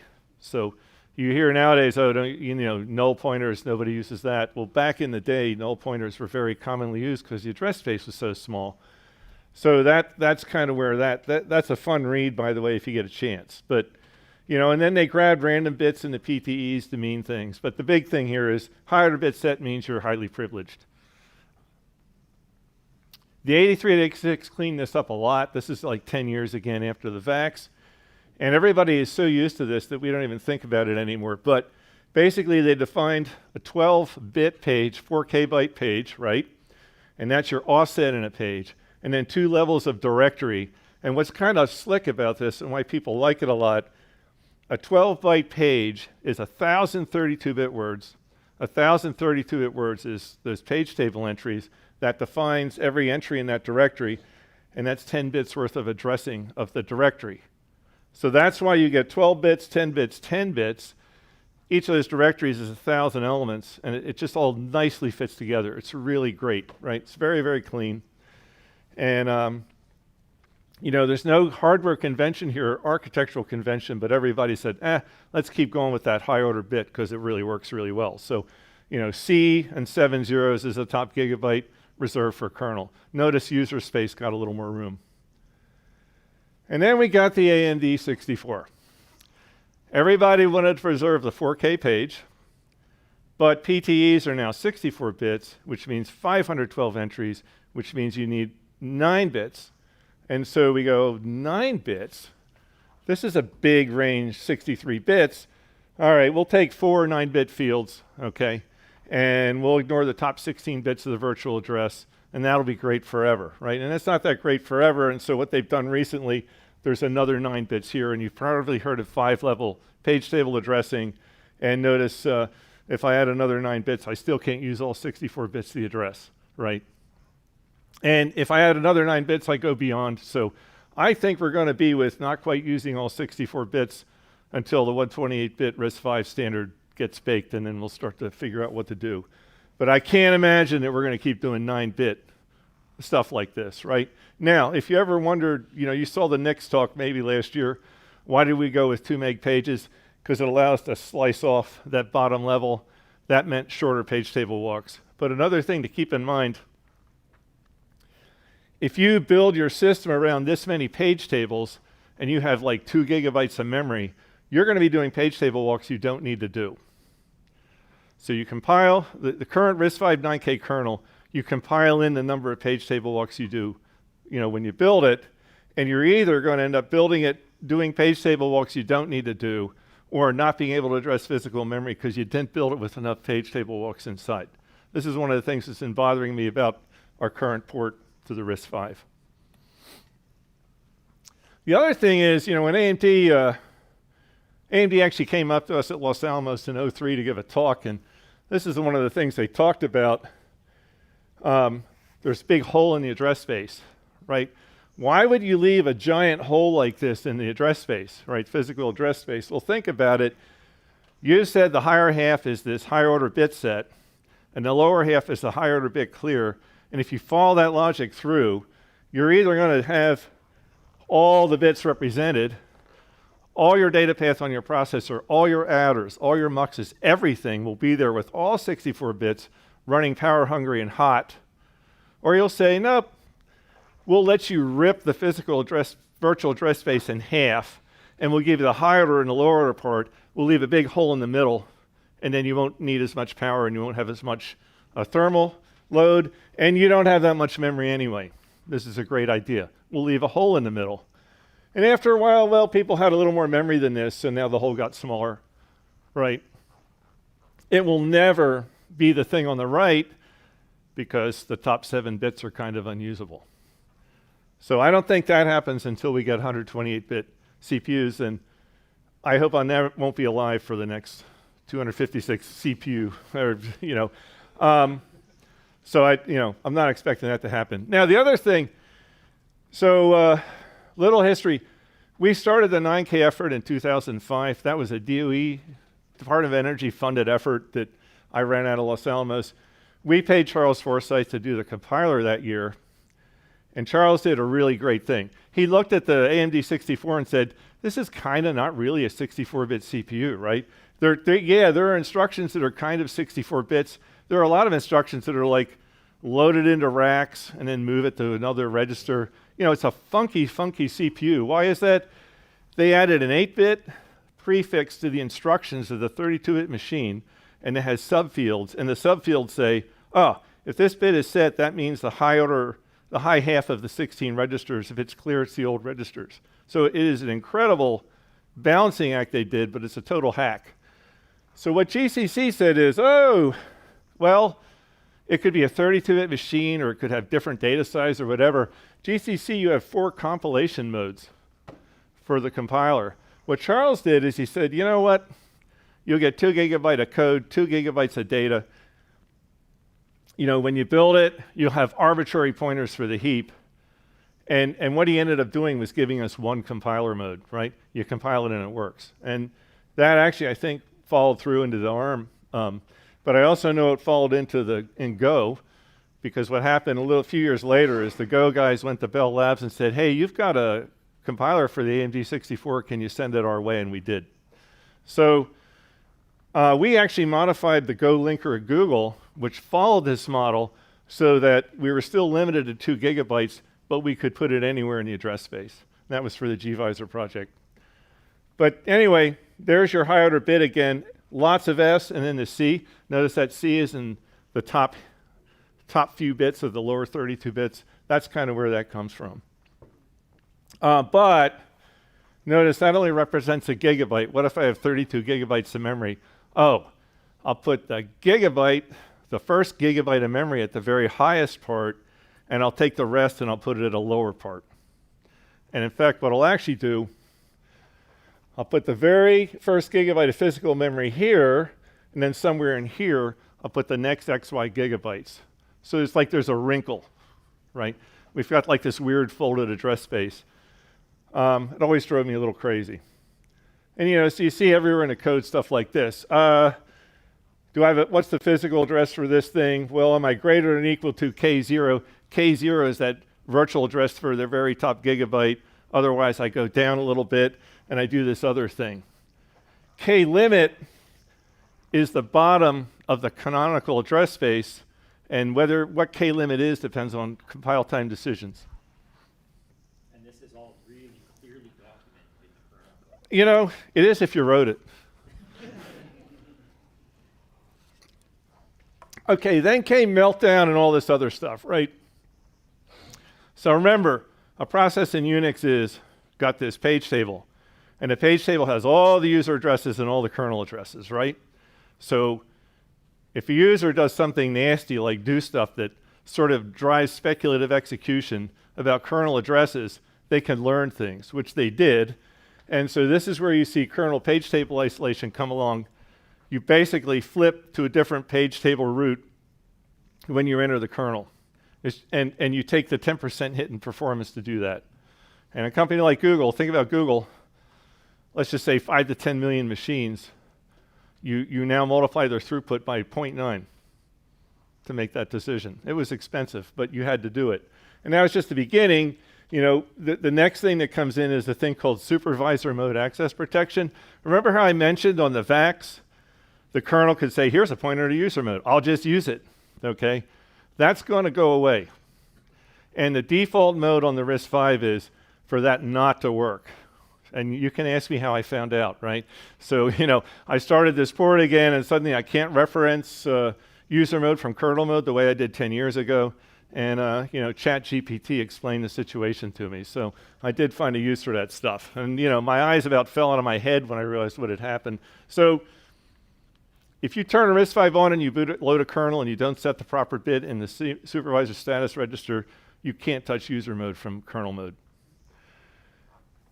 And then again, as I mentioned, you can't have it all, right? Notice, you know, 56 or 57 or none of those things are 64-bit addressing. You're not going to be able to use the full virtual address. So, little digression here. I had an argument with the RISC-V guys about 11 years ago, and I said, look, I know from my HPC background we've determined that 64K pages are actually a really better sweet spot than 4K pages. And one of the people I was arguing with was Patterson. But so I said, can't we do this, right? Now we've got the full virtual address. We've got a page size that actually is reasonable compared to 4K. We're building like 8 terabyte machines, and we have 4K pages. This just doesn't make a damn bit of sense. And the quote that I got back was from this kernel guy you may have heard of, who said, oh, I think 64K pages are insane. Now, what's actually happened since then, they've had to go through a lot of machinations with the RISC-V in order to enable 64K pages, and it's pretty nasty. And if we'd been able to do this, it's kind of a might have been, we might have had a nicer situation with the RISC-V. So we didn't have to do what we did, but we did what we did to be compatible with the x86, short form. So who is this kernel Huh? Who said that? Well, you can Google. It's Linus. So yeah, and I thought at the time he was wrong, and he probably still thinks he's right. I still think he's wrong. I know though, in the HPC community and high performance community, 4K pages are just a headache. And again, 8 terabyte machine, it's nuts to have 4K pages. Huh? Fill 4K with a bunch of doubles. Yeah, it's nuts. It's no numbers at all. Now, there's a really, really nice aspect of RISC-V that gives us a lot of really neat options. There's a higher privilege level mode than kernel mode called machine mode. In machine mode, there is no virtual addressing. So it's kind of, if you think about what would an 8008 look like if it was 64 bits, that's machine mode. And you can do things in machine mode and put privileges in machine mode that sort of allow you to avoid having the kernel do too many bad things, right? If we were to start kernel addressing at 0, then the pointers are interchangeable between those two modes. Now, I have a server part at home from a company that I'm hoping will be announced next year. The trap time from kernel mode to machine mode, if you don't do a lot of context saving, is about 5 nanoseconds. So you can take a trap from supervisor mode to machine mode and make a decision to do something and get back, and I've done this for some stuff, in less than 10 nanoseconds. So if you manage your machine mode trap carefully, it can be very, very cheap. Unfortunately, what they have been doing on RISC-V is re-implementing all of UEFI and ACPI and all this other stuff. And the first thing they do in this standard firmware in RISC-V is save a whole lot of state to stack. So they actually can't get a round trip down to their machine mode handler and get back in less than about 200 to 300 nanoseconds. So, part of this effort, and I'm not going into this because I didn't have time to write the paper, and a lot of people had questions about what I'm doing with the address space, is I'm going to pretty much ditch every bit of firmware on RISC-V and replace it with something that's far simpler, because it can be very fast, and you have a lot of capability in this. And by the way, the 9K folks have shown that they can run a Plan 9 kernel in machine mode, so in that mode where there's no virtual memory. Now, the cool thing about that is if your kernel is not using virtual memory hardware, it can't pollute the TLB. So the pressure from the kernel and the TLB vanishes because it's not using it. So I think this is Jeff Collier. He does a really slick thing where we're enabling the Plan 9 kernel to run in machine mode, and that's a research area we really want to be looking at. I've talked to people in the Linux community, and they've just said flat out, Linux will never do this, period. It is simply not possible for Linux to do this. So, adding on to that, there's a thing we learned at Sandia when we were working on the Blue Gene machine. This is 08 or so. John Florina and I spent a couple of days just watching all the system calls from typical Plan 9 usage. And remember, Plan 9, thank goodness, doesn't use swap anymore. So once you get a page allocated, it really shouldn't be moving around. We saw a very, very, very small number of unique addresses used in system calls. In fact, it was like 8, And generally, a system call, the I/O sizes were also very small. What that means is you can actually cache virtual to physical mappings, right, in the proc struct for a process, such that if you had a system call, you could look at that virtual address and say, if I cache this one, I know what it is, this physical address. I can skip worrying about accessing user mode. System mode access protection can be enabled, but I don't have to do a software walk of the page table. So, and it gets back to Plan 9's kind of light use of the way it uses data. So this result kind of implies the Plan 9 kernel could get away without really mapping user virtual anyway. So the kind of summary, kernel page table isolation is a thing. You really should do it. RISC-V does require that you have this trampoline because there are not 2 page tables active as there were in the 1970s era PDP-11. Okay, it's pointed out to me the ARM64 does have that, but RISC-V does not. There will always be this kind of common area you have to have when a user process traps. It's got to trap somewhere, and that has to be addressable from user mode, right? Direct kernel use of user addresses is discouraged with SMAP. The RISC-V machine mode and supervisor mode share pointers, so it'd be kind of nice if you didn't have the wrinkle in the virtual address space and all this other stuff, because you might want to give a pointer and have it be persistent to machine mode. I'm not sure about that, I don't know, but there's a lot of questions here. Plan 9 user pages, once you allocate them, tend to not move around. Plan 9 programs use a limited number of addresses for system calls, so caching should be actually fairly easy of the virtual to physical mappings. And this is another neat thing about Plan 9. Even the most limited RISC-V canonical address space looks like infinity memory to Plan 9, right? I mean, when there was an OLPC in that museum yesterday, right? And I tried like hell to get OLPC to use Inferno because that thing had 32 meg of memory, and 32 meg looked like infinity to Inferno. Whereas the Python, it looked like about 100th of what it wanted. So, you know, and the OLPC died because of that Python environment, the sugar environment. But we ran Inferno on OLPC, and my God, it was great. You know, so Plan 9 is very economical in memory, always has been. So here's what I did, and this is the controversial part. I start my kernel virtual addresses at 0, and I go up to 36 bits worth. And then user processes run at 36 to 37. I think that's enough for a while until we try to run Chrome. And we don't ever want to do that.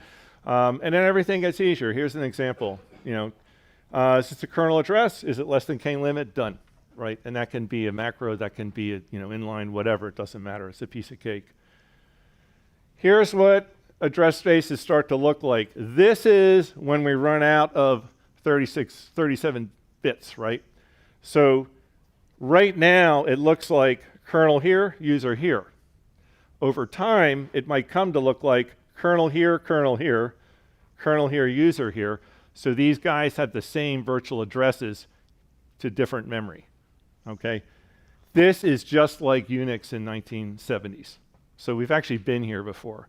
And not only that, though, the funny part is this is more restrictive than Unix in the 70s. We're never going to get to use a user pointer anyway. Let's see, where am I in time? Good. Okay. Another few details. I just put my kernel base address at 4 gig, right? The memory I actually use is at 4 gig. This is the easiest way to find mistakes you've made with 32 bits, right? I actually wire off the 2 gig to 4 gig region. It's not accessible. You have to leave the 0 to 2 gig region, that's I/O. But I just cut it off, and the two things you avoid, same way as x86, nobody uses the below 1 meg because all the bugs in the BIOSes, right? I don't trust OpenSPI as far as I can throw it, so I just say OpenSPI, you on the low 4 gig, I'm not going to go there. I had an issue with QEMU wanting to load the kernel at 2 gig, so I'll show you the code in a second. My kernel now relocates itself to 4 gig first thing. And I link programs at that. I made the change to JL. That change to JL is not really needed. It can be done with the /RISC-V makefile. So here's self-relocation. I don't want to make everyone fall asleep. Basically, I just wanted to show one or two things. All those kind of addresses in JL are PC relative. So this, if you moved $_ start to a register, it will be a PC relative address, not an absolute address. How do I get an absolute address? You do a jump and link, put the destination R1 source. It's a PC relative jump, you get an absolute address at R1. So here's all I'm doing here. I'm saying, where am I? Okay. And if I'm at KT0, I'm done, right? I'm here. If I'm not at KT0, then I'm going to copy myself. That's what this is all about, to KT0. Then at the end, I'll jump. After I've copied myself to KT0, I'm still running at the wrong place. So I've got to get an absolute address in R1, subtract where I was from it, add the right KT0 to it, and do a jump there. And now I'm running at KT0 plus, this label. So this is a simple loop. It's really shitty, I will admit, really crappy RISC-V assembly code. Anybody with any expertise could do a better job than I've done, but it works, right? So, I don't care. I mean, this is the other nice thing about Plan 9. There's a huge amount of write once assembly code because there's so little of it and nobody cares once it works. That's one of the things I like. Now, final thing. This is the board I'm going to do the demo on. JL creates broken ELF files, and the first thing I went to do is, I'll fix the ELF file JL wrote. Then I realized I don't want to do that because then I got to work with Grub, and I hate Grub, right? So I was part of the group that got rid of Grub all through Google, so I didn't want to go there again. So I thought I'll use kexec. So Linux kexec has a kernel option to build the kernel with the kexec option, and kexec means kernel exec.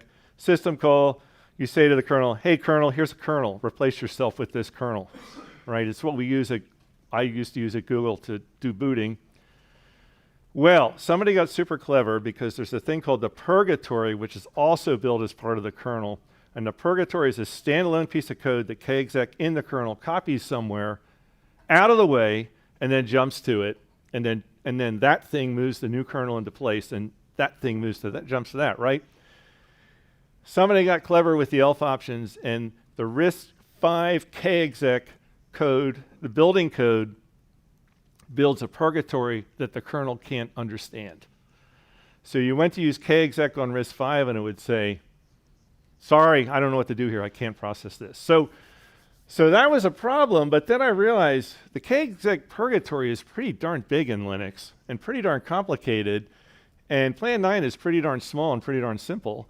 Could Plan 9 just be its own purgatory? And the answer was, yeah, I just run kexec, and I don't give it the purgatory. I give it the Plan 9 kernel, and it works great. So it was this unexpected thing that I didn't actually think it'd work, and it works fine. That's going to be the demo. And so I have a program for anyone who's doing this. I've got one other person who's reproduced all this at their place, both with hardware and the QEMU. But basically, you open a file, you read that file into the payload. Here's the kexec, and basically, RISC-V kexec requires that you give it a flattened device tree, even though we're not using it at the moment. So there are two segments, and one of those segments is a flattened device tree, and the other segment is our kernel, and away we go. And notice, I ask it on the hardware to load the kernel there, right? And it'll do it or it won't. So here's the demo. I'm going to do it on the hardware. I've got this Mac, which is now my big battery to run the hardware. And currently that hardware is consuming 340 milliamps. And so what I'm going to do, I use my CPU in Go, which I've been using for almost 10 years. I use it for device under test at Google, right? And it's actually used at load bearing in Google in a number of products. So I'm going to use my CPU in Go. I'm going to run a Docker command on Linux, but the Docker command as its entry point will start my CPU. So the Docker container is on Linux, but all the programs are running on the Banana Pi 3 with CPU. And I'm just going to run kexec, and then it's all going to work, or it's not. We never know, right? So here I am on the command line, so I'm going to run this command called, it's just a script called k10 docker. And the trick of the script is oh, by the way, lib64 does or doesn't exist depending on what distro you're running, so that's what that mount failure is. But if I do like a pwd, right, I'm here, and I do an ls, that's what's on the Linux side, and my command is, right, and then I'm going to tell it to use, and all you people know Plan 9, you all know the beauty of this, right? I didn't have to copy anything anywhere, right? I'm using CPU. It's just that I'm using on a Linux host to another Linux host. And I'm going to have to there's the Banana Pi 3 console. And now we wait. You're going to see you're going to see a lot of this repeated crap. I'm reading an entropy register, which it turns out they didn't implement. So it's sitting here. You can see getting errors on bad CSR. And so now we're waiting for things to kind of spin up while it generates more entropy, and there's my RC prompt. And so now I can do stuff like PS. It always drops the first thing I type, and ls, and I've got stuff in bin. Right. I don't have LC, so you're not going to see LC, but it's Plan 9. I have no network. I have no USB. This was built with a /port, syssource9 port that Moody gave me, right? And that I had to hack up to get some stuff to work, okay? So let me quick reboot this. Well, no, I'm not going to bother. I recently built it with just using the tip of tree 9 front syssource9 port, and it hangs, right? So there's some kernel level page fault that I've messed up that I gotta figure out what's going on. The one nice thing about this though, the policy we're following with this port is it behaves identically in QEMU and the hardware, so that we have identical bugs in QEMU and hardware, and that's been immensely useful to kind of have the backstop of QEMU with the hardware. So that's where it is, and like I say, Richard Miller has said, I don't know about this zero-based kernel thing you're doing, and Jacob Moody said it, and Synapse said it, and you said it, and so nobody likes this idea except me, but you know, I've been doing RISC-V a long time and working with machine mode. This is why I like the idea, because I like the idea of compatible pointers between the kernel and machine mode, because machine mode is really critical to the functioning of a RISC-V. I tried in vain years ago to get them to build processors without machine mode and failed, so as long as it's there, might as well use it. But the other thing that I think would be incredibly interesting if we could pull this off, if we could, when we boot, say, you know what, you're going to boot and stay in machine mode, and we're going to run the kernel in machine mode. And say, oh no, this time when you boot, you're not going to stay in machine mode. You're going to pop up to supervisor mode. The ability to compare those two things with literally the same binary, that would be something nobody can do. And we could really actually figure some things out about, you know, is there an advantage to doing it this way or not? Do we see a change because the kernel isn't polluting the TLB, for example, just as a simple one?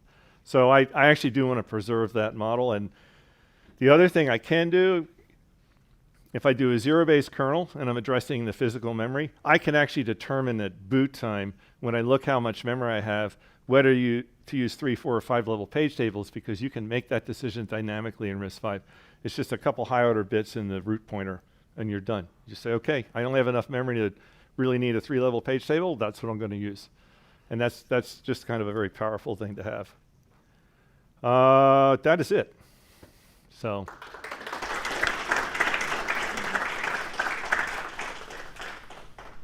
Yep. Thank you so much. As usual, people who have questions, please queue up here. If there are more questions, feel free to come closer already, so we don't have to wait too much. And I'm here the next 2 days, so I'm happy to talk. Yeah, great talk. Excuse me, I don't know how to word this, but with all the interesting things that come with a somewhat new architecture like RISC-V, and the inflexibility of Linux and more established kernels, do you see this as a opening for Plan 9 to maybe get more relevant, or I think it certainly in a research sense, this would essentially give us a probe for implementations, right? So if we get to the point where we can say we'll boot in machine mode, then we'll boot it in kernel mode, and then we're going to run the same workload in each, and then we're going to look for a performance delta. Nobody can do that, as far as I know, right? And we had a long talk with Christopher Hellwig in the Linux core community and just said, what do you think? And his response was, just no. And he doesn't hang back. Yeah. Hi, I was wondering what exactly made the Linux purgatory for RISC-V to break? Oh, that's a really great question. So what happened was, and I wrote one of these too around 2000, right? Oh yeah, so the question is, why did the Linux purgatory break? So I got a paper in a 2004 cluster conference called Give Your Bootstrap the Boot, if you want to read about 5 different, oh, there's a thing there. Please. Oh, whoops. So it's a paper called Give Your Bootstrap the Boot, and it looks at 5 different examples of this. The kernel's going to boot the next kernel. And kexec by far, Eric Biederman wrote it, it was by far the most capable. So you could be in a 64-bit mode Linux kernel and boot a 16-bit mode kernel. So that is actually incredible for the x86. But what he had to do to make that work was make this really complicated and powerful purgatory. So my first purgatory when I wrote it was 8 lines of C. His purgatory, because he wanted printf and he had all this capability, is huge. And it needs to be relocated in the ELF sense. So there are symbols that need to be adjusted in his purgatory depending on where you copy it to in memory. So there are ELF relocation records in the purgatory. And at some point, somebody kind of got clever and said, we can add this really cool elf relocation record and save time and strings. I didn't even remember what it was, right? But the problem was that purgatory ended up having a relocation record, I don't know what it means, of type 34. I don't remember what it means. You can look it up. And the kernel would look at this purgatory and say, I don't know what to do with this relocation record type. I give up. So I built a kernel with kexec. It built its purgatory. I set it up on this banana pie. I went to run it. Right? I thought, what have I done wrong here? You know, it keeps doing this. What am I doing wrong? And then I went out and looked and thought, oh my God, they're building a purgatory with elf relocation records in it that the RISC-V kexec code can't process, because the relocation code for every architecture in kexec is different. So would have worked on AMD, would have worked on ARM, would have worked on all kinds of things. It just didn't work on everything. Yeah. Yeah. Yeah. Since we're talking about purgatory, I know the pleasures of having to fix it. Let's say there is an alignment issue in there, and it has its own trap handler, which doesn't actually handle traps, but it's just a hack. Anyway, so, but I do recall that it's also doing integrity checks, like X509 certificates, if I'm not mistaken. Yeah. So we're missing that kind of feature, but I was also wondering why it would actually be implemented in purgatory and not just as part of the KXX syscall. Like, why would it have to be running in purgatory? The level of complexity of the purgatory, I don't know. I sometimes think things were done because someone thought it'd be cool if it could do it, but I'm not really sure. I just think it's. And by the way, if you get a look at the dev reboot in Plan 9, if you get a chance, look at the Plan 9's had this as long as Linux has had it, but as usual, the Plan 9 code is just really beautifully compact. You say echo kernel name greater than dev reboot, boom, you're running a new Plan 9 kernel. So that's worth looking at.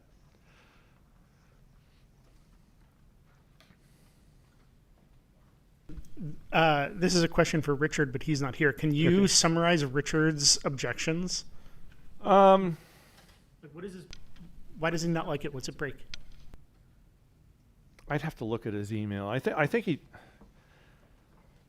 Here's the problem. I think I know what his concern is. I think he's still thinking in terms of the kernel being able to address user mode. Okay, and if you kind of look at what I'm saying, I think, you know, he's a very smart guy, right? He knows that sooner or later this happens. And now we have a kernel of virtual that you know is different memory for this process virtual. So he's looked at this. He knows that this happens because he's always ahead of everybody, and he doesn't like it. But my counter argument is that the world is moving to this supervisor mode access protection, and sooner or later we're going to deal with this anyway. That's kind of my counter argument. So, but I think he doesn't like the fact that I'm coming up with this. Well, the other thing I said, would it be what I really wanted, by the way, I've looked at how much PC relative stuff JL does, and it's really good. It does a lot of PC relative, so you can load things anywhere. And I said, Richard, what would it take for me to be able to load this anywhere and run? And it can't quite do it. And the question, I think, is, do we ever want to be able to do that? Now, if you did do that, you've got, again, this big thing that all the Linux people say is important is address space layout randomization. Do we care? Do we not care? I don't know. But it's possible if we were. Is that just an issue of when the kernel wants to read stuff in user space, that it needs to walk the page table to find it? No. It's Maybe Brian can repeat the question. So the question is this all an issue of the fact that the kernel has to walk a page table and it wants to read something in user space? No, I think Richard's just more not happy that this can happen, right? And I said, what do you think it would take to make it be able to run anywhere? And he said, you're going to have to tell me what we do about some of the code Jeff wrote that embeds a lot of absolute addresses in the image, right? And I said, well, I don't know what to do about that. So yeah, that's kind of where we're at. So I'm wondering if I misunderstood something. I believe you said that the machine mode does not do virtual addressing. Yeah. Okay. So, and that you were putting the kernel at 4 gigabytes. Yeah. Okay. So If you're not doing virtual addressing, does that little device have more than 4 gigabytes? Or okay. Yeah. The latest iteration of the $40 device is 16 gig. Machine mode can address the full range, but OpenSBI tends to hide out in the low range. Okay, so the That's other why I thing don't is trust that it. I've seen a bunch of ARM devices, like trying to remember, I think it was one of the NXP things where they put the memory at a completely absurd location that is not 0. Yeah. Is that something you would have to start dealing with? I don't know. What I'm seeing is there seems to be a convention around starting memory at 2 gig, and no matter how big it is. So I don't know. Yeah, it's a good question, and don't have an answer at all. Yeah, so I just wanted to touch on kind of some of the thoughts about the VA space, because there's been some questions asked about it, and I feel like one of the big reasons is like we have pretty uniform VA layout across kernels right now. So like all programs will start at around the same base address, and that differs due to like actual alignment requirements on the system, and we lose that. And so I kind of wanted to talk about the point of the like TLB thrashing that you brought up. Like one of the problems, if you have different page tables and you have kernel and like user VA space, and they're not marked with maybe different ACIDs, or you can't mark kernel as with like a G-bit for global. Yeah. So like my understanding from seeing this and from some of the discussion we've had is that this may actually worsen TLB thrashing performance versus help it. So that's why I wanted to ask if you. But are you assuming no ASIDs? Or I guess I should ask. Are you utilizing? ASIDs are a given. Yeah. So currently we do. Okay. So if you kind of reach the limit, which I think is like 6 bits or something for ACID on, or is it less than that? I think it's more on a RISC-V. I forget what it is, but yeah, you're right. I should look, but I think it's bigger than that. Yeah. So yeah, that's one, I guess, advantage. When you don't have the separated like kernel and process address space, then you can also map all of the kernel pages with G-bit, so they're kind of like sticky in the TLB as global across all different. You could do that. One of the super annoying, well, I don't know, not that annoying. I kind of wish they let you have a 512 gig PTE via leaf node, but they don't. So yeah, it's just you're like stuck 1 with gigabyte gigabyte leaf nodes. Yeah. But yeah. Oh, so I guess just to kind of like circle or like collect all the different points, I think there's definitely some advantages to be gained in the current structure that we have, where you have like sticky like global bit, and you have no trampoline page, where you have like the kernel and user space mapped in the same. Like, I mean, the problem with Spectre and Meltdown on x86 was speculation across privilege boundaries. And I would be very, very curious if there's an actual SoC that we would want to run Plan 9 on that actually speculates across privilege boundaries. And if anyone knows of one, I'd be curious. Yeah. So, like, that's the point being, like, I'm not sure if that's even really a concern that we care about on the system of like having to deal with those Meltdown Spectre points. But I mean, that's a really good point. And the only thing I know is I'm starting to feel like RISC-V is like a road with giant potholes, right? And every new standard is another one of the potholes. And so I'm past the point of assuming anything is safe. But yeah, I mean, that's a really good point you're making, though. Yeah. It's just the major frustration of like having extensions and just having to like really, like, I can't even have a standardized interrupt controller. I got to check. Do I access it through CSRs or MMIO? Like, it's I think where I want to go with this, by the way, is I want to assume MSIX, because their first. Yeah, thank you, by the way. The first set of interrupt controllers were pretty ridiculous, right? So my plan is to assume MSIX and leave it at that. So. Putting my hat on here as a RISC-V ambassador. There are things that are actually being standardized over time in terms of, for example, we got the profiles now, which are meant to be collections of standardized parts, including interrupts and stuff. But yeah, there is always still going to be work toward more being standardized in that regard. But yeah,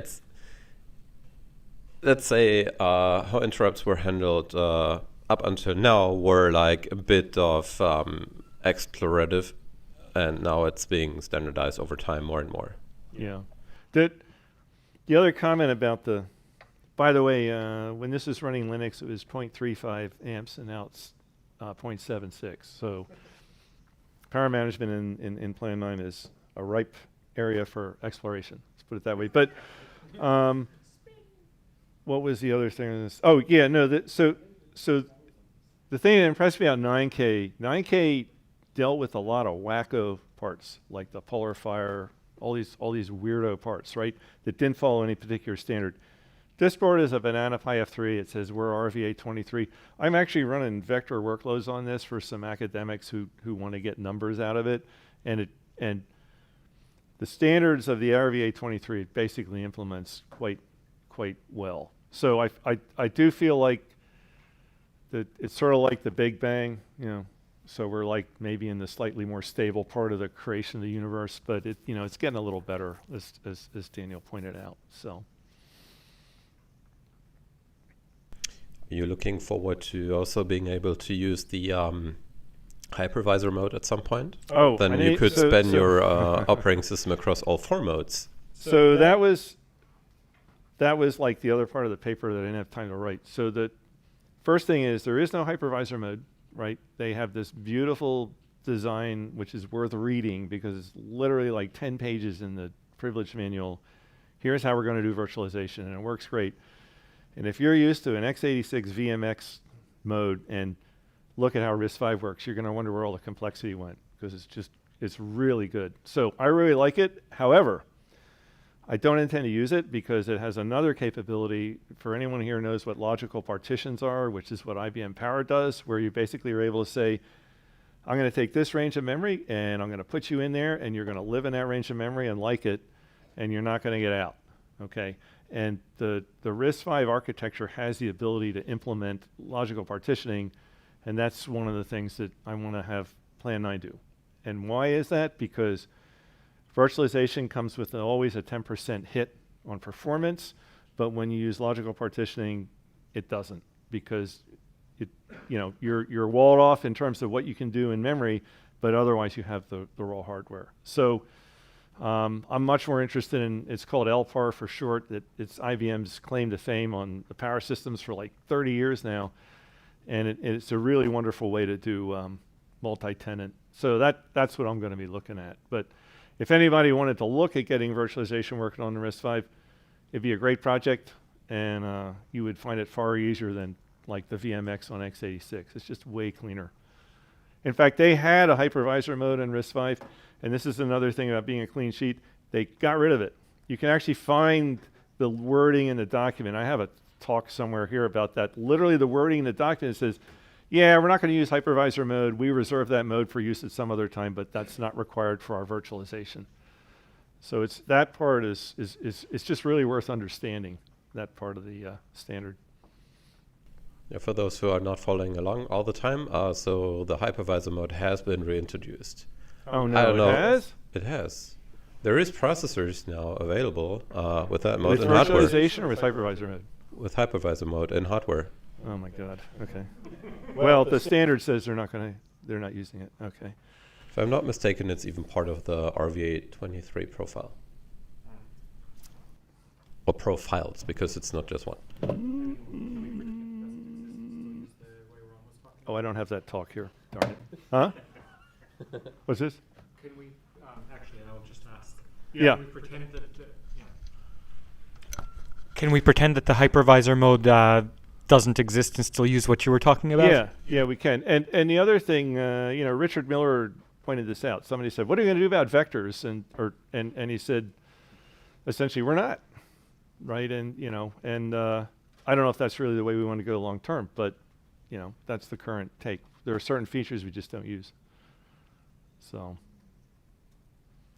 anyway. All right, looks like that's it. So thank you very much. And that concludes the sessions for this year already. So yeah, the next 2 days we will be having our hackathon. Sunday without me though, I'm sorry. Oh really? Yeah, I gotta leave. Yeah, to those who followed us online, this time I think it went a bit more smooth compared to last year. So yeah, sorry about that, but yeah, I hope it was mostly fine this time. And yeah, see you again next time.